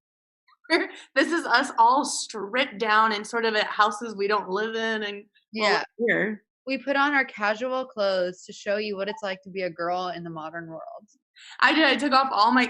Don't you think this shirt is though? Like, I'm getting. I really do. I've been wanting to ask you this. Do you think this shirt is kind of like Prince Eric, like off the boat, and like? Yeah, but it's literally Little Women. It's literally like Papa's away for Christmas, and we've no money for gifts. It literally. I think so. It's Amy Beth Joe. It's Amy Beth Joe. It's like you're stoking the fire. You stoke things. You know what I mean? But with a modern twist, because there's not like a lace tank under. I don't know if they had lace tanks during the Little Women era. I feel like Little Women would have a little lace collar. No, yeah, it's not a bad idea. How are you doing, like, with everything that's crazy right now? I'm doing pretty. Honestly, I would say that this week I was kind of having a little bit of a breakdown. You know, I noticed it online, and I wanted to celebrate you. Wait, are you really happy to be home? I really am. And I'm going to be honest with you. This isn't something I love to go public with, but my mom does have a hot tub. Well, you're going live to. There's 10 million people watching the stream right now. I really don't. And you know what? I feel like everybody wants to get mad about something, so I don't want anyone else to be like, "Oh God, her mom has a hot tub." Okay, logging off. Her mom has a hot tub. Cool, Meg. It's like I was having a breakdown all week, and now I'm at my mom's, and I just know someone's gonna be mad at me. I've been really safe about quarantine, though. I'm crying. You are sobbing from your eye holes, but you have been an amazing girl towards quarantine, and quarantine has been amazing towards you. And even though you can't see a single part of my face right now, I just wanted to say I love you and I miss you. You know that. I love you. No, we were invited by the famous Ashley, who works at Cameo, to come here and do a little bit of the fun shit we like to do, which is play fun games. And one of our most famous games and it's a game that's been around since the Little Women era, and a lot of amazing female comedians who've come before us have played this game with their friends on the weekends, and now they're on. You think Amy Schumer hasn't played this, honey? She has. Played this, and she's, now that all the girls who are on movies, they got their start playing this game, and this is a game called Taylor Lord. Or what's it called? Lord versus Taylor? Lord or Taylor. I'm so sorry I didn't jump in there to kind of do the title with you. I just thought maybe I wanted to do the title, and then I was like, I should jump in. Yeah, Lord or Taylor. And first, like, what could that mean, right? What could that game mean? Can I sidebar? I made Ina Garten's Cosmo recipe that I saw on Instagram.com. Oh, it looks so fresh. It looks like I just squeezed the juice from the cranberries into my glass. Can I see your smile about it? Darling. I love that. Wait, literally be honest, do I look happy? You really do. Really? Wait, do I? I've never seen you look happier. I'm wearing, what is so crazy that no one's talking about? I worked out earlier. Wait, can I tell you something about this? Do I look 80s? It does look 80s. This hurts my head. My favorite thing is a fancy thing with a casual thing. Like, I love when someone's wearing like a really cool dress and then white dirty tennis shoes. And so I'm really loving this beautiful headband with like a little like casual shirt. You know what magazines taught us so intensely? They taught us that you have to wear a floral dress with combat boots and be like, I'm a girl's guy, girl. You know what I mean? Yeah, it really has. What's your favorite food that you had today? I'm gonna be honest with you. We got takeout from Fridays, and it was really bad. That sounds. Wait, what's Fridays? It's like an Applebee's kind of. I've never been. I'm a Southern Belle, so I know the Southern chain. Oh, you guys don't have Fridays? They're really TGIF Fridays. TGI Fridays. Oh yeah. We definitely have that. I just never. Oh, I'm saying the name wrong. I'm double effing TGIF Fridays. I'm okay. Just so everyone's watching the Zoom knows I'm stupid. So you can't say in the comments because I said it first, and I'm rubber and you're glue. Whatever you stick off me stays with you. Catherine, you're lashing out. You're lashing out. It's the Ina Garten's Cosmo. Wait, what was your favorite thing you ate today? Well, I didn't want to bring this up, but I made buffalo cauliflower. Oh, that sounds really good. It wasn't as good as I thought it would be. Does it taste? Is it supposed to taste like chicken? Yeah, well, what it tasted like I love buffalo sauce, so you really can't go wrong with that. But I wanted it to be crunchy, and it was like mushy, but like breaded. You know, things breaded and mushy, and you're like, okay, pancake vibes. Yes. It was IHOP as fuck. Was it spicy? Oh wait, we're like food girls now. I know. We're the food comedians. That it can be done. I've never talked about food. I'm like, yeah, I love a salad with a little Greek dressing. I know. No, actually, yeah. When I took you to dinner, you like didn't know what to get, and I was like, but you know what? During quarantine, I've been cooking. I cooked a meatloaf. I think I told you that. And I told you that I used to in college wake up early when it was meatloaf day, so I'd be prepared. I've been cooking. I've never cooked before. I love meatloaf. Meatloaf is good. It really is. You know, can I tell you something? Yeah. When I was really young, I was in the bathtub one day and I made up this song and I was like, I know this song is so good it's gonna win an award. And I was like, I have to remember this. And I literally, this was the song. I remember this so vividly. I was like, this song it's gonna win an award, so I need to remember this. And I was pure. I was probably 7, 8 years old. And this was the song. And people, don't be alarmed if you like it a lot because it is gonna win an award. Ready? I'm doing it. This is completely serious. Are you ready for some home cooked loving? If you want it, it's right on the stove. Ready? You get it easy and you get it quickly. Are you ready for some home cooked loving? Sing it. Are you ready for some home cooked loving? If you want it, it's right on the stove. You get it easy and you get it quickly. Wait, why are they getting it easy? I guess because it's like I make a lot of home cooked loving and I'm like happy to give it away. I was like, hey, this is gonna win a country music award. When you wrote it though, was it a commercial for a food? Or it was like it was no, it was like a real song. I was like in the bath, like improvising, being a creative child, kind of like I've been finger painting and I was like, are you ready for some home cooked?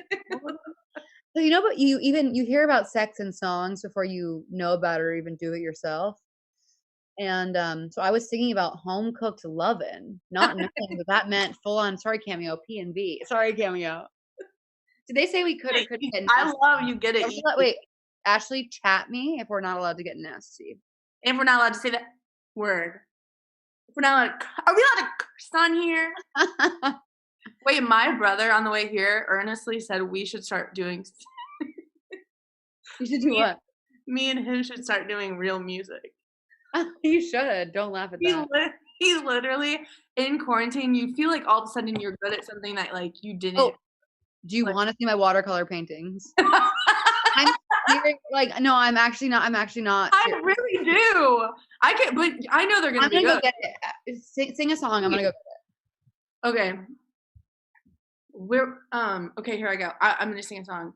Okay, I'm gonna sing a song about her backdrop. Little thing on the wall, next to the white curtains. Oh my God! Okay, isn't that crazy? I thought you were joking, but that's amazing. I know. I'm gonna get famous for art instead of comedy. Hey, hold it up close again. I'm literally, my jaw's dropped on the floor. I'm not kidding. Are you ready for some home cooked loving? Wait, that's really beautiful. I remember you saying paint, but get it easy and you get it quickly. Sorry.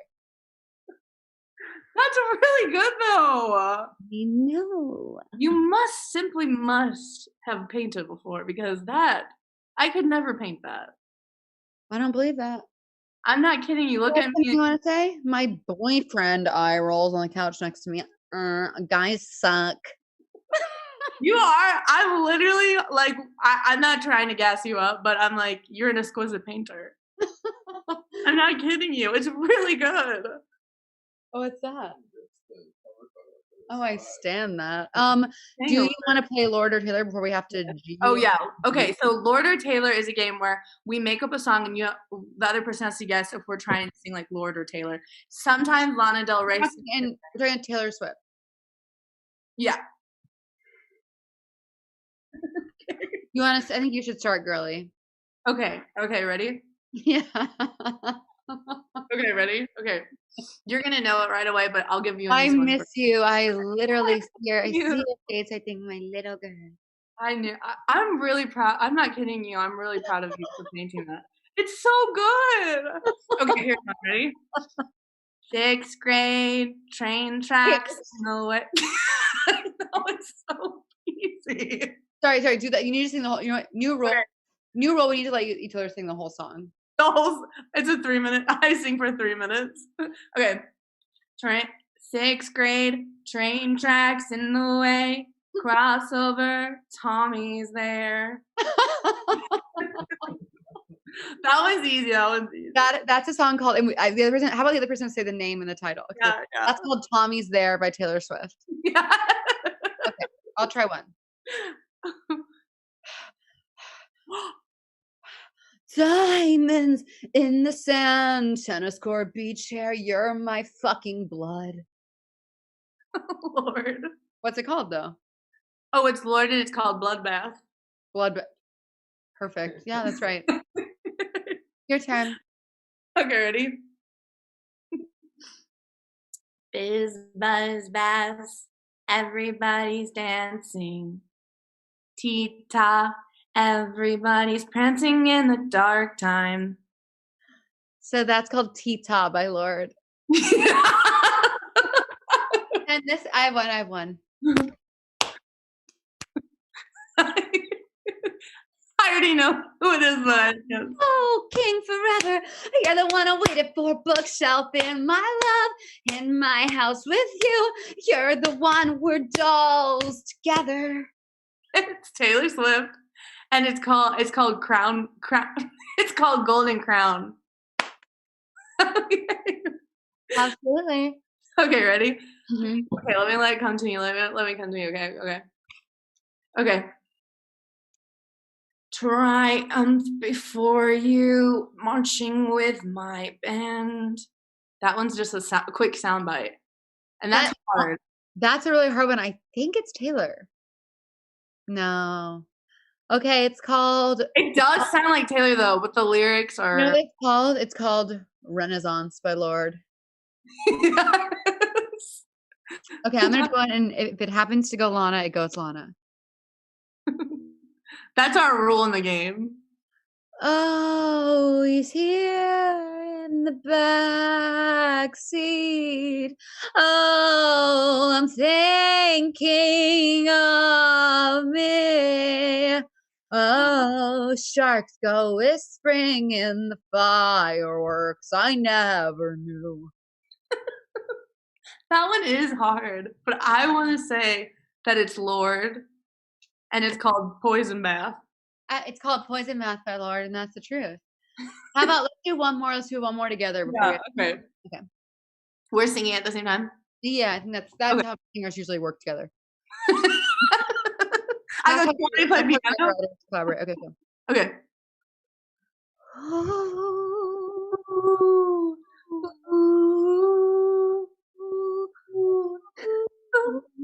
Food court.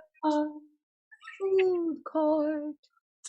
Food court downstairs. Food court. Food court. Food court of my car. Okay, who do we think it was? It was Lord and Beard Taylor. Yeah, it really was. It really was. And it's called Well, a walk with you through the food court. It's a walk with you through the food court. And then I think, do you want to both quickly try and do Alana just for like the Oh yeah, just for an example. Like on their knees begging for it. Yeah, it's like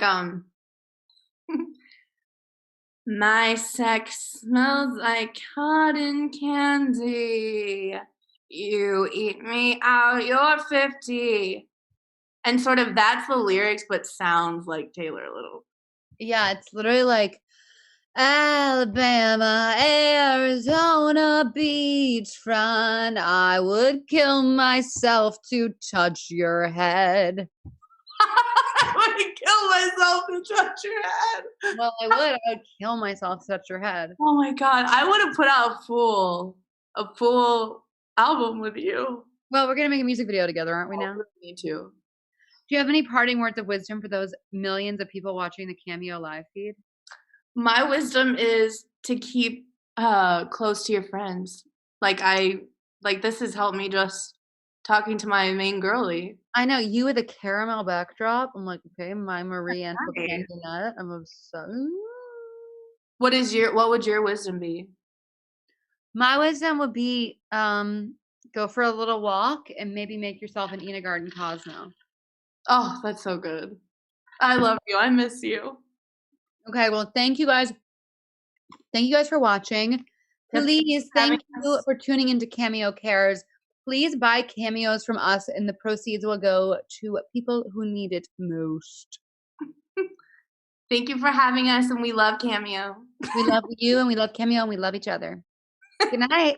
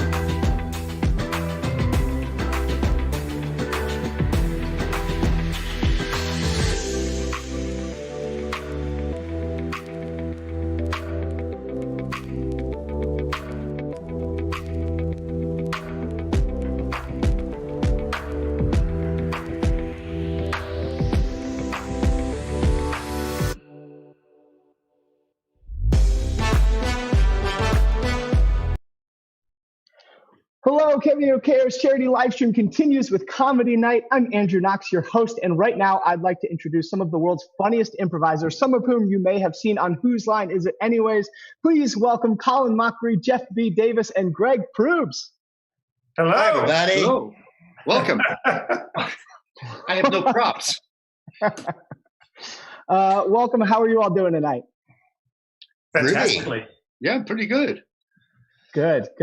Okay, so before we get started here, we're going to play some improv games for you all. But before we do, just a quick reminder that if you'd like to donate to COVID-19 relief, there's a link in the description below, or you can make a purchase on Cameo.com where all proceeds go to charities supporting those impacted by COVID-19. All right, let's get started here. So we are going to begin with a game called One Word Expert. How's that sound? Not so fast, Andrew. Ray, that's too many words. You already broke the rules. That was 5 words. A fiasco. I can't play within parameters. I feel like I'm being constrained, and I feel like my plummeting genius is being measured by some sort of weird scale that doesn't apply to normal people. If you're Ray, are you going to DJ later on an acid trip freak out? What's going on over there in your place? In the fortress? No, let's play. Which game is this? One word something? One Word Expert, yes. Andrew, come on. For real? Yeah. Is that wrong? No. I will do anything you all tell me to do. Okay, no, let's do it. Let's do it. I guess We follow Greg's plummeting genius. See how this works. All right. Wonderful. So to get us started, could we get a suggestion from the chat here of an area of expertise that an expert could be an expert within?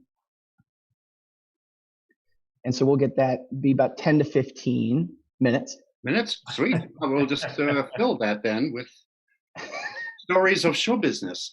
All right. Colin, while we wait, Colin, can you tell us a little bit about that painting behind you?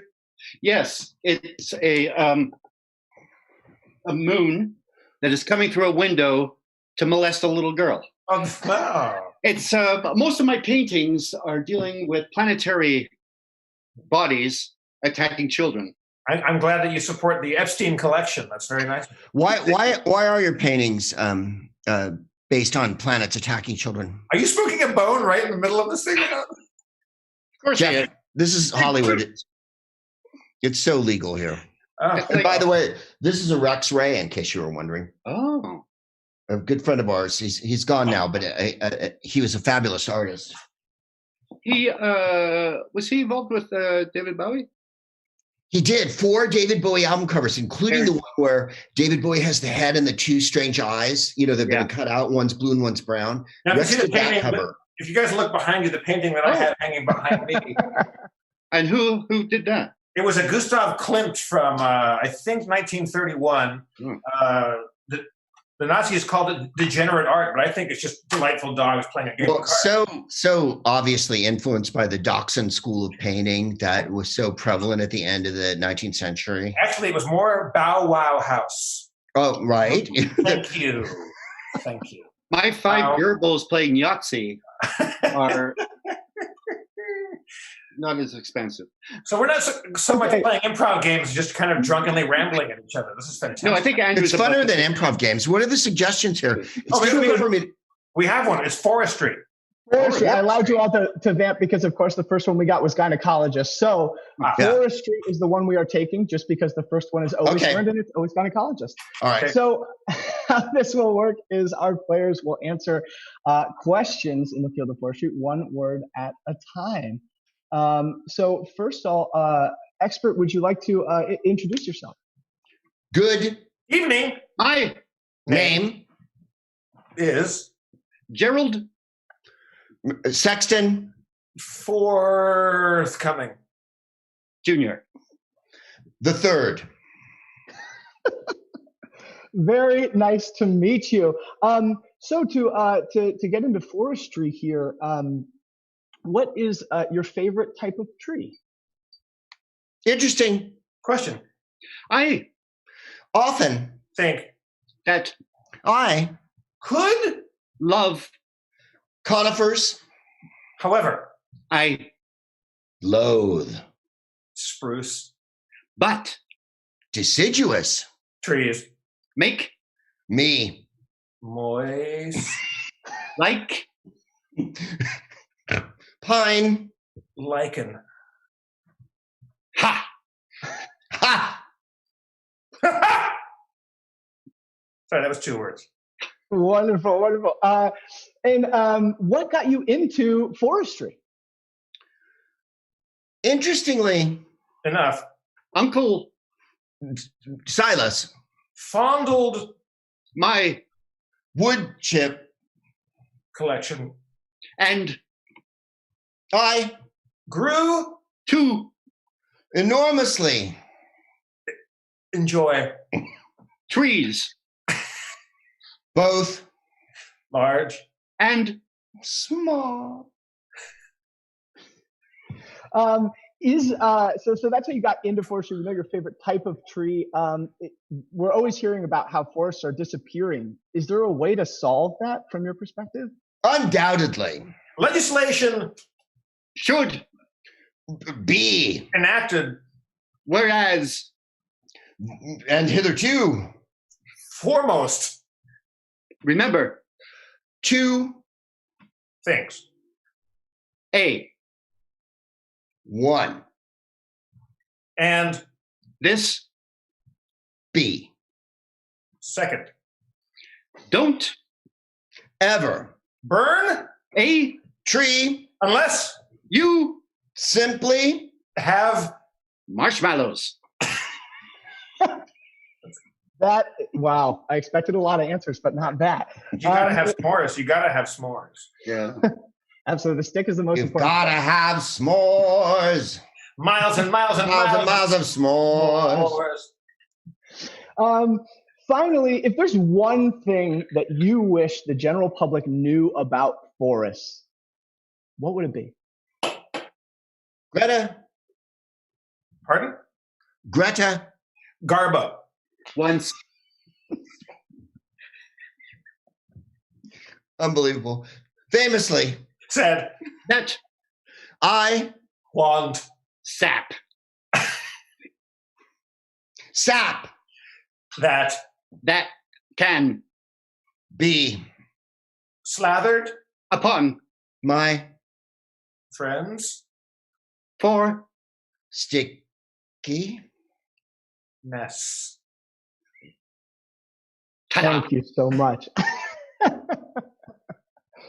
Thank you so much. That was scenes from an expert, questions for an expert, because now we're going to do scenes from the chat, much like scenes from the hat. So from the chat here, we will get suggestions of different scenes that potentially they could improvise. While we're waiting for those, have any of you been in a forest recently?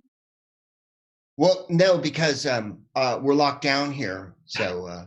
Oh, you're doing that. But I have an ocelot farm in my house in near Lower Hollywood. So I go out in the back and I just watch the ocelots. They mass and they run together, and it just gives you that feeling of freedom. You know what I mean? To see them grow. I actually have a Absolutely. forest. Do you? For my house, I walk the dogs there, and sometimes I just cough to see how quickly people could run.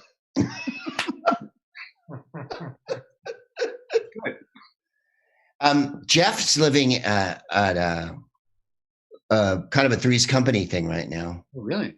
Yeah. His girlfriend comes over, and then he goes over to her house, and then Norman, I have to tell the landlord that I'm gay so that we can get cheap rent. Norman Fell and John Ritter are there with him. Absolutely. Speaking of forestry, I have been the greenest of thumbs. I have sprouts growing in my backyard. I've got beets and turnips and some basil growing and some cilantro. It's very exciting. Why don't you grow some meat? I got rigatoni growing in my yard. Rigatoni. And a little.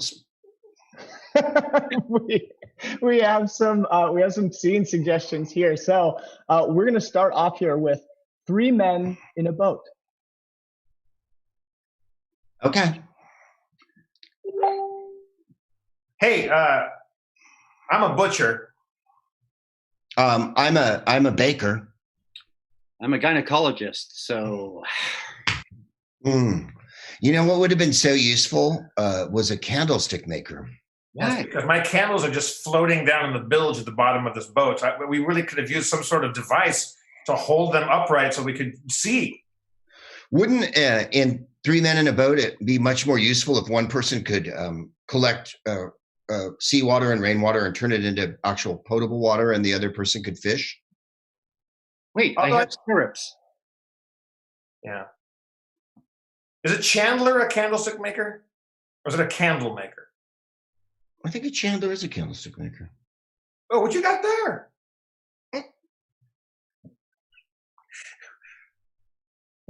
Wow. We were told when we got in this boat that we were going to ration our tequila.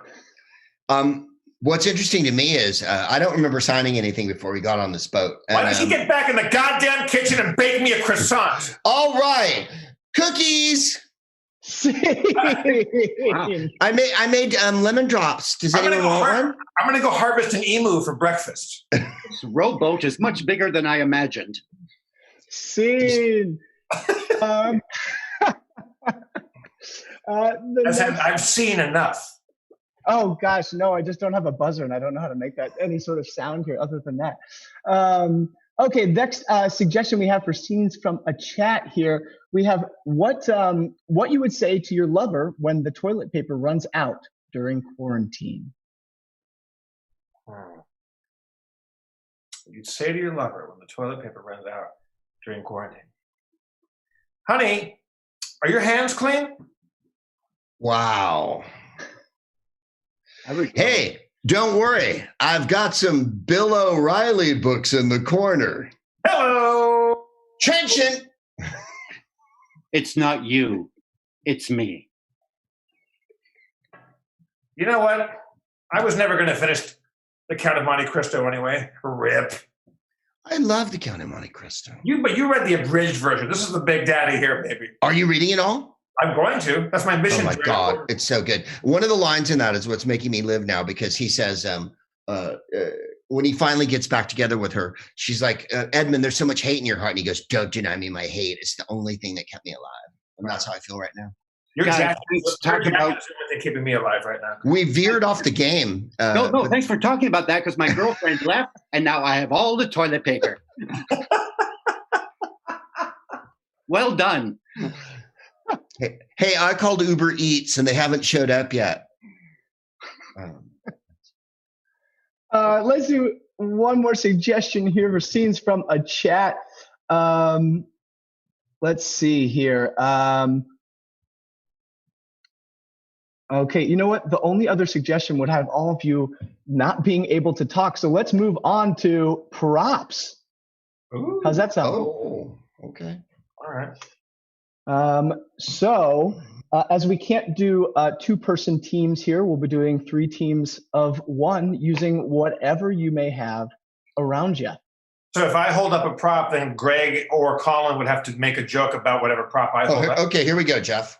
Okay. Hey, look, it's binary citrus. What's this? Bi-curious citrus. I have a painting of those oranges attacking a kindergarten class. Hey, kids, look, it's Trump nuts.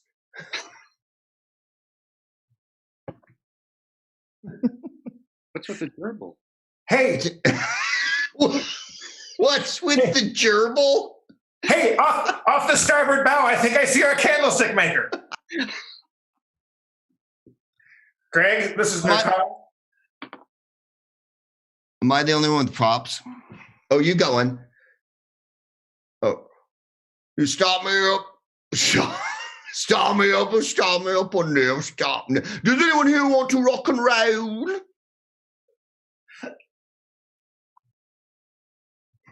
Greg, we said no pussy pics during this.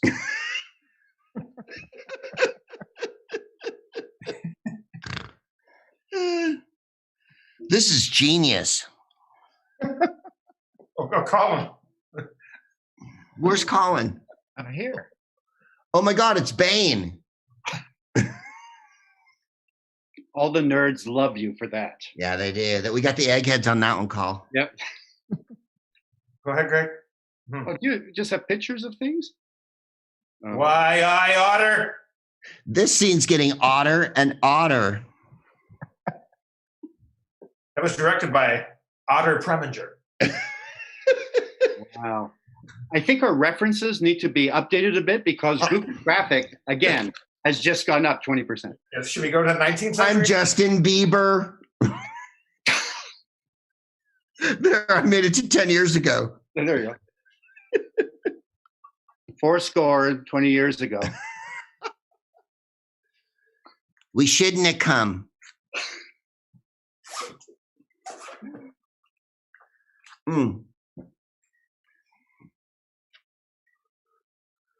Captain, I'm getting a strange reading. R2.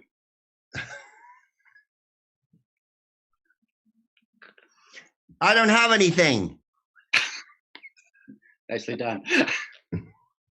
Don't you hate wearing these retainers? Welcome to Rollerball. We're here in Houston, the Energy City. Greg, we said newer references. There was a remake in the 2000s. Yes, but you were doing the James Conn one all the way. Wait, I have a prop. Wait, I'm sorry. No, this is a crutch. Jeff, will you please tell your horse goes into the bar joke? A horse goes into a bar and the bartender says, "Hey, why the long face?" And the horse says, "Because my alcoholism is destroying my family." Wow. There's a couple of twists in there. Yeah. Because I wished half my head was an orange. Yes. Have you heard my COVID joke? No. This ought to be tasteful. I was recently in the hospital. I was symptomatic and I was showing signs of COVID-19, and I was sitting and not feeling well. The doctor specialist came in and said, "Jeff, doesn't look good. We don't know what's going on exactly, but we're going to put you on a diet of quesadillas, pizza, and crackers." And I said, "Why quesadilla, pizza, and crackers?" That's what I asked the specialist. I said, "Why a diet of quesadillas, pizza, and crackers?" And he said, "Well, that's the only food that we can slide under the door." Oh, so this is a slice of life thing. Sounds good. And a slice of pizza. Wow. We're going to play a Hollywood director Oh.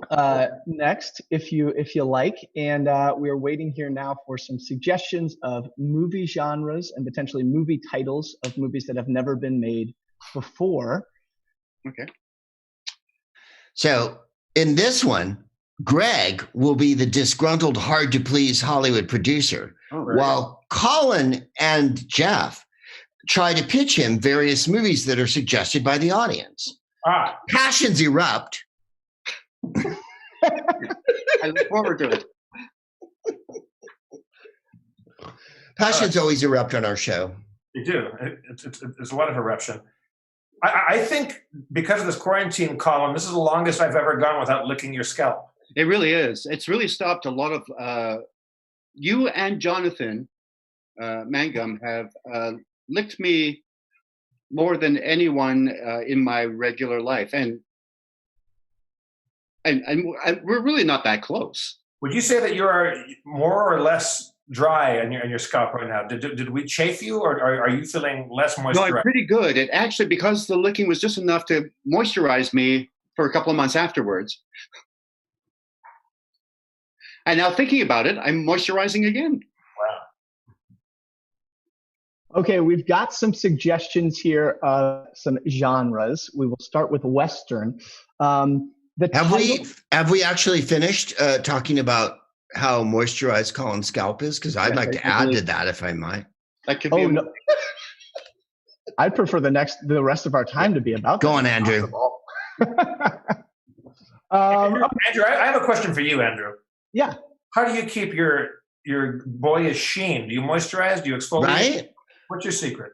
Because there'll always be a place in show business for you as long as your skin retains its lustrous sheen. Oh, Lord. I think the ring light is doing a lot of the heavy lifting for my sheen right now. Also, I'm guessing you're younger than all of us. By several generations in some cases. Oh, I'm 17, yeah. Oh, yeah. That explains it. Were you born before or after Ghostbusters? I think after. When was I'm just chuffed to find out that Ghostbusters is the line of demarcation that separates us from the previous aeons of human civilization. And the citizen. My only rule is the women I date have to have been born before Ghostbusters was in theaters. Well, it only came out 3 years ago, right? No, that's the agreement. There was an original. Okay, I said too much. So a Western. A Western. A Western. Titles? Yeah. Are we making up the titles? I've never done this game before. Let's do this. Okay, here we go. Take it away. Do I'm gonna we have ask. a title? Wait, do we have a title? No, you make that shit up. All right. I'll make that stuff up. All right. All right, gentlemen. Thanks for coming in today. Listen, time is money. Red turns to green. I'm a very busy man. I was told you were unbelievably hot. You were incandescent. You were next to the sun. What do you got for me? Something that hasn't been done for quite a while. Something What's that hasn't been successfully. I'm telling you, it is a Western. What? It is set in the Old West. Terry, tell them the flashpoints. The flashpoints are 275 degrees Fahrenheit because we're cooking with olive oil on this one. It's hot. It's a hot Western. Speaking of olive oil, it's a spaghetti Western. What we do is we take the Western, we put a little garlic, a little oregano. TikTok.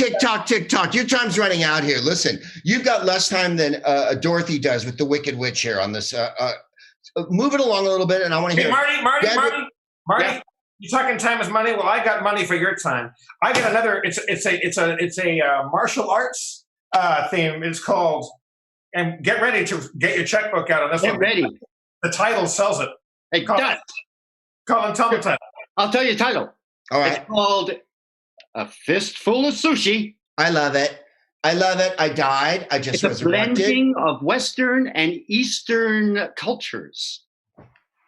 Absolutely perfect. Spot on. Crystal clear. Everything that the moment requires. Not only have you contained the zeitgeist, you've thrown the zeitgeist to the ground, had your way with it, left it in a ditch, and gone for soy lattes and a light dose of Pilates. I haven't even told you the best part. We have resurrected Charles Bronson. What? We have resurrected Charles Bronson. Sold. Green lighted. He's an undead sashimi chef out for vengeance when he finds out that his knife has been dulled by an overlord who is hell-bent on cooking all fish from then on. We have been going on TikTok, and Charles Bronson has been rating so high the last 3 weeks that this is through the roof. We actually have a little bit of a screen test. Colin, show him the screen test of Charles Bronson reading one of the lines from the film.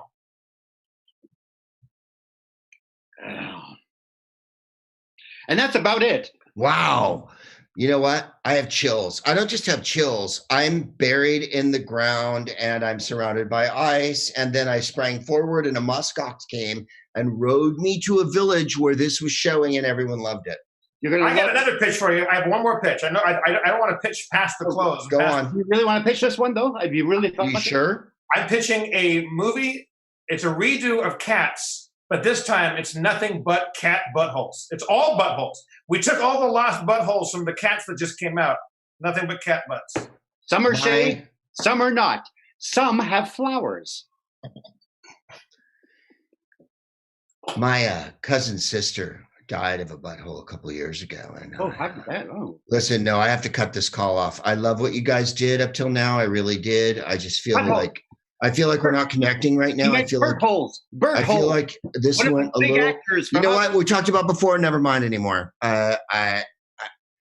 You know what?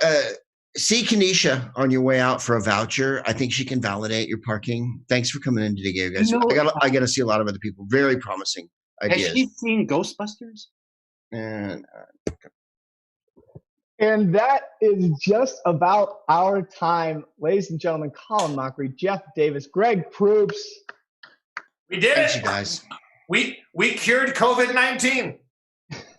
At the very least, I think there was a couple of good minutes of mediocre improv to cure the ails of some good movie ideas. Yes. Right? I love that Charles Bronson one. Yeah. Greg, do your Charles Bronson impression for me. I don't like you, you son of a bitch. So the Charles Bronson I remember. Because it's not very good. Thank you, Andrew. on TikTok. Thank you all so much. That's all the time we have for today. You are watching the Comedy Night during Cameo Cares live stream. So stay tuned, because up next we've got Jade Catta-Preta from MTV's The Soup. And one more reminder, Cameo will be donating proceeds to charities helping those impacted by COVID-19. So make your Cameo request now, or you can donate using the link in the description below. Okay, we are handing it off to you, Jade.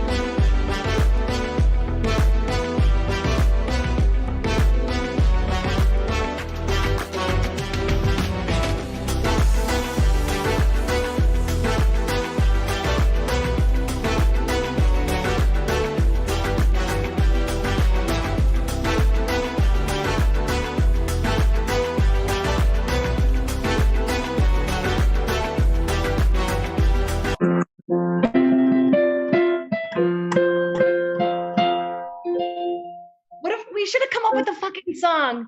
It's the Jeff and Jade Hour. We're here to drink. We're here to drink and talk to you guys. Yeah. If you can guess what kind of beer this is, I'll donate $50. Somebody can talk to us. And I'll match that. You guys guessed it as they guessed earlier. It is my own pee. I'm barely surviving. I haven't left my house in a long time. I've sent out a lot of nudes. Have you sent out any nudes, Jeff?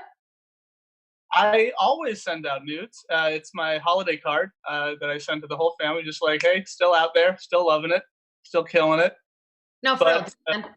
For real, no. Never? I don't even send myself nudes. Have you taken pictures just to like see, like just to work it out, just to get like your angles right? Well, I walk around my apartment naked a lot, if that counts. In front of, like, does that count at all or no? Doesn't count because you know how things like they're different a little bit in front of a Yeah, lens, in front of a camera, and like just getting really honest, like because the camera can always tell if you're not telling the truth. It can call BS. That's very true. I Should I sing a song about that. Should I introduce you? This is Jeffrey Baldinger, everybody. Hi, everybody. Here live with Cameo, raising some money because of this weird time we're all experiencing. And we're all very, very hungry for validation and haven't been on stage for many days. So we're very stage thirsty. So I hope this is fun for everyone. Like, we need it to survive. Yeah, 100%. And I'm happy to be here. What? I just thank you for having me. This is my first interaction for the day. So, like, this is awesome. Wow. I'm loving this. Yeah, I can't believe that this whole day you decided just not to close the door fully behind you. You're like, I'm just gonna keep it a little. Wow, so much more put together. You just have to call it out, and that's just all it is. I'm distracted by this fan spinning behind me, and I didn't even notice until now. That's all I see. I'm like, I wish I had picked a better spot to put my piano. I can't. Maybe I'll fly away. That's a whole thing now. Like, part of our whole personality and our like social interaction is like kind of our background. And people are like, I have all these friends that, you know, I call them and I'm like, did you production design that corner of your apartment? Like, do you have that many books laid out? I mean, I feel like my place is cute. Like, it's put together, you know? Oh yeah. Yeah. That's like on the catalog. A little inside of my house. Like, all right. Take this out. All right. Cool. Wow. There's a lot of clothes on the ground. You're a boy. Oh, yeah. Wow, you really live like you're just out of college, huh? You're a comedian. Well, I'm sorry. I don't have a set designer. I don't have a set designer background. Okay. It's like, I don't pay attention to continuity. I can't just like, we're back to one. Sorry. I get it, but I have such OCD that things have to be in their place. Like, it's something I live with every day. And I think it helps me with like comedy and stuff like that because, you know, all that. But yeah. Oh, somebody said, wait, we have some chats. Okay. Gwen Thomas. Oh, that's very sweet. Gwen Thomas, what's up, dude? When I read it, I was like, immediately like, I was like, Gwen Stefani, I love her. I need her. Okay, so how did Jeff and I meet? We were like behind the Laugh Factory, both just giving blowjobs. Mm-hmm. And that's how everybody starts business. I started to cry, and he was like, "You need a tissue?" And I was like, "Oh, that's so nice." How did we meet? I mean, the Comedy Store, Laugh Factory, Improv. We've been going up for years, at least a decade. We're not a musical duet, as you would say. We haven't formally ever announced that, but like we've had a lot of moments where we get to play on stage. Jeff is a comic and he also plays piano, and I'm like a frustrated musical theater person. Yep. So I really like singing my sets, and we've had these magical nights. We'll post them actually. We should start posting them. Yeah, absolutely. We have my voice not being like. No, your voice is amazing. You kill it every time. And I think one time, just like 8 years ago or whatever, we just happened to be on stage together, and I was like, let's play, or like you were like, let's play, and one of those things, and it was just like, Yeah. this is amazing. Let's do this all the time, whenever we can. Sometimes it clicks so intensely, I don't even know what's going on. I'm floating, and I'm like, just like, and it takes over my body. I don't even like. And then you show me the video. That video, I have no memory of that. Like, Right? zero memory of that. I have so many of those like little clips. I'm like, holy shit, we were so good. Like we were so together on that one. Like, But then when we tried the hour was hard. It's hard to do a full hour with music if it's not planned out. Like because it kind of sometimes hurts your bits. Like sometimes I would try to do a joke and I couldn't go make it with the music. Wait, Kat wants to know who's the most famous person in their phones? Oh my God, thirsty. Oh my God, I would never tell you. Wow. I just started saying names. I would never tell you. Hold on, let me just check real quick. Yeah. Oh my God, it's funny because I get nervous that somebody will find my phone and they're very private. So I do kind of hide people's names. I have like little nicknames for people who are like super famous on my phone. Yeah. Yep, I do that too. But also, sometimes I do that, but sometimes I'm like, I don't want to hide their name because I like the feeling when they pop up on caller ID. When they call, you're like, oh, oh, I just gotta take this real quick. Mm-hmm. All right, let's see. There's another question from Ashley. I like how like their names. Ashley. Yeah. Play Ashley song? Oh my God, do you remember? Oh yeah, Ashley. Look, this is not personal, okay, but I do have a bit about. Oh, Ashley, let's. I met 3 Ashleys, and they were all sluts and survey says. Ashley is kind of a slut. Okay, I'm kidding, Ashley, I'm kidding. Okay, if I'm still bitching Tiger, you guys think Carol Baskin killed her husband? Yeah, dude. 100%. She killed her husband, and that new dude is her cock. It's weird. 100%. I like it. 100%. Better than all the other guys. You know, we've been talking about singing for so long. I think somebody wants a song. Hey, go for it. Sorry. Oh my God, my Google just said, sorry, I don't understand. We don't understand either.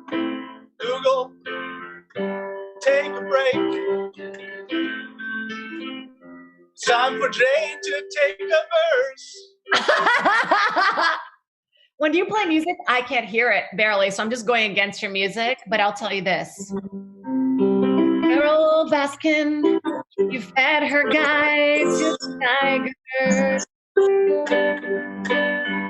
Can you hear me, Jade? This is the best we've ever sounded. In the chats. I'm wearing a full leotard. Is it leopard print? No, it's not. But we can save all the tigers from the zoo because Carol Baskin is a psychopath. Yes, she is. But we can all agree this is a good show. Guys, I love Tiger King. I loved it, but I have to admit something. I saw it I saw it right away, and I binged it in like one day, and then it was like all people talked about for a month, and I was like, enough! Like it's just like when people start to do like those trendy things online, like the Instagram things with like the Tinder, Facebook, blah blah blah, and then like people are doing it for like a month. It's like once I've seen a few people do it really well, it's done. Done. That's what this quarantine has done mostly is just condensed the fucking the zeitgeist, shit to like everybody, yeah. It's like Tiger King. All right, then like something new. It's a day, maybe even an hour, where it's like, oh my god. And then it's like, all right, what's the next thing? That was. There's 2 reality shows that I'm like obsessed with right now. I told you, Too Hot to Handle. It's a bunch of hot people. They're on an island. They're all like really into dating sites, and they think they're just original together. And I don't know how much we can curse on here. Boink. And then an Alexa type of robot comes on and is like, there are 2 rules to staying here. You can't have sex or kiss. There's a certain amount of money you're making. And every time you do that, money will be deducted from your account. And they're like, what? You know, because they're like also very hungry for money. I mean, that's the new Temptation Island, I think. Cursing is allowed. I'm excited to watch that. And then, of course, the Bachelor music show has just been. Oh, we can curse. Fuck yeah. Fucking shit. Hell yeah. Fucking shit. Fucking shit. Fucking cunt. Hell yeah. Motherfucker. How much can we cuss? Shit, piss, cunt, motherfucker, tits. It's encouraged. Yeah. How many curse words do you think we can come up with? Ooh, like new ones? No, like let's just go like all the curse words that are like that people say. Okay, let's see how many we can get real quick. Fuck, cunt, shit, bitch, bastard. Okay, can I say motherfucker? Is that enough? Yep, motherfucker. I mean, do we count derivations? So like damn and goddamn it are 2 separate? Yeah, I guess that's too close. Too close. So because piss, cunt, motherfucker. I didn't say piss is not really a curse word, is it? Piss. I'm just tits. Tits, dick, balls. Pussy. Is that pussy? Pussy's a curse, right? Cock. Yeah, pussy. Cock. I think pussy is my favorite curse word to say. Pussy or it's a great one. It's not curse word. Fuck. Yeah, pussy. Yeah, I like fuck, shit. Cunt is a fun word. Keep it up. That's not a swear word. I love that they're like, keep up all the cursing. This is like a nightmare. Remember, so, you know how I do corporate stuff sometimes. You know, we all do corporate shows and stuff, but it's very difficult for me because a lot of my material is real and honest and about my life and disgusting. And wait, you mean the corporate people aren't into the whole like threesome? They don't want me to say pussy with all the affection and love that comes from inside my heart, you know? Me that 3M wouldn't dig that. No, it's tough. But I did a gig for Google. And I was supposed to do this like very clean speech about like women in the workplace, and we worked on it like every comma, it was like perfect, and it was like a few days after my breakup, so I was like kind of a mess, and I just went up there and I just couldn't remember anything, and then I just started telling the dirtiest jokes, like, you know, my jokes, like I started doing that joke about like choking on a pube, and then there was a woman who was pregnant, and I go, what is that from last year's retreat? And then I got everybody to say the word dick on the count of 3, and I could just see them like, as soon as I got off the stage, they were like, it's okay. That's amazing. Crazy. That's what whenever I get really panicked, I just like sort of lean that way because it makes other people more uncomfortable. So I'm more in charge that way. I'm like, okay. Like I had an opposite experience when I first started stand-up, like it was maybe in my first year, I got a gig, and when you're first starting, your material that you have is just the material that you have. There's not like I had, 5 minutes that I could make in, like, if somebody asked me to do 30, I was like, yeah, I can do 30. If they were like, extend, you'd be like, yeah. So I took the gig because you just do in the first year. And what I didn't realize, and I didn't ask, is where it was, which was at a church. It was a church gig, and my stage was right underneath a huge cross, just right underneath it. And I was like, whoa, this is shitty. This is awful, because my material at the time, I had a whole bit about bestiality, and it was one of those things where I was like, this is the only material I have, so I'm going to do it. And literally, somebody in the front row raised her hand and just goes, "Can you please talk about something else?"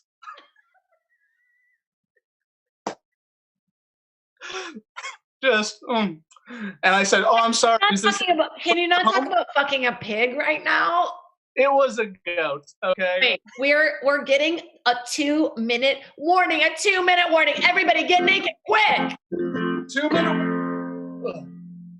Yeah, let's have phone sex right now in front of all these people.